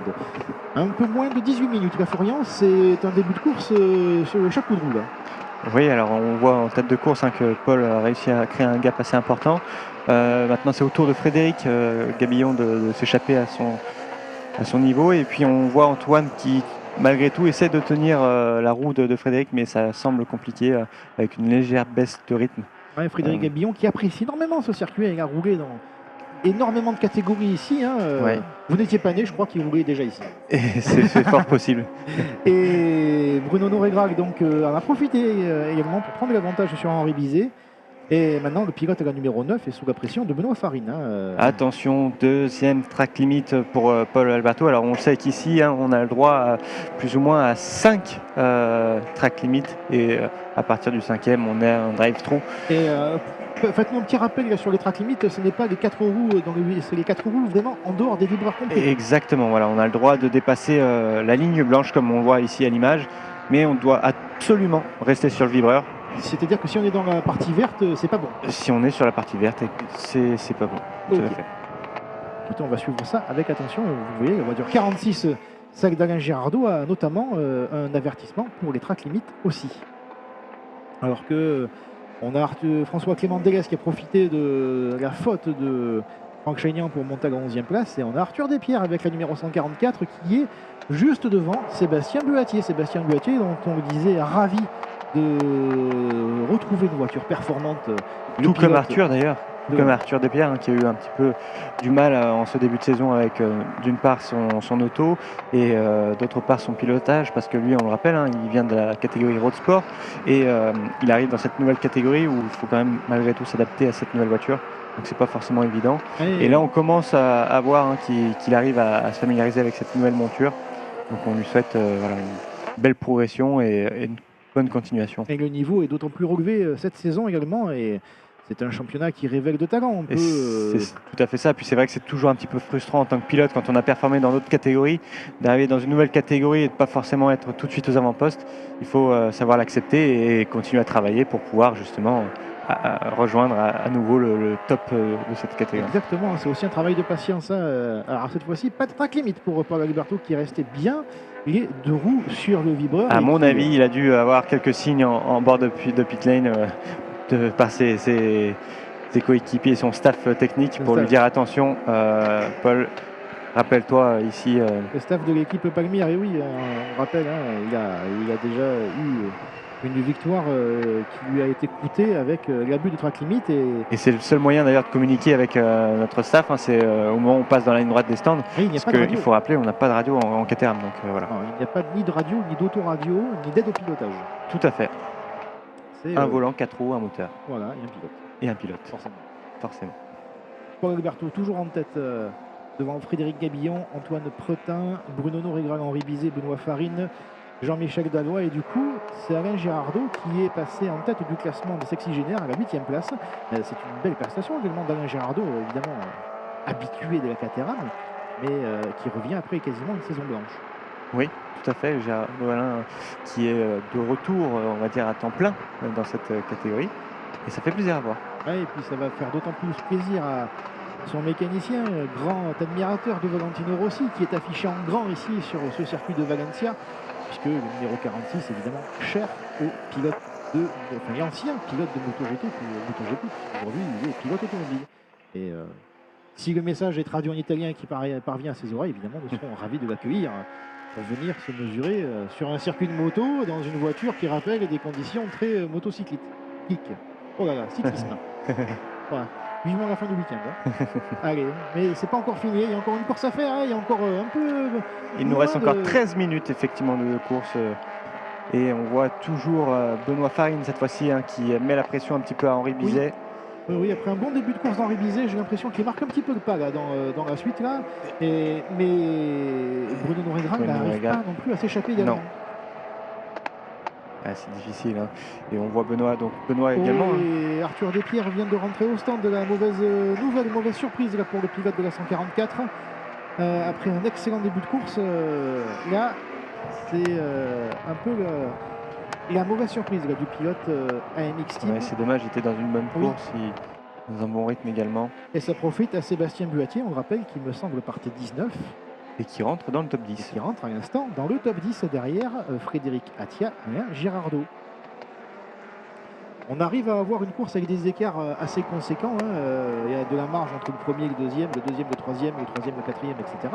Mais le rythme est quand même là présent puisque les pilotes arrivent à rouler dans les chronos qui sont assez équivalents dans leur meilleur temps ou dans la seconde de leur meilleur temps. À voir aussi si la piste ne va pas encore se dégrader un peu plus et que les pneus forcément fatiguent en fin de week-end. Oui, car là on est à quasiment une seconde, un peu plus d'une seconde du temps de la pole. Donc effectivement c'est un petit peu plus lent en qualification, mais c'est tout à fait normal. Et est-ce qu'on peut parler là aussi, à l'image de la course des road sport de tout à l'heure, une gestion de l'effort là, pour certains pilotes? Oui, alors d'une part, comme on l'a dit plus tôt, la voiture est plus physique, les batailles sont un petit peu plus viriles également, donc c'est encore plus difficile de rester concentré et la moindre erreur avec cette voiture-là, malheureusement, est difficile à pardonner. On l'a vu à l'image tout à l'heure avec Franck Chaignan qui est parti un petit peu à la faute en sortie et qui n'a pas réussi à rattraper sa voiture, chose qu'on arrive un petit peu plus facilement à faire en road sport. Alors, attention, je ne dis pas que c'est facile de le faire non plus, mais c'est plus simple de récupérer une voiture avec un petit peu moins de vitesse. Ouais, exactement, là l'image, là le trio Pagmire là, pour la 4e place entre Bruno Noregra, Henri Bizet et Benoît Farine. Là, j'ai l'impression que là maintenant c'est au tour de Bruno Noregra d'être un petit peu plus en difficulté là, face à ses équipiers. Et c'est là où on va voir s'ils arrivent à s'entendre entre coéquipiers pour pouvoir éventuellement remonter sur Antoine Prétin, qui lui est toujours en 3e position. Et au chrono, Antoine est quand même bien plus rapide pour l'instant puisqu'il vient de tourner en 1:47.3 alors que Bruno Noregra vient de réaliser 1:48. Donc il y a peut-être... Mais derrière, on a Benoît qui est en 1:47.3 également. Donc tout est jouable. 1:47.4 pour Henri Bizet. Donc effectivement, on voit que ça roule plus ou moins dans les mêmes chronos. Donc s'ils arrivent à s'entendre entre eux pour les aspirations, notamment dans la ligne droite, ils peuvent gagner quelques dixièmes à chaque le rythme est intense, exactement. Alors c'est sorti un petit peu large là, pour Henri Bizet dans la partie verte. On va suivre les notes de la direction de course. Un peu plus de 10 minutes encore au classement. Et évidemment, c'est toujours Paul Alberto qui mène les débats devant Frédéric Gabillon, le pilote CCF, et Antoine Pretin, le pilote du CDF Racing. CDF Racing qui réussit plutôt bien ici sur ce circuit, notamment l'année dernière où David Leghem avait réalisé les 2 victoires. Oui. Et on pense aussi à Bastien Gassin, le champion en titre des 420R. Et qui maintenant supervise différents pilotes, dont Antoine Pretin. Ils apportent leur science du pilotage et de la course automobile pour leur jeune équipe, le CDF Racing. La nouvelle attaque, Henri Bizet. Oh là, ça ferme un petit peu la porte là pour Bruno Noregra. Attention, ça va pas être profité à Benoît Farine qui est très bien placé, mais on arrive à une partie très très technique où c'est difficile de pouvoir dépasser ici. Sous pression maintenant. Benoît qui continue un petit peu d'observer également, pour pouvoir tenter un dépassement au bon moment. Oui, c'est une belle course là de Benoît Farinet qui était dans 2 catégories également ce week-end, exactement, avec la 340 Championship et la 420R. Oui, un programme chargé également pour le pilote de l'équipe Palmier. On a un drapeau jaune au niveau du virage 4 et 5, en espérant que ce ne soit pas, si on s'en fie au niveau de chrono, les pilotes s'oxygénaires Alain Girardot et Frédéric Attia. On va regarder avec attention l'évolution de... Non, a priori non, puisque ça roule toujours bien pour les pilotes s'oxygénaires devant Sébastien Buatier, qui pour l'instant réalise une superbe course. Après un super départ, le pilote Rossel Sport peut enfin exprimer son talent avec une 400 VR qui lui va à ravir. Et j'ai l'impression que Frédéric Gabillon a réussi à remonter un petit peu sur oui, le puisque plateau. Alors, oui, c'est plus qu'une bonne vue, Florian. Effectivement, parce que là, on était à plus de 2 secondes d'intervalle, et là, on revient à 1 seconde 5 plus ou moins. Avec le meilleur temps autour de cette course pour Frédéric Gabillon. Alors, est-ce que c'est Paul qui a su faire une petite faute et Fred qui continue, lui, à pousser de son côté? Ouais, est-ce que rouler seul aussi peut vous faire donner de l'inattention aussi? Ouais. On voit effectivement un élément de carrosserie. Je crois que c'est un morceau d'aile de la voiture de Pascal Verlaine. Allez, je me lance. J'aurais dit une voiture bleue. Alors, bleu avec des sticks orange, ça peut être aussi la famille Dallois. Exactement, oui, avec Guillaume. Avec Guillaume, tout à fait. Exactement, écoutez, allez, on place les paris. On va regarder ça attentivement dès le passage de la ligne. Voilà, on va voir s'il n'y a pas notamment un full coursiero qui pourrait permettre au commissaire de piste d'aller récupérer l'objet qui peut potentiellement gêner au niveau de la trajectoire. Oui, on parlait de concentration, le fait de rouler seul aussi peut aussi peut déconcentrer aussi le pilote. Oui, alors il y a des pilotes qui aiment bien rouler seul, notamment Stéphane Lagané qui lui a pour facilité de rouler seul et justement on reste plus concentré quand il est seul, et d'autres pilotes qui effectivement préfèrent rouler un petit peu en groupe. Donc c'est selon les pilotes, c'est assez différent, mais c'est vrai que c'est une question de choix personnel après. Choix personnel, et en l'occurrence, en général, si on arrive à rouler seul rapidement, on peut être très efficace en groupe, avec le bénéfice des expériences. Et j'ai l'impression que Paul Alberto a remis les pendules à l'heure, puisqu'il vient de faire le meilleur secteur de la course dans le deuxième secteur. Il vient de réaliser une 46.496, et en effet... Qui vient de recreuser tout de suite remis un petit coup de turbo. Là, le jeune pilote, le leader du championnat 400 VR, je pense qu'on était plus sur la gestion de l'effort. Je pense que voilà, c'est une totale gestion de sa part. Hein. Il voit qu'il arrive à gérer plus ou moins cet écart avec Frédéric Gabillon. Donc je pense qu'on peut lui faire confiance de ce côté-là. C'est un pilote qui est très régulier. Donc à mon avis, il est juste en train de gérer sa course, tout simplement. Exactement. Et Antoine Prétin qui lui est à plus d'une seconde maintenant de Frédéric Gabillon. Ouais, je pense qu'Antoine aussi il est en mode gestion, il sécurise de nouveau un podium. Le pilote lyonnais.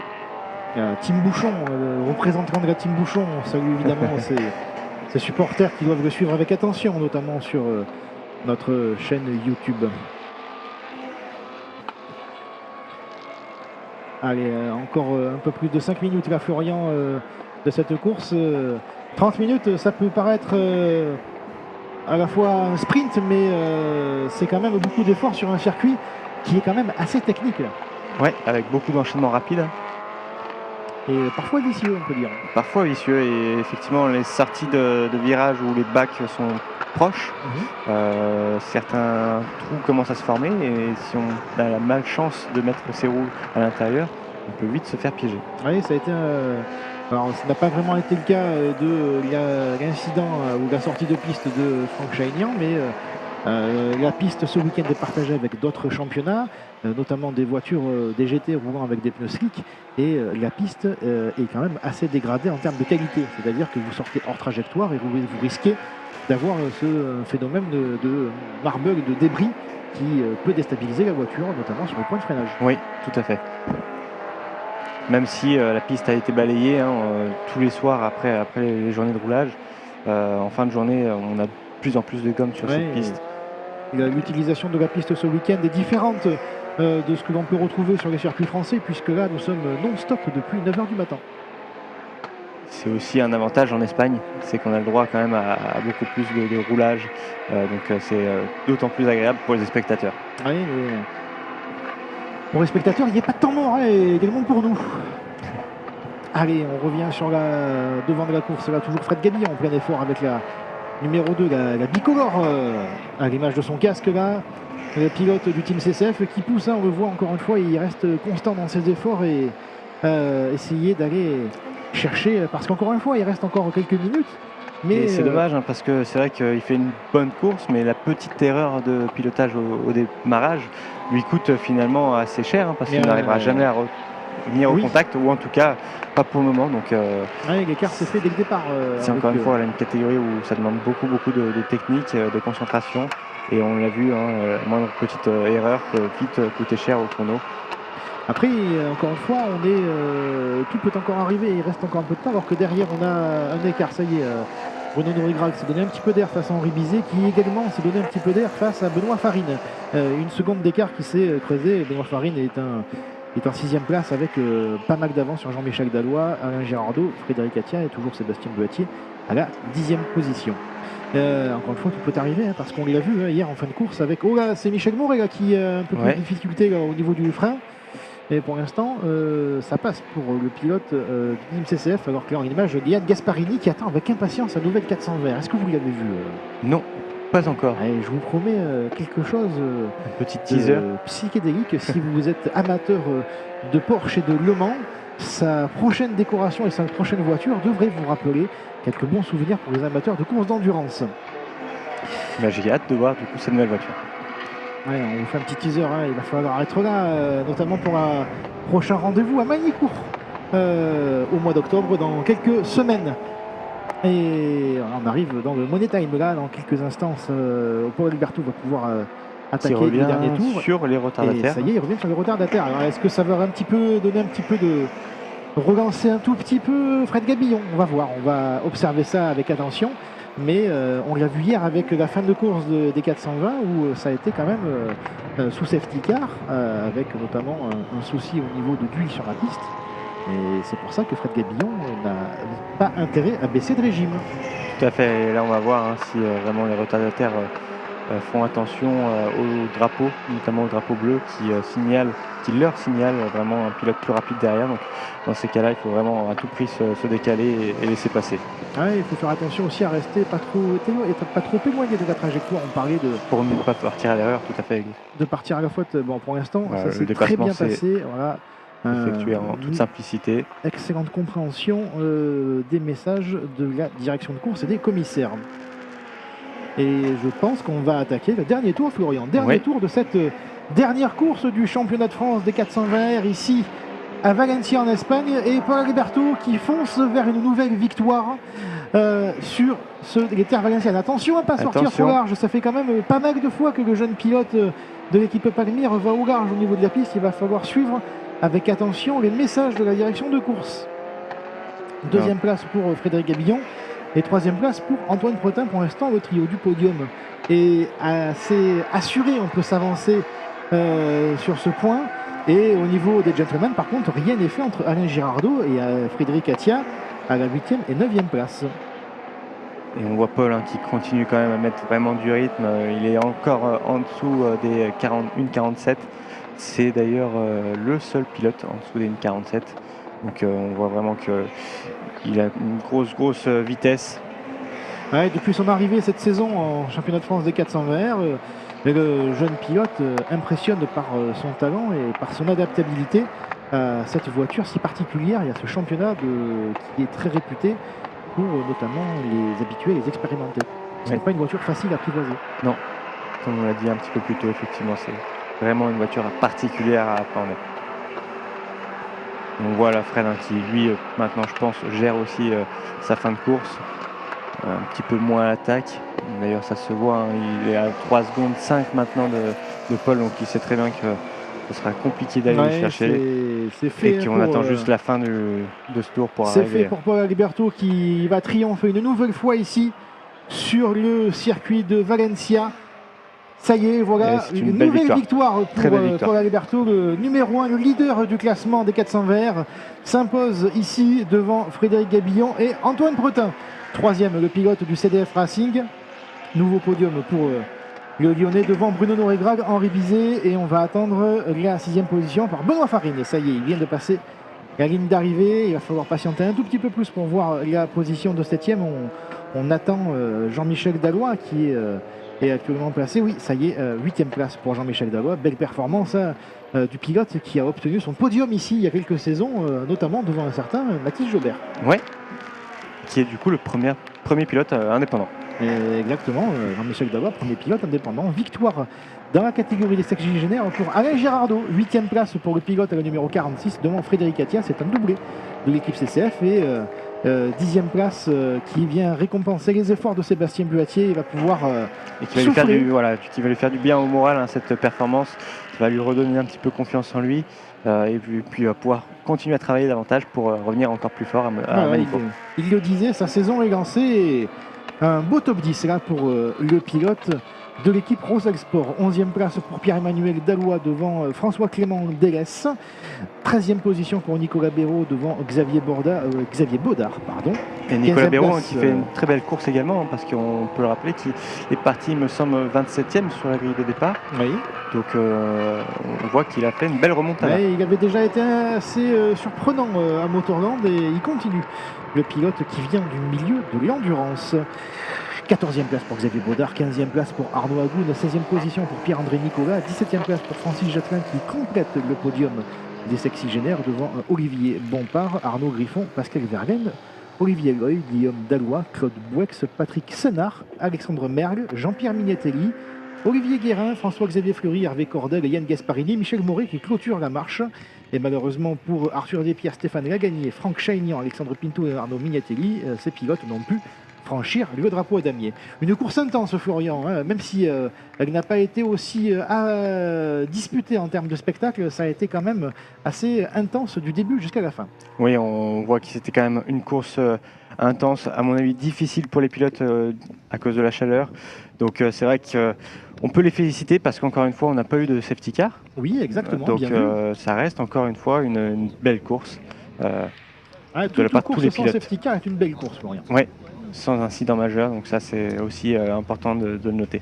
On voit la satisfaction du staff Palmyre et également du staff Driving Concept. Le petit mot de David Zollinger qui, à mon avis, félicite son pilote. Il accompagne de nombreux pilotes, David, avec son staff, avec Tonio Woods, avec Greg Segers, qui n'est pas là ce week-end, mais que vous allez retrouver bientôt. Également Maxime Batifoulier, qu'on a vu au volant performer, qui s'occupe de quelques pilotes, notamment de l'équipe Palmyre, mais pas que. Donc Florian, on va tout doucement se diriger vers le podium. Oui. Merci de m'avoir accompagné pour cette course. On va attendre Quentin. les highlights. Vous voyez le classement à l'écran avec Paul Alberto devant Frédéric Gabillon et Antoine Pretin. La 8e place pour Alain Girardot, le vainqueur du classement sexygénaire devant Frédéric Attia. Et Francis Châtelain qui complète le podium des sexygénaires. Ouais, une course intense. Et puis, vous remarquez quelque chose au niveau des chronos, Florian? Oui, je regardais justement, on a seulement 4 pilotes qui ont réussi à passer en dessous des 1,47. Donc, belle prestation de leur part. Ouais, devant, ils ont été très forts, on peut le dire. Très rapide. Et à l'image de Frédéric Attia avec Pascal Verlaine, la discussion entre les deux pilotes du classement sexygénaire. À mon avis, il y a peut-être eu un fait de course. On en saura plus. Après, on discute à chaud, encore une fois. Exactement. Toujours ça, le sourire de Frédéric Attia, forcément, en deuxième de ce classement des sexygénaires. Et on va donc se diriger tout doucement vers ce podium, Florian. Florian, je vous remercie de m'avoir accompagné pour ce long week-end et intense week-end du circuit de Valencia. Mais très beau circuit de Valencia. Toujours très beau également. On remercie toutes les équipes techniques qui nous ont aidés ce week-end à pouvoir suivre les courses en direct. Et, merci à l'organisation aussi, avec l'organisation portugaise notamment. Exactement, on peut féliciter l'équipe du CRM Motorsport, notamment avec Thiago Madeira, qui est le directeur de la communication, qui a avec son équipe, diriger un bon week-end ici de course où on a vu également de nombreux spectateurs. Exactement, et j'espère qu'on sera là l'année prochaine. Ah ben, on l'espère également. Le calendrier 2025 arrive bientôt. Les meilleurs moments de cette course des 420R avec le bon départ de Paul Alberto et derrière avec Fred Gabillon et Bruno Noregral qui essaient de suivre le sillage alors qu'on a Franck Chaignan qui a essayé de prendre l'avantage sur Antoine Pretin, mais tentative infructueuse pour le pilote du Team CSF. On l'a vu avec un début de course avec des petits paquets qui se créaient et notamment une belle bagarre avec Henri Bizet et Antoine Pretin qui ont été un moment assez chaud les deux pilotes, mais encore une fois une belle maîtrise des deux pilotes du CDF Racing et de l'équipe Palmyre. Belle bataille avec la 4e place emmenée par Bruno Noregral qui emmène ces deux pilotes de l'équipe Palmyre et on le voit avec cette course et en effet c'était bel et bien l'aile de Pascal Verlaine il me semble et la victoire, une victoire logique de Paul Alberto ici à Valencia. C'est peut-être d'ailleurs la discussion avec Frédéric Katia. Ça, on en saura peut-être plus lors du débriefing. Cela, voilà, on verra selon le débriefing. Merci Florian, on se retrouve pour le podium. Merci à tous ceux qui nous ont suivis ce week-end ici en direct de notre chaîne YouTube. Et on se retrouve dans quelques semaines sur le circuit de Magny-Cours. Merci Florian. Bonne fin de journée à tous. À bientôt.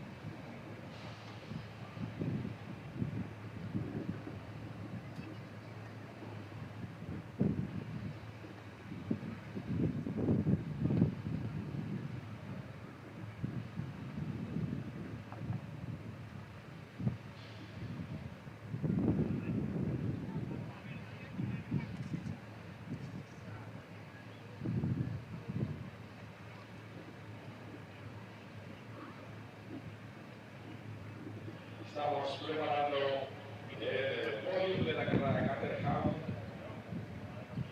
unas 420 en las dos categorías.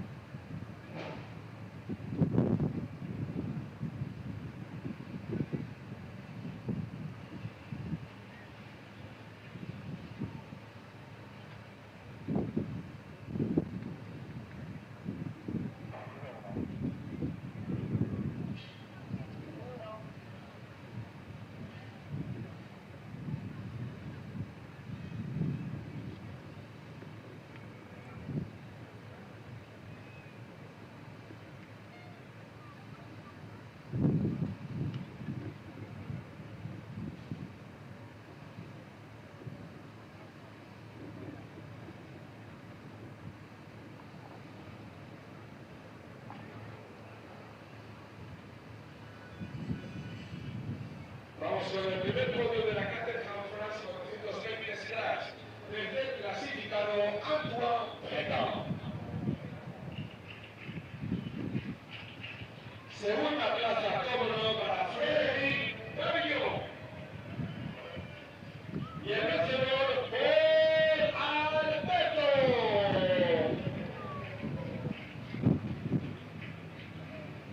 Flot individual de CATERHAM Francia, la entrega del trofeo al tercer clasificado, Antoine Breton.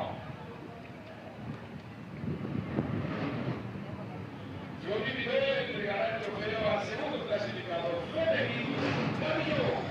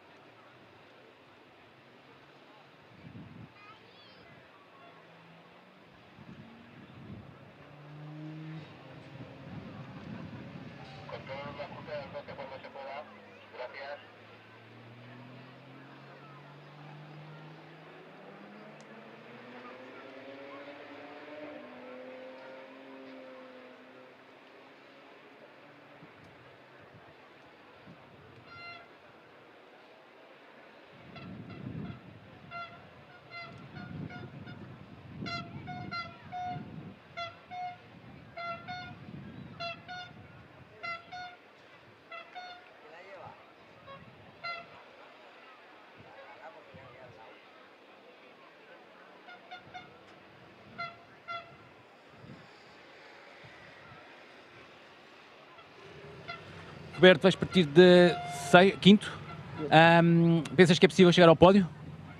Acho que é bem provável, para falar a verdade. A gente tem um carro bom. Essa primeira corrida a gente largou de 17º, chegamos em quinto na categoria. Então acho que largando de quinto a gente tem grande possibilidade de chegar no pódio dessa corrida. E qual pensas ser o grande desafio para esta corrida?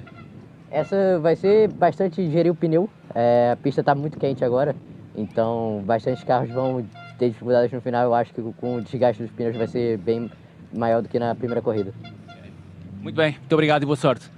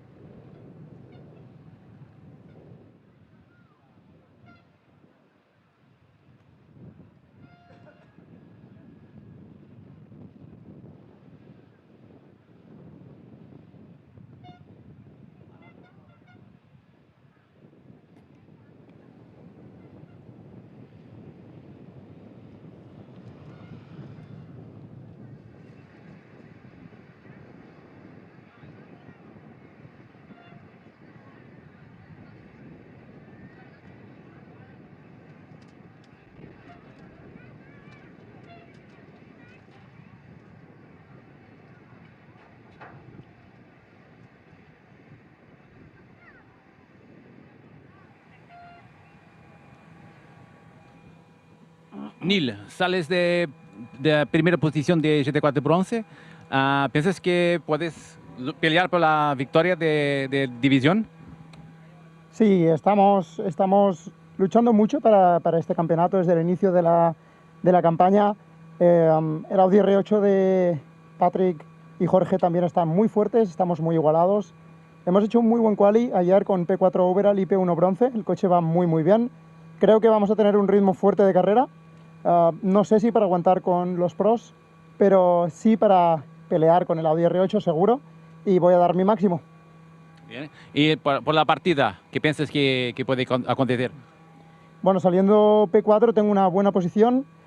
Aquí en Valencia estar por fuera no es tan malo, así que voy a intentar mantener esta posición o incluso, ¿por qué no?, poder ponerme P3 overall. Voy a intentarlo. Okay, muy bien, gracias y suerte.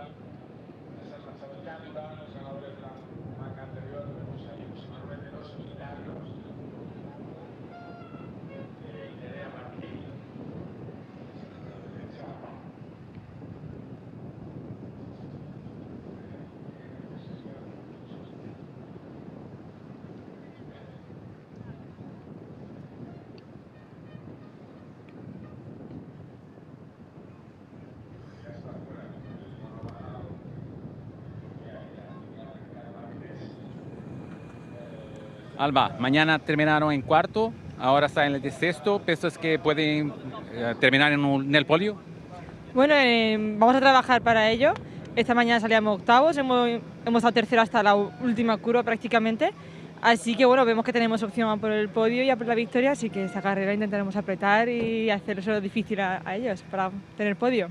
Muy bien. Para la carrera de esta tarde, ¿qué piensas ser más difícil, lo grande desafío? Bueno, esta mañana ha sido una carrera muy complicada. Realmente no sabemos tampoco el desgaste de goma, cómo vamos a tener ni nada, porque esta mañana con 2 safety cars tampoco lo hemos tenido realmente. Así que bueno, va a ser más el aguantar las gomas y a que no llegue al final para poder estar luchando. Muy bien, gracias y suerte.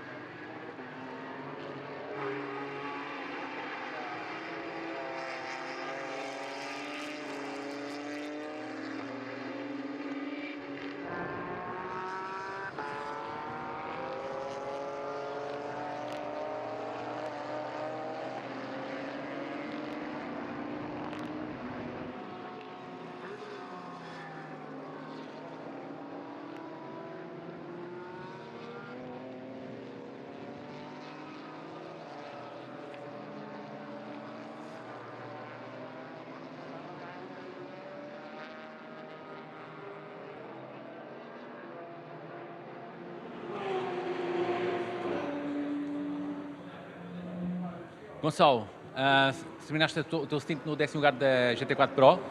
Tem-se assistido a um desenvolvimento aqui do vosso carro novo, o Aston Martin Vantage GT4, que é o novo modelo deste ano. Como tem sido esse desenvolvimento do carro? Sim, como é um modelo novo, nós estamos a voltar a aprender e a conhecer o carro, não só a equipa como os pilotos, porque este tipo de GTs requer um estilo de pilotagem diferente do que eu estava habituado ao meu passado. O Bruno é um piloto novo, está na sua 3ª corrida, por isso tem havido aqui um trabalho de aprendizagem. Este ano também o nosso objetivo era trabalharmos e aprender, para assim no próximo ano começarmos preparados e com outra mentalidade e com outros objetivos. Bem, e achas que até onde é que podem ir ainda este ano? Vamos ver, o campeonato está extremamente competitivo, um segundo é o suficiente de primeiro ou de ser 14º ou 15º, por isso cada milésimo conta. Nós chegámos aqui com um setup muito conservador, temos vindo a trabalhar, temos vindo a melhorar, mas depois a qualificação é extremamente importante, porque se partimos ali de 10º, 14º, é muito difícil ultrapassar, depois criamos sobreaquecimento nos pneus do carro, etc. Por isso é muito importante a qualificação. Nesse aspecto não foi positivo para nós, mas é uma aprendizagem que estamos a ter durante todos os fins de semana para o próximo ano estarmos super preparados. Muito bem, muito obrigado e boa sorte.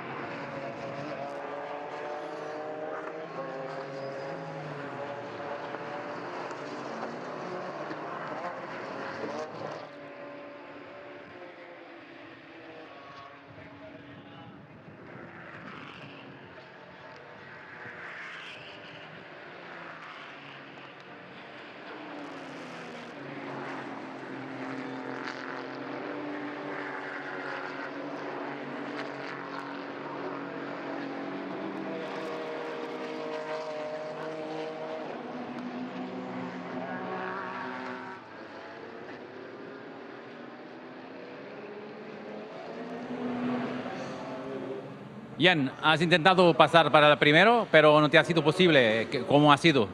Estamos intentando mantenernos detrás de él. Nuestra primera opción no era adelantarnos, era quedarnos detrás de él, así guardar ruedas para César. Y hemos cumplido el objetivo, que era traer el coche de la mejor manera posible para César. Esta vez ha sido detrás del BMW. La próxima vez veremos cómo será en Portimao. Pero la carrera está bien, con 4 pilotos delanteros muy pegados, con muchas opciones abiertas para todos los pilotos y contentos. Okay, muy bien, muchas gracias.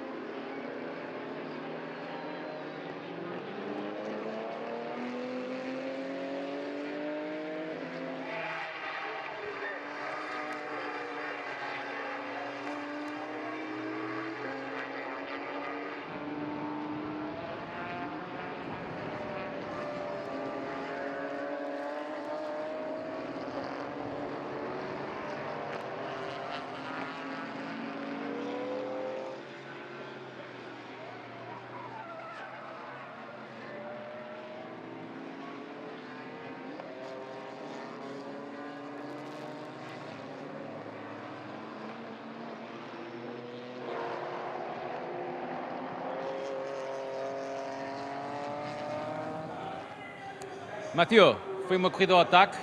Podes explicar um pouco como foi a tua corrida? Sim, estava bom. Fiz um bom start porque o Adi estava rápido ao início, mas bom, o ritmo de corrida estava muito bom.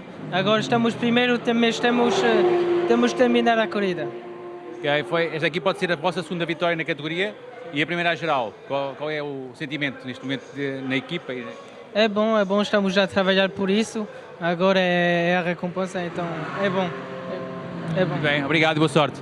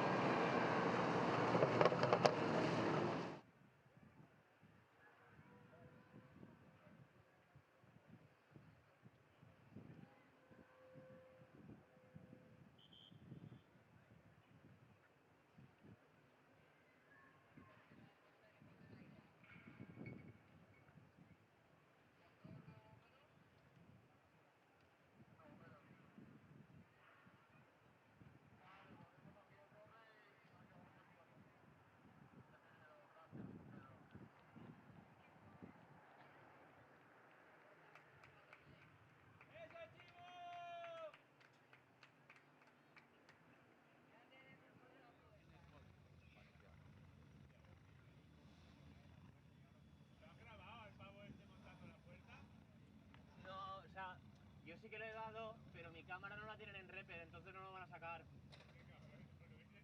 Ya, yo sí que lo he dado, sí que lo he dado.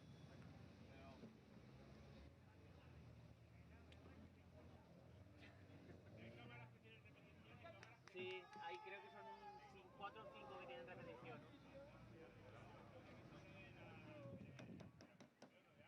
No, o sea,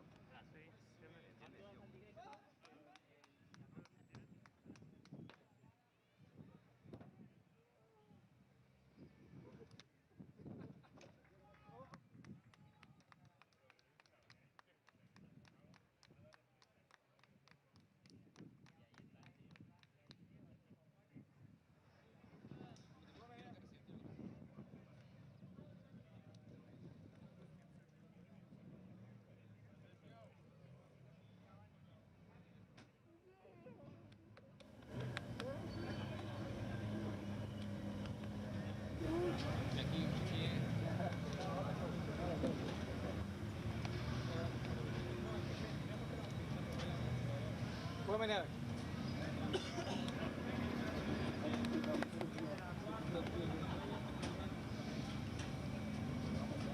¿Cuánto tiempo tenemos más o menos? Não. Aí, rápido aí. Depois dá os beijinhos todos.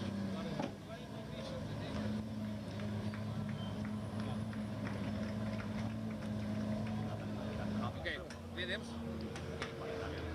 Começar com o Manel. Não. Vamos começar com o Manel.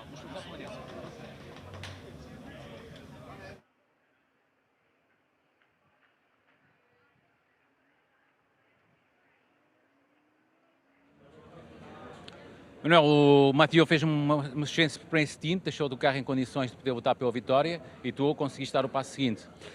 Sim, o Matheus, parabéns, fez uma excelente corrida. Veio de facto de trás para a frente, uma partida muito complicada, ele teve que se embaraçar de muitos carros. A sorte também nos ajudou, o carro melhorou muito da primeira para a segunda corrida, a Racar fez um excelente trabalho. O carro de facto estava diferente, na primeira corrida tivemos bastantes dificuldades. E a razão foi essa, parabéns, o Matheus fez uma grande corrida e de facto houve uma significativa melhoria da primeira para a segunda corrida em termos de comportamento do carro. E Matheus, é a vossa segunda vitória na categoria, a primeira vitória à geral.